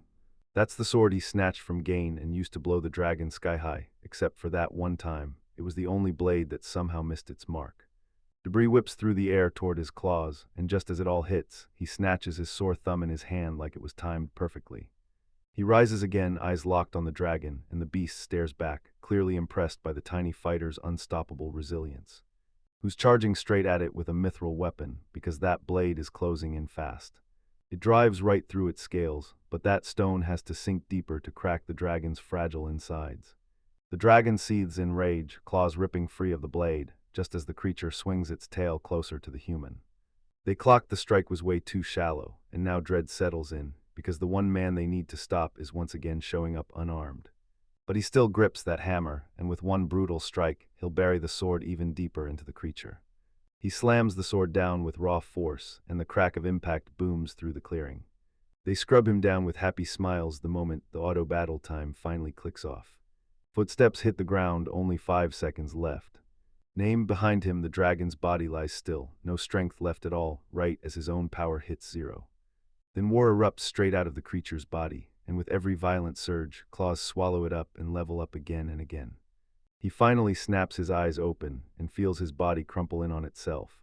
Every inch of him screams, he slams to the ground, barely able to move. Pain bursts everywhere, not just in his muscles, but in his fractures and beyond, yet somehow it worked. He glances sideways and spots the dragon's head, already in, dead as stone, utterly lifeless. Then the truth hits him, so he throws his hands up to the sky and cheers like he just won everything. I swear I warned him as Liz surged through his space rift toward him, because one slip would send her crashing onto his completely wrecked body. She clings to him with shaking fear, blurting that he just did something reckless and deadly. While Klaus fights for his life, his body wrecked from every hit, trapped with only one option: take the monster head on. She finally exhales, relieved everything turned out okay, and then her claws shoot out a sincere apology for how all that worried her. She pulls him close and tells him he's incredible, hands down the best, while Klaus just sits there thinking he's got zero regrets. Now Maram and Charlotte are coming in too. And right as the blows are about to rain down on Enwi's body, nearly obliterating him, they start bickering, even as their actions force him to feel pain, because they can't shake the fear that someone's watching. So it all comes down to the elf the guild hired to watch Claw. She thinks they're done for, and once she verifies the dragon's been wiped out, she rushes that truth straight back to the guild. Against all odds, the dragon slayer is still standing. Then boom, a brand new hero is born in the city. At the guild, he snatches fresh invitations to join the Order of Mates in the Night Brigade, and they're itching to break into the building to hunt down the hero's identity, but their plans slam into a hard wall. Poaching guild members is strictly forbidden. A huge commotion erupts outside, and just as they rush in, the doors slam shut, cutting off their entrance. Inside, whispers wouldn't quit. Everyone stared at how Klaus was getting treated like royalty, and just like that, a rumor tore through the crowd. They couldn't swallow it was actually Klaus. No way he could have subdued the Dragon of Calamity. Then again, he's absolutely bursting with pride over what he's done. Thanks to the levels he racked up, he only stayed out for 3 days, and when he finally woke, everything looked totally different. Now the whole world is chasing the Dragon Slayer, and he's soaking up every second of the spotlight. His moment finally hits and Klaus yells, ready to blast the news to everyone. The Dragon Slayer is here, but the Guildmaster stops him, asking if he's really sure he wants to make that announcement. That'll only make people stare harder, but Klaus doesn't even blink. Maram warns him that if he keeps pushing like this, Liz, who absolutely can't stand his dangerous stunts, is going to end up killing him. When he finally realizes it's true, his spirit crumples, until the Elder steps in and tells him, "I didn't call you here for that. The real transfer was already decided long ago." Gain S been seized and snapped into shackles, with an iron ball chained to his feet. Now he and every one of his companions are branded criminals as they're marched off to the capital prison. As the guard finally pushes through, people start screaming that the dragon was born from their actions, and the crowd's fury turns deadly, demanding he be executed for everything he set in motion. Gain snaps at them to shut up, insisting there's zero proof he dragged the dragon into the city, and that they only showed up to protect everyone from the beast. Then they need to fight for him, so the crowd erupts, hurling stones at him, and after the chaos and struggle, the guard finally barks for them to stop, saying it's gone far enough. The guard blurts that Vandal just saw Micah, thrown out of the dungeon and still shaking with rage, because she was left behind, and now she's hunting Gain with a personal vendetta. No one knows how much she's being told yet, but in the crush of the crowd, Dane spots that familiar head of hair, and he yells for Claus. Klaus finally whips around and stares down the arrogant Gain, whose smirk oozes pure malice. Could it be his claws barely held on, and he'd never even be standing here if he hadn't triggered his ability in time? He got lucky. Turns out his claws were basically useless, even with that pointless skill. But with his memories wiped clean, Klaus blurts out, "Did I do something to you?" This shoves Gain and rage into full meltdown. He starts screaming like crazy until a guard clocks him. Then the guild leader steps up and boom, Charlotte is sentenced too, dragged into a dungeon for hard labor. Turns out someone's helping Tyrion in secret, and now they're rushing to that dungeon. Claws are taking Liz with them, since she's got nowhere else to go. Liz is seething with rage, and she snaps at her brother, demanding he bow to her. Now she's working at this busy restaurant where travelers line up for food, and everyone whispers that you can even eat dragon meat there, but the real shock is this: someone in that place has got connections to the Dragon Slayer. Just before they reach the last streets of the city, the travelers slam the brakes and taste this delicacy, while outside, Mariam and Klaus sit on the ground in crushing silence. Liz glares at them like she's ready to explode, and Murrum's itching to know what he screwed up this time, while Klaus explains that he heard the guild's details about Charlotte's situation and rushed to the dungeon the moment he could. Liz's clothes were totally different and he couldn't help but praise her. Then she shrugged and said it was just her part-time work uniform. But before long, annoyance sparks in her eyes, and she snaps that she won't be tricked that easily, so they immediately start bickering while Marum watches, realizing they've actually been getting along. Liz is hustling to help cover the household bills because she cooks like a dream and everyone knows she'll make an amazing wife, so when she hears us from the claws, it lights her up with pure joy. She lets out a heavy, aching sigh and sinks down beside them as they dig into their meal, her heart twisting. She's worried about Charlotte and Dee, but the real fear is for her brother. He knows she's innocent, but she's terrified. If Klaus helps her, they'll brand him a criminal too. And yeah, it's hard to argue when he literally just killed a dragon. But that doesn't mean he can storm straight into an advanced dungeon. That's a fast track to disaster. So she chewed him out and Liz said, "Since I'm not one of the main members, my punishment was lighter." They pieced it together from the guild leader, but they barely had half the info Liz had, because Liz didn't just hear it once, she learned it from a regular at a restaurant, the kind who always counts their coins, so Liz slid her a big, generous plate and boom, got the exact intel she was after. Her informant told her that if she truly wants to save Charlotte, she should hire someone to do the job, ideally a veteran thief who knows the place inside out and can make it happen. These folks can be hiding in underground orgs or walking around legally, but either way it's a danger zone and Marum finally clocks it. Liz isn't just trying to survive, she's a full-on strategist, so yeah, having a guide makes total sense. Liz fires back asking if he knew about this and Klaus smirks, saying you don't get labeled a veteran rookie for nothing. But then the cracks show up. A loner can't exactly build connections, and that truth hits Liz hard, making her feel every ounce of pain her brother went through. Even so, Liz can't shake the worry that it'll just be the two of them walking into trouble, yet Klaus is all confidence, convinced he can figure it out. If that's how it goes, she won't let them go alone. Then right on cue, someone calls out to her. I'd call up the elf deer and ask for a little more food, leftovers would have been fine, and she'd do anything for me. She juggles 100 missions as a seasoned intermediate adventurer, smart, battle-tested, and ready to do whatever it takes, and yeah, it looks like they finally found the guy they needed. Then she tunes into their plan to pull an innocent friend out, quiet, fast, and with zero attention, so they ask for her help, and she admits she's damn good at it, and yeah, she's not totally against it. So yeah, she'll do it for her friend, and if the dungeon isn't locked down, it'll chew them alive, which is exactly why they need a guide. Because if they go in blind, the hunters become the hunted, so she agrees to tag along. As long as she keeps getting meals like that, right? Turns out she's already got a whopping 32 gold coin debt sitting at the restaurant.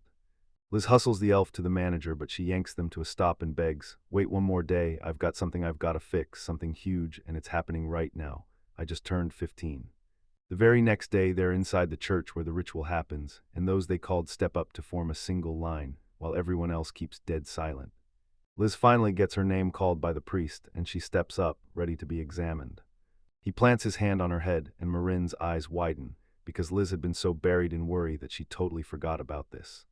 The elf is stepping in for this because it matters to the guild. She'll be the one keeping security tight, and besides Liz, every other wiki has to be protected from people with hidden agendas, so the tragedy of the sea never happens again, but they don't even know what that tragedy is. Outside, Klaus stalls by the ceremony doors, crushed with guilt, convinced he's useless for botching such a huge day for his sister, when she'd forgotten too. Merm slips a peek inside. The rookies get shoved into the next room one after another, all because of that tragedy from years ago, the one elf warned them about. See, a young guy just handed a wild new power, gets swarmed the second people smell weakness. Marama steps in and asks, "Are you that boy?" And C shoots up, seething, declaring, "I'm the dragon's slayer now, so anyone who dares trample me better back off and respect me." What? To stop that from happening, the power gets revealed in secret, and then it's up to each person whether they'll broadcast it to the world, which is exactly why they keep guards around. Yeah, it's not the whole list, but with all that support behind them, they've still got an ability that by itself could smash a calamity-level threat. Even though plenty of people here have crazy, unique powers, the real ones are nearly mythical, showing up in just 1 out of every 10,000 people, so Liz's chances of having something like that are tiny, and still, she walks up smiling like she's already found it. She claims they line up perfectly, because her power is literally called Quest Marker. Just like her brother, she's got her own rare edge outside the bodyguards. Somehow the guards keep the recruiters from getting anywhere near her ears, and it's honestly brilliant, but the elf is still uneasy. She can't even process what Liz just dropped on her, like, did that just happen? Now she's posted up, fully relaxing inside the Temple of Skills, completely oblivious that Liz had already locked eyes with our guy. The guards are outside on full alert, convinced intruders are lurking, because they heard something seriously fishy. Turns out it's just our guy, he's sneaking around, and somehow that turns into full-on chaos. Guards are hot on their tails and Marim's spidey sense is screaming. She knows they've got to bolt, like right now. Our heroes went, all right, let's bail before this gets messy.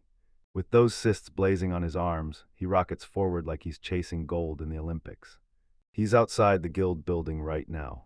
Now he's got a horse waiting right outside, ready to break the moment. The carriage is getting jam-packed with everything they'll need, every last essential.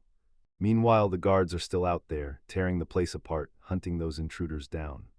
Oof, one little move and the whole city erupted in drama. Liz is scrambling, apologizing up a storm because she got way too hyped. Our heroes finally exhale, shutting down the ceremony and making a clean escape, relieved to peace out and get away. He went up to the elf and told her he'd be leaving first, and that sent his crew into instant panic, because they already knew what that meant. Our dude-s about to slam into auto mode again. First stop, the carriage station chilling just outside the city. After the dragon fight kicked into auto move, he couldn't help himself. He popped open the stats panel and checked them. That auto move just jumped a whole level, like it got a fresh skill upgrade on the spot. Depending on his choice, the whole trip gets shaved down by 15 minutes. Marim's got stress crawling all over him, because this trip is already turning into a full-blown wild ride. Finally, they blast off. Marim yells at Liz to hang on tight, because the ride is about to get rough. The guards finally caught up with Liz, but she'd already vanished on them. In auto mode, our dudes are gripping the reins and letting the carriage roll down the path for them. The girls are totally freaking out as the action explodes around them. If they keep pushing like this, that carriage is one bad second away from crashing. Like the moment the story flips on you. Our dude spotted a crazy shortcut and went straight for it. But his carriage rockets forward like it's grown wings. It lands dead on the staircase rail and the girls, totally shaken. After that insane ride, adrenaline still pounding through his. Our heroes are back inside him. He had no idea how long he'd been out. But somehow it felt like the time vanished in a blink. He's buzzing to push forward, but his sister snaps, zip it. Because she's done playing nice, she's ready to throw hands for everything she's been through. Now he's freaking out with low-T fear, cornered, shaky, and terrified. Realizing this trip is about to drag on way longer than he thought.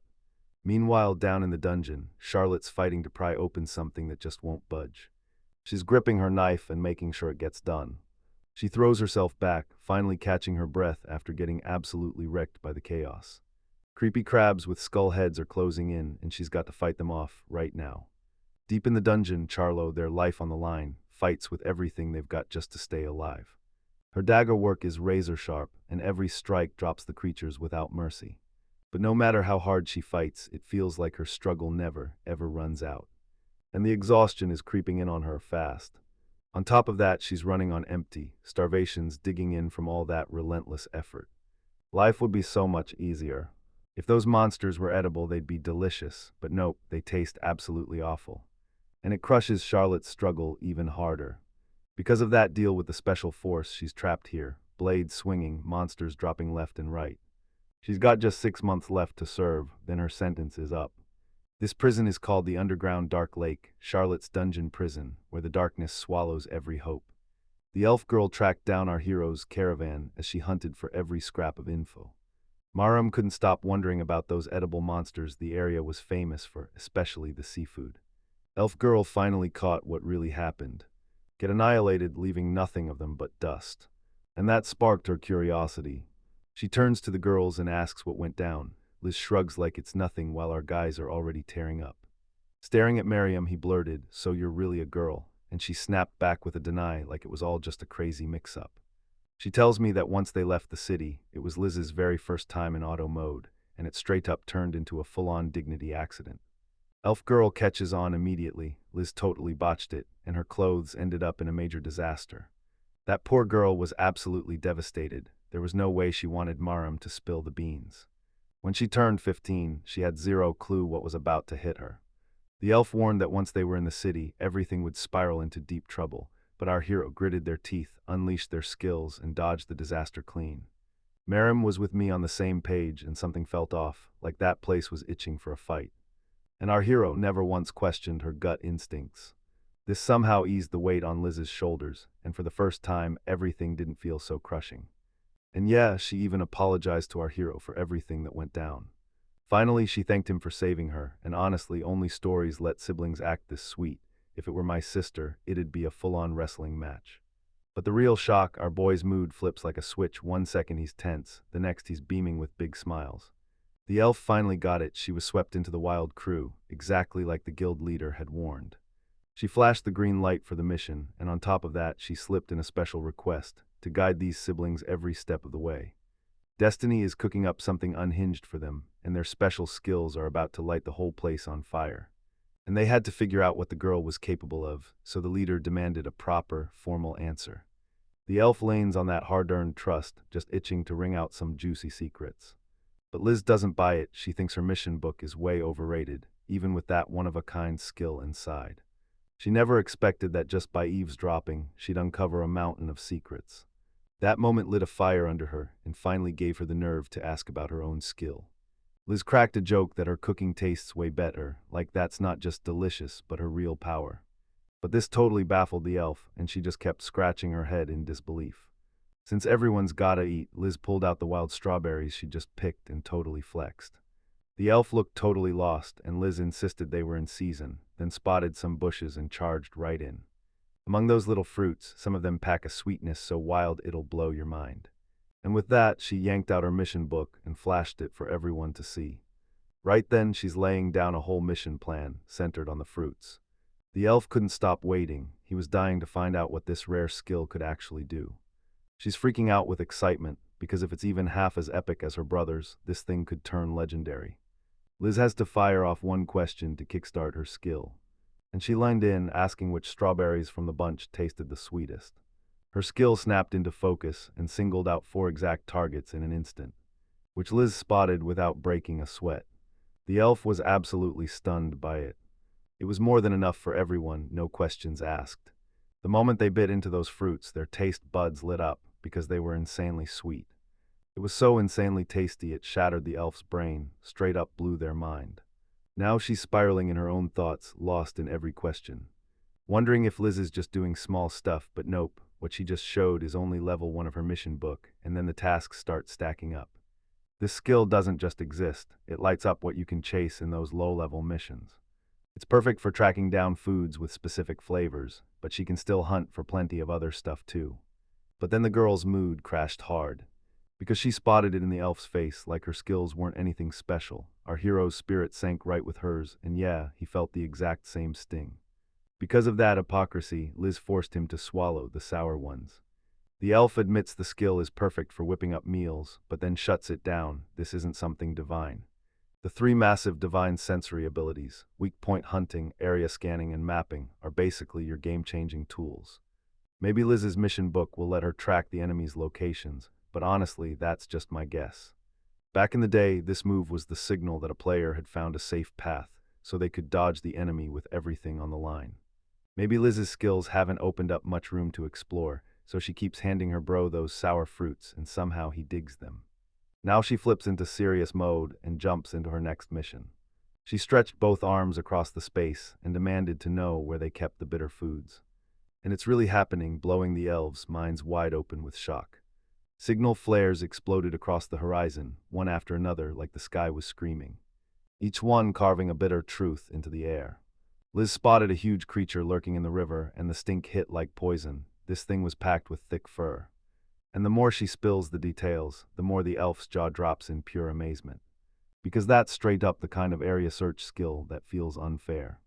Everything feels wildly confusing for the elf girl right now, like the world won't stop spinning. She's stunned, but she can't call this divine, way too soon, and it feels nothing like area search because Liz is totally the kind of girl who lives for food. This cartography skill lets you sketch razor-detailed maps, even for places you've never seen, and an area search then sniffs out dangers lurking in hidden resources. Look for the weak spots, that's where the enemy cracks, and you can land an easy win. In every one of these moments, their users stare like they've got God's eyes, and that's when the 3 legendary divine abilities unleash. If it weren't about more than just food, it wouldn't be ripping off that wild, insane ability. But even so, that's still an insanely cool skill. What she hasn't clocked yet, Liz is locked in and laser focused. According to the map, if they keep pushing forward, the river is coming up fast. The moment she heard map, the elf girl's brain instantly tangled up all over again. And Liz is breaking it down even better. She's saying that creature has a ton of legs.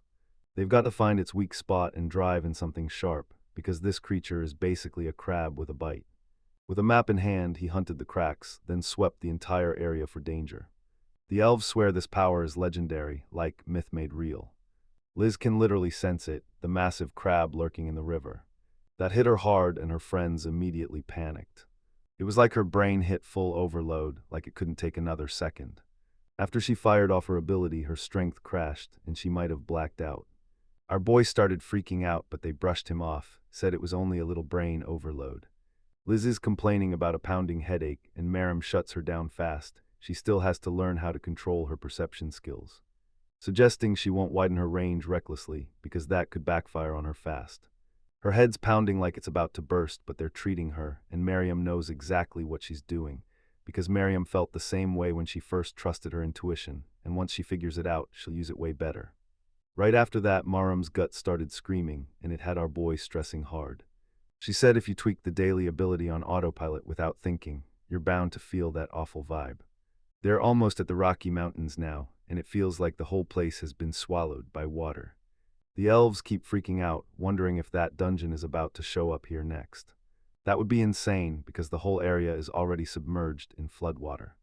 And in the lake, those creepy crabs are crawling around like they own the place. They're everywhere, like they're multiplying in the blink of an eye. The dungeon entrance dwarfs everything, towering high with thick walls, and right around it stand a bunch of battle-ready towers. And somehow in every one of them, there's a whole army of warriors packed inside. The alarm blared and every fighter snapped into battle mode. Since a giant monster stampede has just erupted, they're bursting out of the dungeon. Its walls are literally overflowing. Deep inside, Charlotte has plunged to the very bottom of the place. Utterly crushed, she can't even believe it. She stumbled onto another creature again. Because this one's on a whole different level, the food hall better be insane. Among the creatures bolting out of the dungeon, fishmen are tearing across the exit, surfing on brutal, dangerous sharks. They're charging straight for the walls, itching to unleash full-on chaos. Right now there are 50 creatures, and their ranks keep swelling by the second. At last, the clash between men and beasts erupted. The archers up in the tower snapped their bows loose, and now they can already spot the second wave barreling in. But the Lake Adventurers' plan is fully loaded, ready to clash with that toothy menace, and they're not backing down for a second. As the battles raged all around them, our heroes' caravan somehow caught every single moment. They've got the high ground, and from up there they can see the deadly monsters marching in right toward them. It's a full-on monster stampede, like the dungeon's about to get flooded any second. A swarm of twisted creatures is stampeding through the world, smashing everything in their path as they flee. The rule's simple, monsters never step out of their dungeon, but the moment danger hits, those dungeons snap into defensive mode. They tore open the world, monsters poured out, devoured everything in sight, and flattened entire cities. One little mistake there can unleash a full-blown apocalypse, because this isn't just trouble, it's a real monster stampede. Miriam claims her bad vibes are explained by this, and that shocks our hero, because what they're staring at is downright terrifyingly dangerous. She admitted she can feel something way worse crawling in next, something that'll make her friends panic even harder, while the elves just keep hoping it's all some kind of joke. They charged straight into a brutal dragon, because if they thought a monster stampede was hard, this was going to be even worse. And then it hit her, this guy wasn't just lucky, he could see the future. But calling it a superpower might be way too generous, because it might never even happen. So she figured she'd just relax for now, since the worst hadn't struck yet, until a girl rolled up and grilled the elf for her ID. She's a full-on officer from the Adventurers Guild, keeping that whole area locked down. She got a message from Sawazar, straight from the city they'd just vanished from, sent through a magical cylinder that shoots telegrams like lightning. The elf was rocked when she realized the boss didn't just attack, he slammed her with a cylinder. The instant she peeked at the telegram, her mouth just dropped in pure shock. They said a monster stampede could break loose down there, so we have to go check it out right now. That news slammed into the elf like a truck, and Maram's awful vibes were off the charts. They gotta slam the brakes on the chaos, and if they can, stop this absolute stampede before it swallows everything. Now the guilds are stuck with the fallout, so the elf girl takes the wheel. She calls her squad and makes the first move. He hit them with the news this wasn't just any job, it was a super urgent mission, like right now. They're about to plunge into that dungeon for big payouts, 100 gold coins each, plus extra bonuses stacked on top. She was rallying everyone to treat it like a must-do, while her crew was already buzzing, all fired up for that reward. Normally nothing beats it, yet this mission with no plan, that's pure reckless danger. Our guy couldn't exactly shrink down for the reward. He was already gearing up to help his buddy, because the truth is, he's a dragon hunter. Maram's had future-predicting powers like a built-in danger radar. She knew it sounded like a terrible idea, but when 100 gold coins are dangling in front of her, you can't blame her for taking the risk. Liz is the final spark in this wild squad. And hey, don't forget, he's got killer skills too. She's the secret weapon behind their success, even though she's brand new. All right, everybody, pile into this dungeon and figure out what's driving this monster madness. Finally, they make it to the Dark Lake, where water monsters swarm and crawl all around them. Deep inside, you climb a staircase. Step by step, a lake sits beside each stair, and the moment you move forward, the monsters grow nastier fast. Those low-level monsters ought to be stuck right at the cave entrance, so they shouldn't be the worst of it, but the fight outside is raging anyway. The mercs and the guards are tearing through the day like it's pure chaos. Some dudes burned through nearly all their arrows just to drop those crabs, and yeah, this is how it always goes. Now they're stuck holding a prime defensive position while the fighting's finally died down, and they still have to haul the bodies away, and you can feel something big lurking out there, maybe a dragon. Our hero's crew tiptoes forward, staying ultra cautious with every single step. The elves are whispering about the dragon our hero just obliterated the other day. It was Full Gain who cracked open the seal, unleashed the beast, and let it crash into the city. Before it even reached its target and destroyed it, that thing tore through a bunch of dungeons, snagging and munching on everything in sight. That's why this dungeon is absolute chaos, and it's massive. They look down and see a swarm of creatures scrambling to claw their way out. The monster stampede is finally crashing into the real world, and it's happening right now. Now it was Charlotte's turn to dive deep into the dungeon. She volunteered to look into it, but now it's way more urgent, because if that stampede hits, it's going to get ugly fast. So that's it, the guild needs the dragon hunter, and Klaus Nord puts it in our hero's face. We're getting him. But the elf girl warned that Liz's skills are the make or break thing right now. That obliterated his confidence in one brutal hit. While his sister stood frozen, stunned by that call. Her mission marking skill is straight up legit. They have to crack the mystery of how those monsters are getting topside. Liz can't stop shaking with doubt, terrified she won't be able to help much at all. The elf realizes right this second that this is the only way she can pull it off with food. Good news, this dungeon is crawling with water monsters, and they're practically begging to become ingredients. And she can stalk the tastiest creatures, hunting down the best flavors like it's her next big prize. They might take one bite and swear that meat tastes so sweet and juicy it practically melts right in their mouths. That lit a fire under Liz and got her absolutely pumped. Ready to unleash her skill, she might even smash straight through divine power itself. Right after she moved, a swarm of marks suddenly blazed across the area. Liz finally locked onto exactly what she'd been hunting for. The elves went into full hype mode, then boom, 3 bosses drop in and the whole story flips on its head. They're about to smash into the middle zone, and the moment they know exactly how many baddies are out there, they've got a huge advantage. There's a real chance this tiny squad won't be able to beat them at all. But with our hero in the middle, hunting down those weak spots could turn everything into something wildly intense. He figured if they cracked what Charlotte liked, finding her would be a total cakewalk, until his sister side-eyed it like, yeah, that's kinda sus. A locust swarm usually rolls in and leaves Nada buried in its wake. They don't stop for a second, no doubt terrified their own crew will snap them up and munch them first. In the chaos of a monster stampede, the most terrifying beasts roar at the very back, and once they start panicking, every other monster loses it too. Once they finally bring down the boss beast, everything starts to calm down for good. Now our hero finally clocks exactly what he has to do next. The elves pumped right along too, because this mission is the one they absolutely have to lock in right now. To dodge that monster stampede, you either lock down the dungeon entrance as a shield, or charge straight at the boss beast and end it fast. That last plan takes insane strength, only the special class warriors can pull it off. With those epic dragon hunters by their side, the real nightmare isn't far off. This boss is the royal crab. One blast and it'll rip through walls like they're nothing, smashing them to pieces not. Smack down trees with its tail, and its shells were forged like rock, stubborn and unbreakable. And yeah, people call them the Great King, Eusokia, and guess what? At least 3 of them are already here. But there's one thing she's certain of. If it's no dragon, this job's going to be a total breeze. The girl keeps insisting, we're ending this fast, just watch.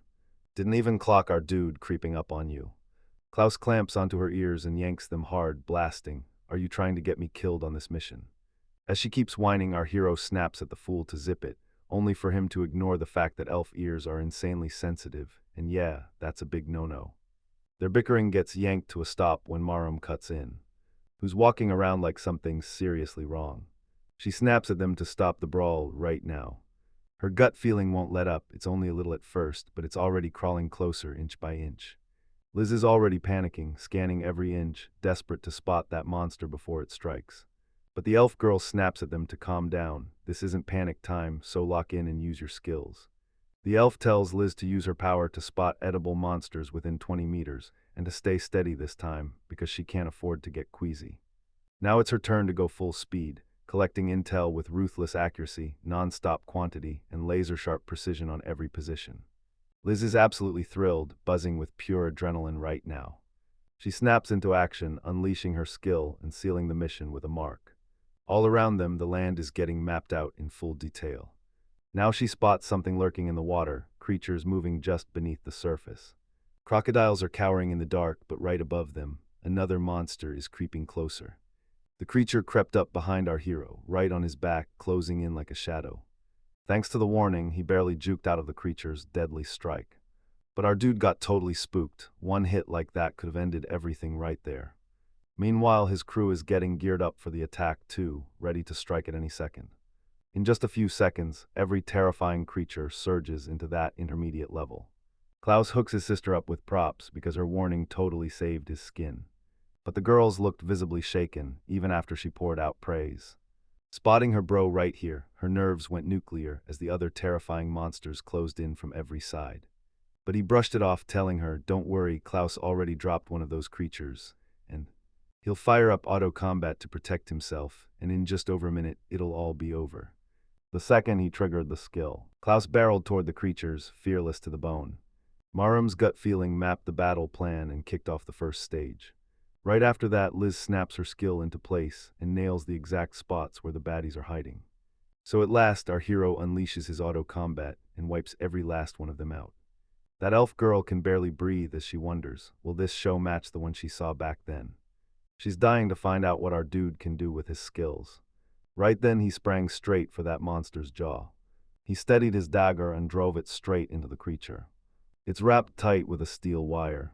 He hooked onto the handle, yanked it hard, and our guy.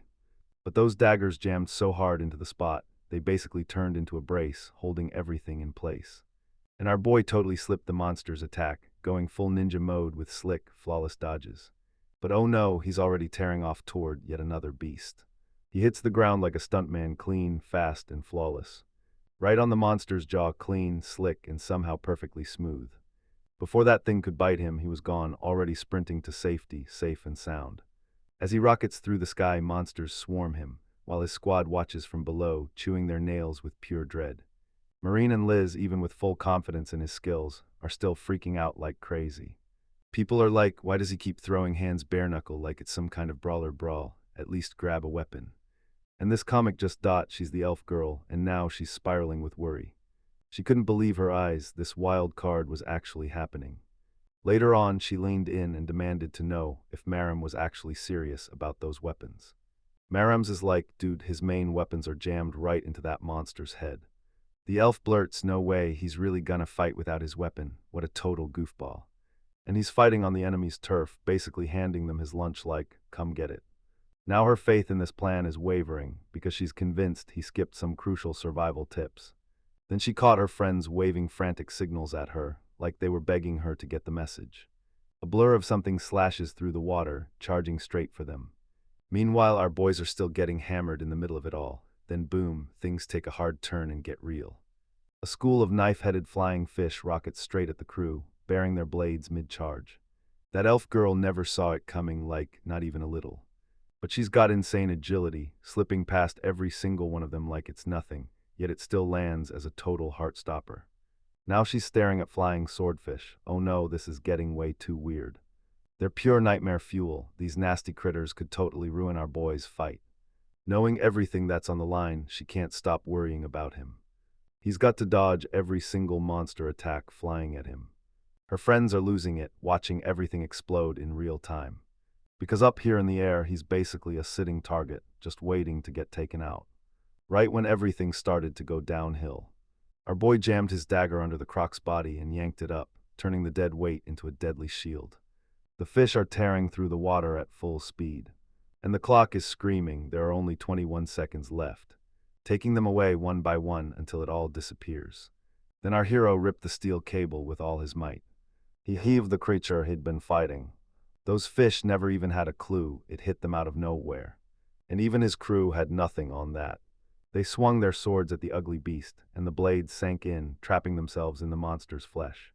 Now our crew is fighting tooth and nail to claw their way back to solid ground, still weaving out of every single attack. He swung around and drove the nail into his back. Then from the water's shadows, a huge croc lunges up, and it gives him just enough time to dodge. Still flying through the air, he yanks the steel cable tight and straps it to the fish's sword. He used the fish as his ride. The other flying fish caught the vibe, something was seriously off. Now they're hot on the trail, racing to catch the ride he's blazing on. The crocs in the water spot all this chaos and go wild. Now the flying fish are hunting them down, one target at a time. Their bodies are getting brutally skewered by swords as those monstrous creatures get torn apart, one by one. One last croc slams at the escape, tries to bail, but our hero's senses are locked in, fishing in that danger like he can feel it coming. As the seconds keep ticking, you can actually see terror crawling into the monster's eyes. While our boy bursts out unscathed, the fish sink their teeth in, skewering everything in their path. The last creature's body is getting shredded as something pierces straight through it. With his friends staring right at him, jaws dropped in pure shock. When it's finally over, every single one of them is wrecked, emotionally drained to the bone. They just watch pure chaos unfold, and there are still 3 seconds left. That elf girl is glowing with pure joy, there's no hiding it. Our guy's power hits S rank, so even the boss in this place can't keep up. And just like that, our heroes are back, ready to tear into the next fight. He slams down on the creature he just crushed, and together they sink into the water. Seeing this stuff still hits the elf girl, she realizes our heroes have pulled another goof. Something wicked is going down deep in the dungeon, and you can feel it coming. The boss creature is totally losing it, sprinting away from something even more terrifying. But it can't break free. A colossal mass of tentacles snatched it right up. Something straight out of the deep sea, like a cephalopod, lurks right around here. It's huge and it feels downright terrifying, like it's staring right back at you. Charlotte's hood lies crumpled on the ground, alongside one of her knives. After that wild adventure, they don't even slow down. Maram's got a gut feeling, and it's pulling them forward. Spilling the news, he promises that something huge is on the way. Liz slams her mission skill into action, able to fully scan the entire area, spotting every enemy rushing in on him from all sides. Because of that move, their whole team slips out of the creature's rampage and avoids the hit. They're staring down the crocs, locked in on every move. And the crocs are completely gone. The monster slipped back into the watery shadows, vanishing like a nightmare drowning in darkness. Maram finally exhales, and that gut feeling just disappears, like a Snapchat story that's gone the second you blink. She flips off the alert mode, and it leaves our hero rattled, like he just stepped into a room that went silent. He's left speechless by these girls' guts, full-on pros, and there's not a single side effect in sight. 3 hours inside this place, and because their squad kept watch, they slid past disaster and dodged most of the fights. Liz has to be hiding some kind of jaw-dropping superpower, and it feels like we're about to see it explode. She's going full throttle, slamming the brakes on our hero so he can't fight a single thing. She's still furious every time he dives into another reckless stunt. Add the dragon drama, kick off the auto-mode adventure, and splash down in the chaos. She's absolutely fuming, like he's trying to scare a heart straight out of her chest, and she's not playing around, she's furious.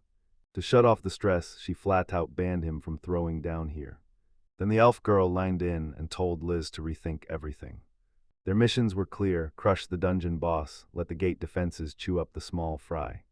The deeper they push in, the more it hits them. This isn't just bad, it's level 3 serious. That's when the elf girl barked, "Hustle up," and everyone took off. They dove straight into the deep end, slipping past any pointless fights so they could reach the depths fast. Liz's power is the MVP. She has to stay razor sharp the whole time. So they creep ahead with absolute caution, step by step. That's when the girl's power flared, and she saw something nobody else could. But the clues are so scrambled, she's sure it's not a baddie at all. She jabs a finger at the adventurer's snack bar, while she and her brother chow down like it's the best thing ever. To her, the flavor was begging for a serious glow-up. And like 30 meters off, a whole bunch of these flavors are just hanging out, totally chilling. That's when they spot a whole crew of K-Eat adventurers lying there, completely taken out. These are the ones who got sent to take down the boss, and they look absolutely wrecked. Merrim catches a brutal bad vibe and yells for everyone to scramble behind the wall right now, because something massive is charging straight at them. The elf girl slips to the edge of the path, leaning in to spy on what's out there. She had to see it with her own eyes, a beast so wild it felt completely unreal. But the real terror hits when you realize something yeeted that monster. The creature's body got slammed so violently, it felt like the impact shook the whole world. It blasted through a massive rock wall like nothing was there. Our hero's team is still totally freaked out by everything that's happening right now. Nobody could even make out what just tore past them at full speed. Only the guide could see it. The dungeon boss itself tore through the air and came flying past. Some people still can't believe a wingless creature can fly. Liz said her power just caught something off the charts, and now there are only 2 bosses left. And just like that, the info starts disappearing. Everybody panics like their worst nightmare just came true. The guides leaned in and whispered, "Something's out there hunting these beasts.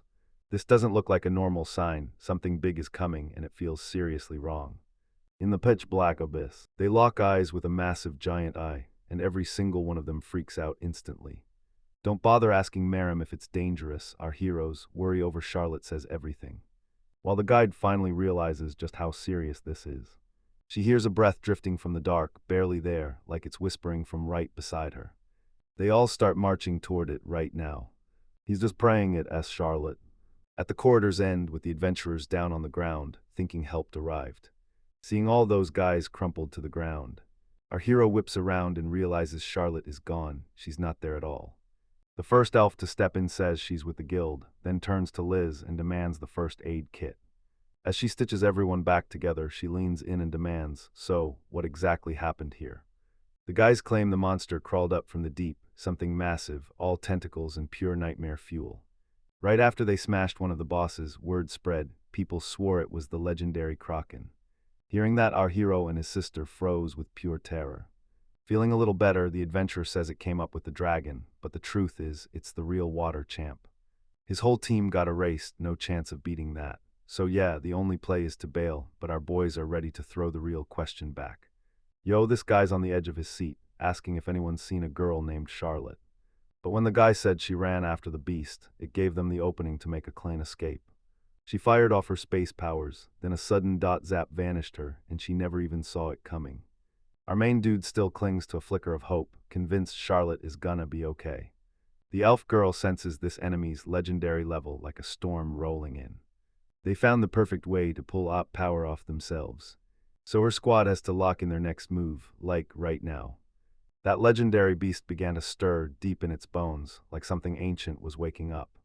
From far off, the dudes are freaking out, because this monster's got a giant shell and it's nothing to mess with.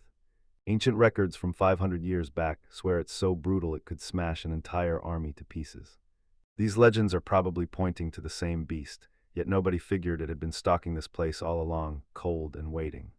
The elf swore they'd rake in a sweet 100 gold if the dragon hunter slays it, but our guy just laughed. No way, that's way too risky to gamble on. He's terrified he can't even get close without getting scorched to a crisp, and that's the whole make or break for his power-up. The guides are still huddled together, brainstorming the best way to tackle this beast. They've got to get more intel on that enemy before it gets them. So she's done playing it risky. She wants to head back now and show up ready next time. It's the only shot to save Charlotte. Don't blink or she'll be gone for good. They struck a special candle and prayed it would keep those demonic horrors from crawling any closer. A huge beast lurking in the back stares at our boys as they scope out the spot. The campfire is barely alive, but those embers still burn bright, like they're refusing to die. This is the exact campsite where adventurers roll in and make their legends. Liz grabs some snack bars, and you can tell she's dead serious about those, like really serious. She came hunting for Charlotte, but all she found was snacks, and somehow our boy can't even process that she already devoured every last one. Maram is trusting her instincts to the extreme, but deep down, something feels seriously wrong. That hit our guy like a truck, he panicked, but right before he could reach her, his cyst started cutting in.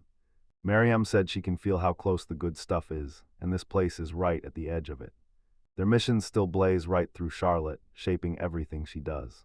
But now dread crawls through her gut. The elf snapped in panic, dotted duck now, something's coming and it's close. A tentacle yanked a shark out of the water and started smashing every rock around like a wrecking ball. Debris is exploding through the air in every direction. Our dude's trying to shield his whole crew. The great kraken is snatching everything in sight just to keep right on munching. But our boys looked completely stumped, like the monsters were tossing other creatures right at their faces. The guides were frantically trying to figure out whether those were backup. The big beasts can't scale that wall, so the kraken starts hurling them up like they're getting launched into doom. It's way smarter than we ever expected, and that makes it insanely dangerous. It's gonna shoot up fast, so they need to warn the other adventurers right now. The elf barked retreat right now and demanded they fall back immediately. Our boy refused to quit, but the elf clocked the massive danger sprinting straight at them. But the bag was left behind, getting roasted over the fire without them. Just as she's about to keep talking, a strange, foul stench suddenly floods the air. Everyone's dying to know what that crazy good smell is, and they open it up to realize it's our dude's bag. He shoved his stuff into the flames and sprinted in panic to snatch back whatever was left. That's when it hit him, he finally saw the trap being set. That mouth-watering smell is coming from a piece of meat. And it's the most legendary ingredient of them all, dragon meat. Liz did it, sure Charlotte would go wild for a bite. She couldn't wait to hand it over herself, then Maram's instincts sparked, and when she lifted her eyes, she saw a weird figure descending toward her. Charlotte was the one who tracked them down, and her clothes were so insanely worn out. And she only made it there because the meat smell was dragging her in like a magnet. Charlotte's hungry, and he looks absolutely pathetic. At last, the whole crew is back together again. That shockingly emotional reunion that hit like lightning filled our boy and his sister with pure, overwhelming joy. But before they could breathe, the moment slipped away. Charlotte panicked because the kraken was already locking onto them. In a blink, Charlotte snaps and orders everyone to look back. Now her entire crew can finally see that dread creeping in. Massive tentacles are charging straight toward them. That creature's power is unreal. It slams the ground hard enough to shatter it without even breaking a sweat, with every drop of strength finally draining away. Charlotte yanked open a portal right in front of them. She rallied all her friends and demanded they jump through her hoops. They were seconds away from getting caught by that monster, but they burst through and made it out safe. Even trapped in that dungeon, they can still clearly spot the creature. Our hero is absolutely freaking out, too close, way too close for comfort. But Charlotte swooped in and saved the day. Maram seized the moment and demanded where she'd been hiding, because they'd been hunting for her forever. The girl insisted they could see exactly where she was. She was literally standing right there just moments ago. She jabbed a finger straight at the giant creature. Turns out she was just lounging on the kraken's eye like she owned the place. Our boy was shaking with fear. No way. That's exactly where she ended up. Her body was battered beyond belief and running on empty, so she collapsed into a faint. Until she caught a whiff of something so insanely delicious it made her stomach flip. That snow hit her like a memory from her squad. She burned through her final last ounce of energy to rip open yet another portal. And that's how she slammed into them for a brutal crash landing. Our hero didn't even get to process it because he heard the crack and smelled it too. They laughed and said it only happened because that elf girl was starving nonstop. Lucky for them, they had potions on hand that blasted Charlotte's energy back up. The girl jolted back up on her feet, ready to fight again. And she's hell-bent on revenge. Her friends are totally freaked out, but she insists, look, that monster's got a huge burn on the top. That scar was earned the hard way, right from its epic showdown with the dragon, which jolted the kraken awake the second it slipped into the dungeon, and since she's special forces, she can't back down. She's all fired up, and she fully expects the food to be absolutely epic. Our hero lunges to stop her, but her determination is rock solid. They know his powers hit a hard wall, so he's gotta move first, and he can't afford to get close. He needs range. They don't have much choice now, so they press their binoculars up, and the elf girl tells them, hang tight. There's a way to make this strike actually happen. This plan is downright reckless, and it could blow up in their faces any second. But that girl stands tall, fully sure her plan will work. She told them to go for it, don't even glance at the monster's left eye, because that's the key to seeing. Someone ripped the arrow through the air and nailed the creature right in its body. Our boy S got no clue if it's an arrow, then the guide drops the truth like a bomb. It's a mithril spear straight out of legend, crafted 500 years ago and still legendary as ever. This immortal beast wouldn't let up, it kept smashing the city over and over. Nobody could ever break through its brutal armor.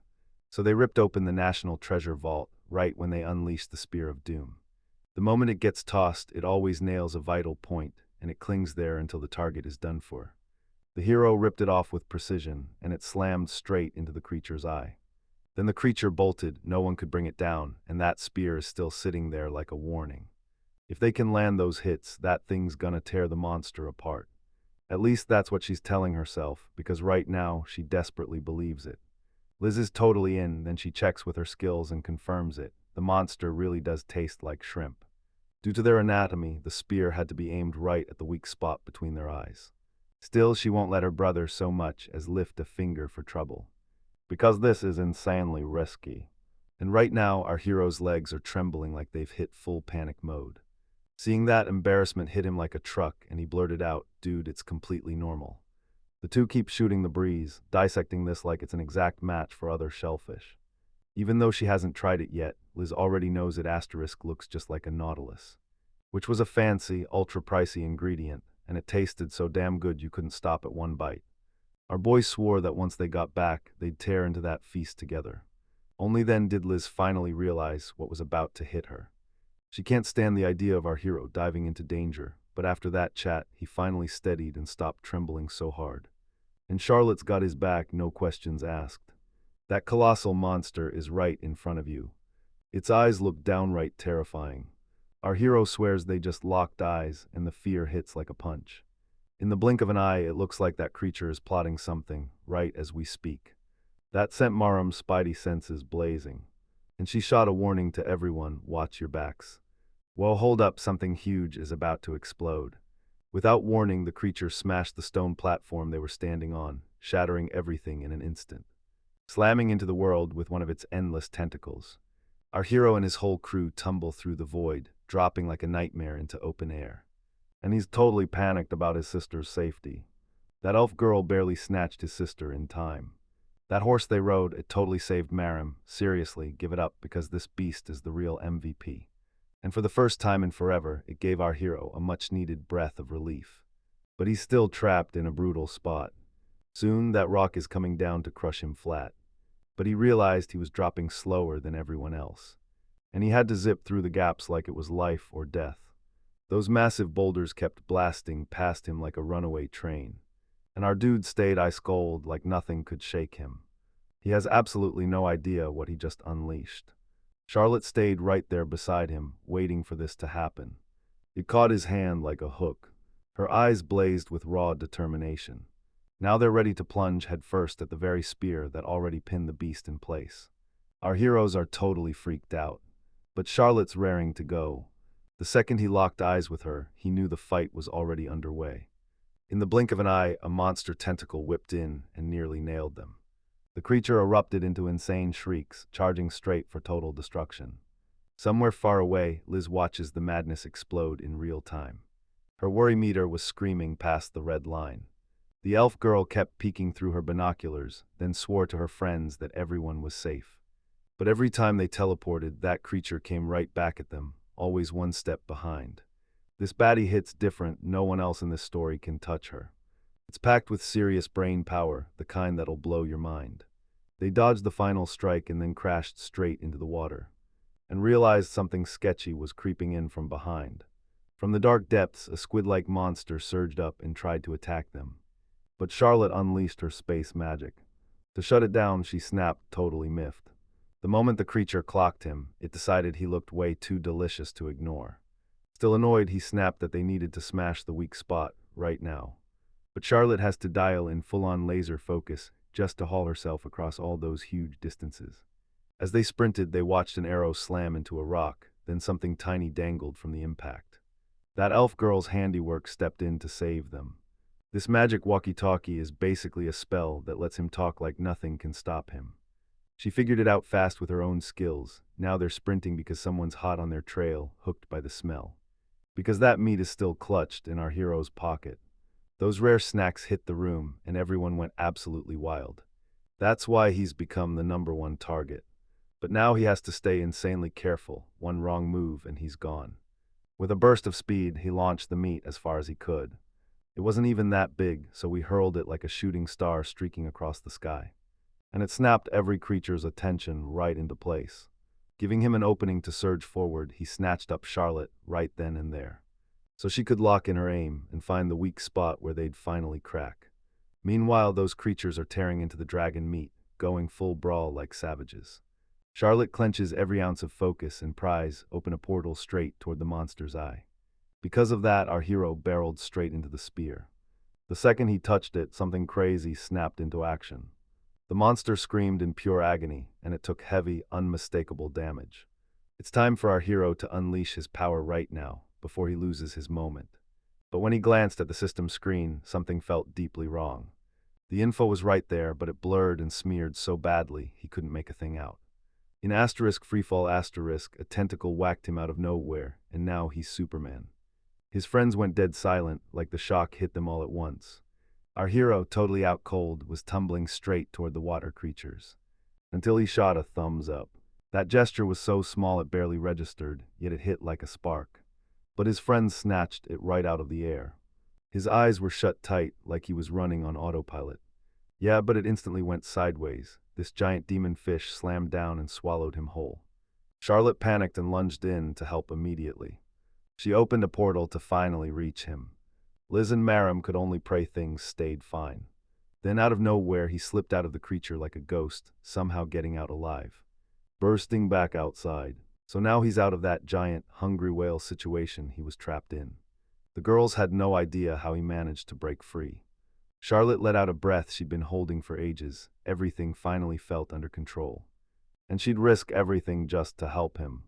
But when she tried to use his power, she realized he wasn't answering at all, and if he'd thought ahead, this wouldn't have been so messy. Right then, he cranked up raw power at the tip of his finger, and he blasted Charlotte with that same devastating energy. Her body instantly snapped into action. Suddenly, she spotted messages blazing across the system screen, no clue what they even meant. The screen blared at her to stay close and stick with the other girls. At first, panic crawled up her spine, but our hero snatched a ride on a giant fish, and it lunged to bite him in half. Because he has to tear into that colossal beast and bring it down.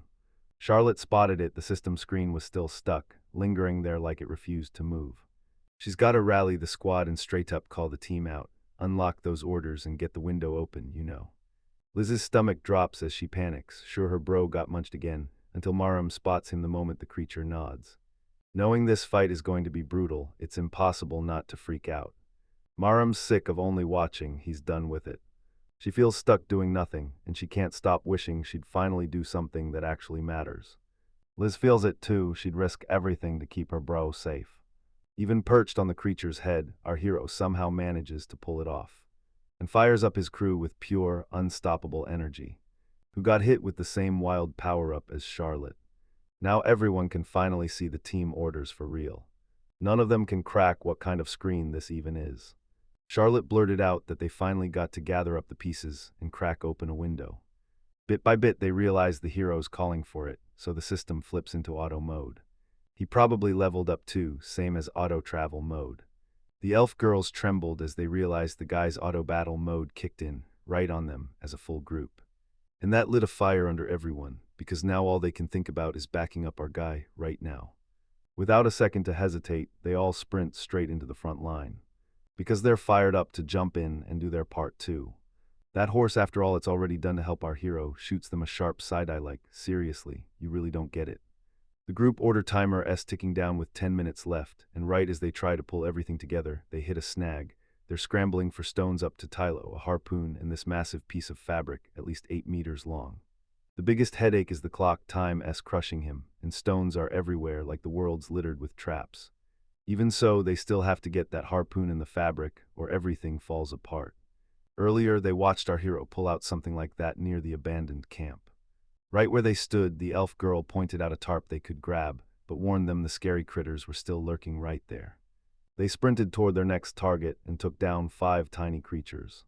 And then there was one medium one, still sniffing around like a hunter, hunting for dragon snacks. They hit the gas because time is running out fast.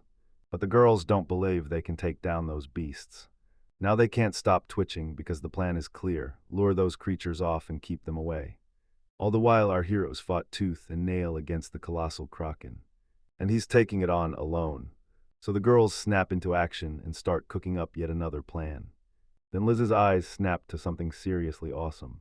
She whipped out her skill on the spot. She spotted an eel in the water, took one bite, and it tasted just like white fish. It's not just gigantic, it's ridiculously delicious. Level B creatures, then we grill them up and they taste absolutely delicious. Charlotte is ready to smash that thumbs up and seal this meeting for good. They've got it all lined up, but the plan still needs a few sharp tweaks. The girl didn't hesitate. She unleashed her spatial skill and began warping the space around her. She's fired up and ready to slam into the biggest deal of her life. With a couple brutal strikes, she dropped her foe for good. Maram lunged through the portal, her nerves screaming the whole way, aching to jump in and help our hero. She's winding up to unleash a massive fireball, aiming it straight at the creature's meat. That heat's just right for slow cooking the meat to melt in your mouth perfection.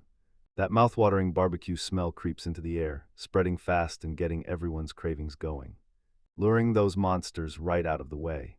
Looks like the girls' plan is finally paying off, because the monsters that would have been a nightmare are now flocking to a free feast. Because they hadn't gotten away yet, one of the monsters finally spotted them.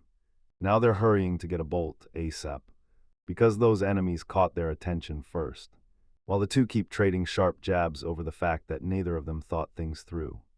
Liz grabs her shoulder and orders her to hurry, like it's for her own good, because the stakes are too high to waste a second. Because of that massive distraction, they swooped in and grabbed every single thing the system demanded.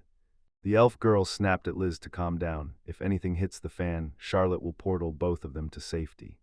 Now it's all on them to build exactly what the system demands, because this step is way more crucial than anything they've faced yet. On the run, Charlotte snapped, "Did you find the tarp yet?" Because those camp tents were built with it.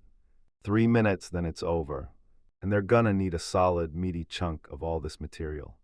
At minimum, it's a whopping 30 centimeters wide and stretches out for a full 8 meters. And boom, his friend just hit a light bulb moment. But she's totally embarrassed, because those are the exact bandages she uses to cover up and hide her real attributes. While they're trying to crack the puzzle, our hero is still toe-to-toe with the beasties, going blow for blow. The danger is ramping up and climbing higher, fast. And Maram isn't about to rip off the bandage that's hiding her twins with. With her top gone, she's blushing harder than a tomato, and she's praying there's some kind of cheat code that can save her from this disaster. And bit by bit, the bandage starts peeling away, showing off her jaw-dropping, unforgettable features. Meanwhile, that horse is dragging the harpoon in its mouth like a loaded weapon, right in the middle of all the chaos. Yankee tore the bandage right off. That wild unwrapping hit her so hard she swayed, dizzy as the world spun. Charlotte is rushing in to tell our hero, mission accomplished. With a portal ripping open, she's ready to shove the goods into their hands. Liz crosses her fingers, praying everything goes off without a hitch. Mariam, nearly about to strip, declares that he's got a wing now. The super brave horse is charging through the wild to deliver the goods to our dude. Everyone's cheering for him, hope is on the ropes, and he's the only one who can save it. Hoping this is it, the ultimate final boss fight. Our hero yanked his grip off the fish antenna he'd been clutching, racing straight at the horse barreling toward him, and his plans a little too risky for comfort. The girls sit there, gnawing their nails, staring ahead with dread in their hearts, just trying to brace for what happens next. Sure, it looked like he'd gone for the full dive, but our hero's already up on his brave steed, fully geared and ready to tear into action. So far, everything's going dangerously right. The elf girl clocked it instantly. This whole place was turning into a loud, non-stop commotion. Sea dragons are crashing into the chaos too, and the longer this drags out, the bigger the wave of bad guys gets. Every corner of this dungeon is tied together, link by link. She realized the world is way harsher now. Winning isn't just hard, it's getting brutal. Now it's on our hero to step up and take that beast head on. With a harpoon in hand, our hero yanked in a juicy chunk of dragon meat. That snap caught the attention of every single one of his buddies. Because our guy is charging on that horse, holding onto that thing like his life depends on it. To them it screams one thing, bait, but scratch that, it's a total head scratcher. Only now do they realize, when he dove into that whale's mouth, it wasn't random at all. He was after this thing to stop the dragon meat from smashing into the beast's belly. They don't understand a thing about why you did it, and the sea dragon snaps, then starts attacking like a war just broke out. Our dude grabbed his chance to hurl a chunk of meat straight into the roaring flames. And the smell exploded outward even faster.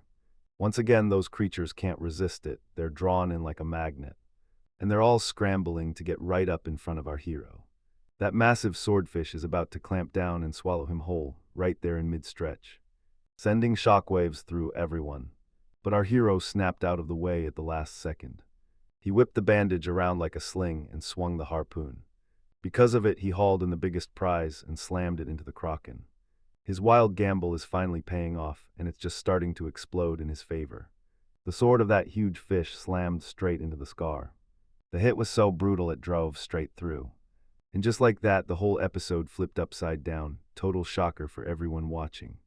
Sensing the pain, the kraken snapped its attention back onto that fish. As our hero finally gets a breath of breathing room, his friends erupt into cheers as they witness this insane, legendary move. It's straight up crazy. We use dragon meat to wrestle control of the monsters. Maram swore he even hit the creature's weak spot clean. That's seriously epic. This elf girl is barely holding herself together after what she just witnessed. Liz is already working her angles, using her skills to map out the whole scene. Spotting the flavor marks on the massive kraken. It's making a huge splash in the water. To cook this kind of mollusk, you've got to crack its shell, but trust me, one hit won't be enough. Keep stabbing through the resistance, and then don't stop. Our dude's now carving tiny cuts into the flesh. He ditched some bait back there. These meat bits are plummeting straight into the water. Casting his lure and watching a whole swarm of swordfish tear toward him. Liz can feel those creatures closing in from all around her. They're all itching for a bite of dragon meat, so they burst out of the water like it's already calling their names. Once again, our heroes led those monsters straight to his target. And that giant beast is about to take another devastating hit. Fish after fish crashes into the shells, pounding them again and again like a storm. That's when the second wave of attacks crashes in. If he keeps going this way, the whole fight could end in a flash, because every hit is smashing right into the creature's weakest spot. It's only a countdown now. Right before the shell finally shatters, those cracks start spreading like a warning you can't ignore. Now the kraken's shell is exploding into massive chunks, and they're tearing through the air in every direction. Our hero's crushed his mission, boom, right on target. Tucked deep inside that shell is the creature's biggest weak spot. Way up high, our guy S got his eyes locked in, ready to unleash the next move. Waving his friends and like, all right, this is it, the end is right there.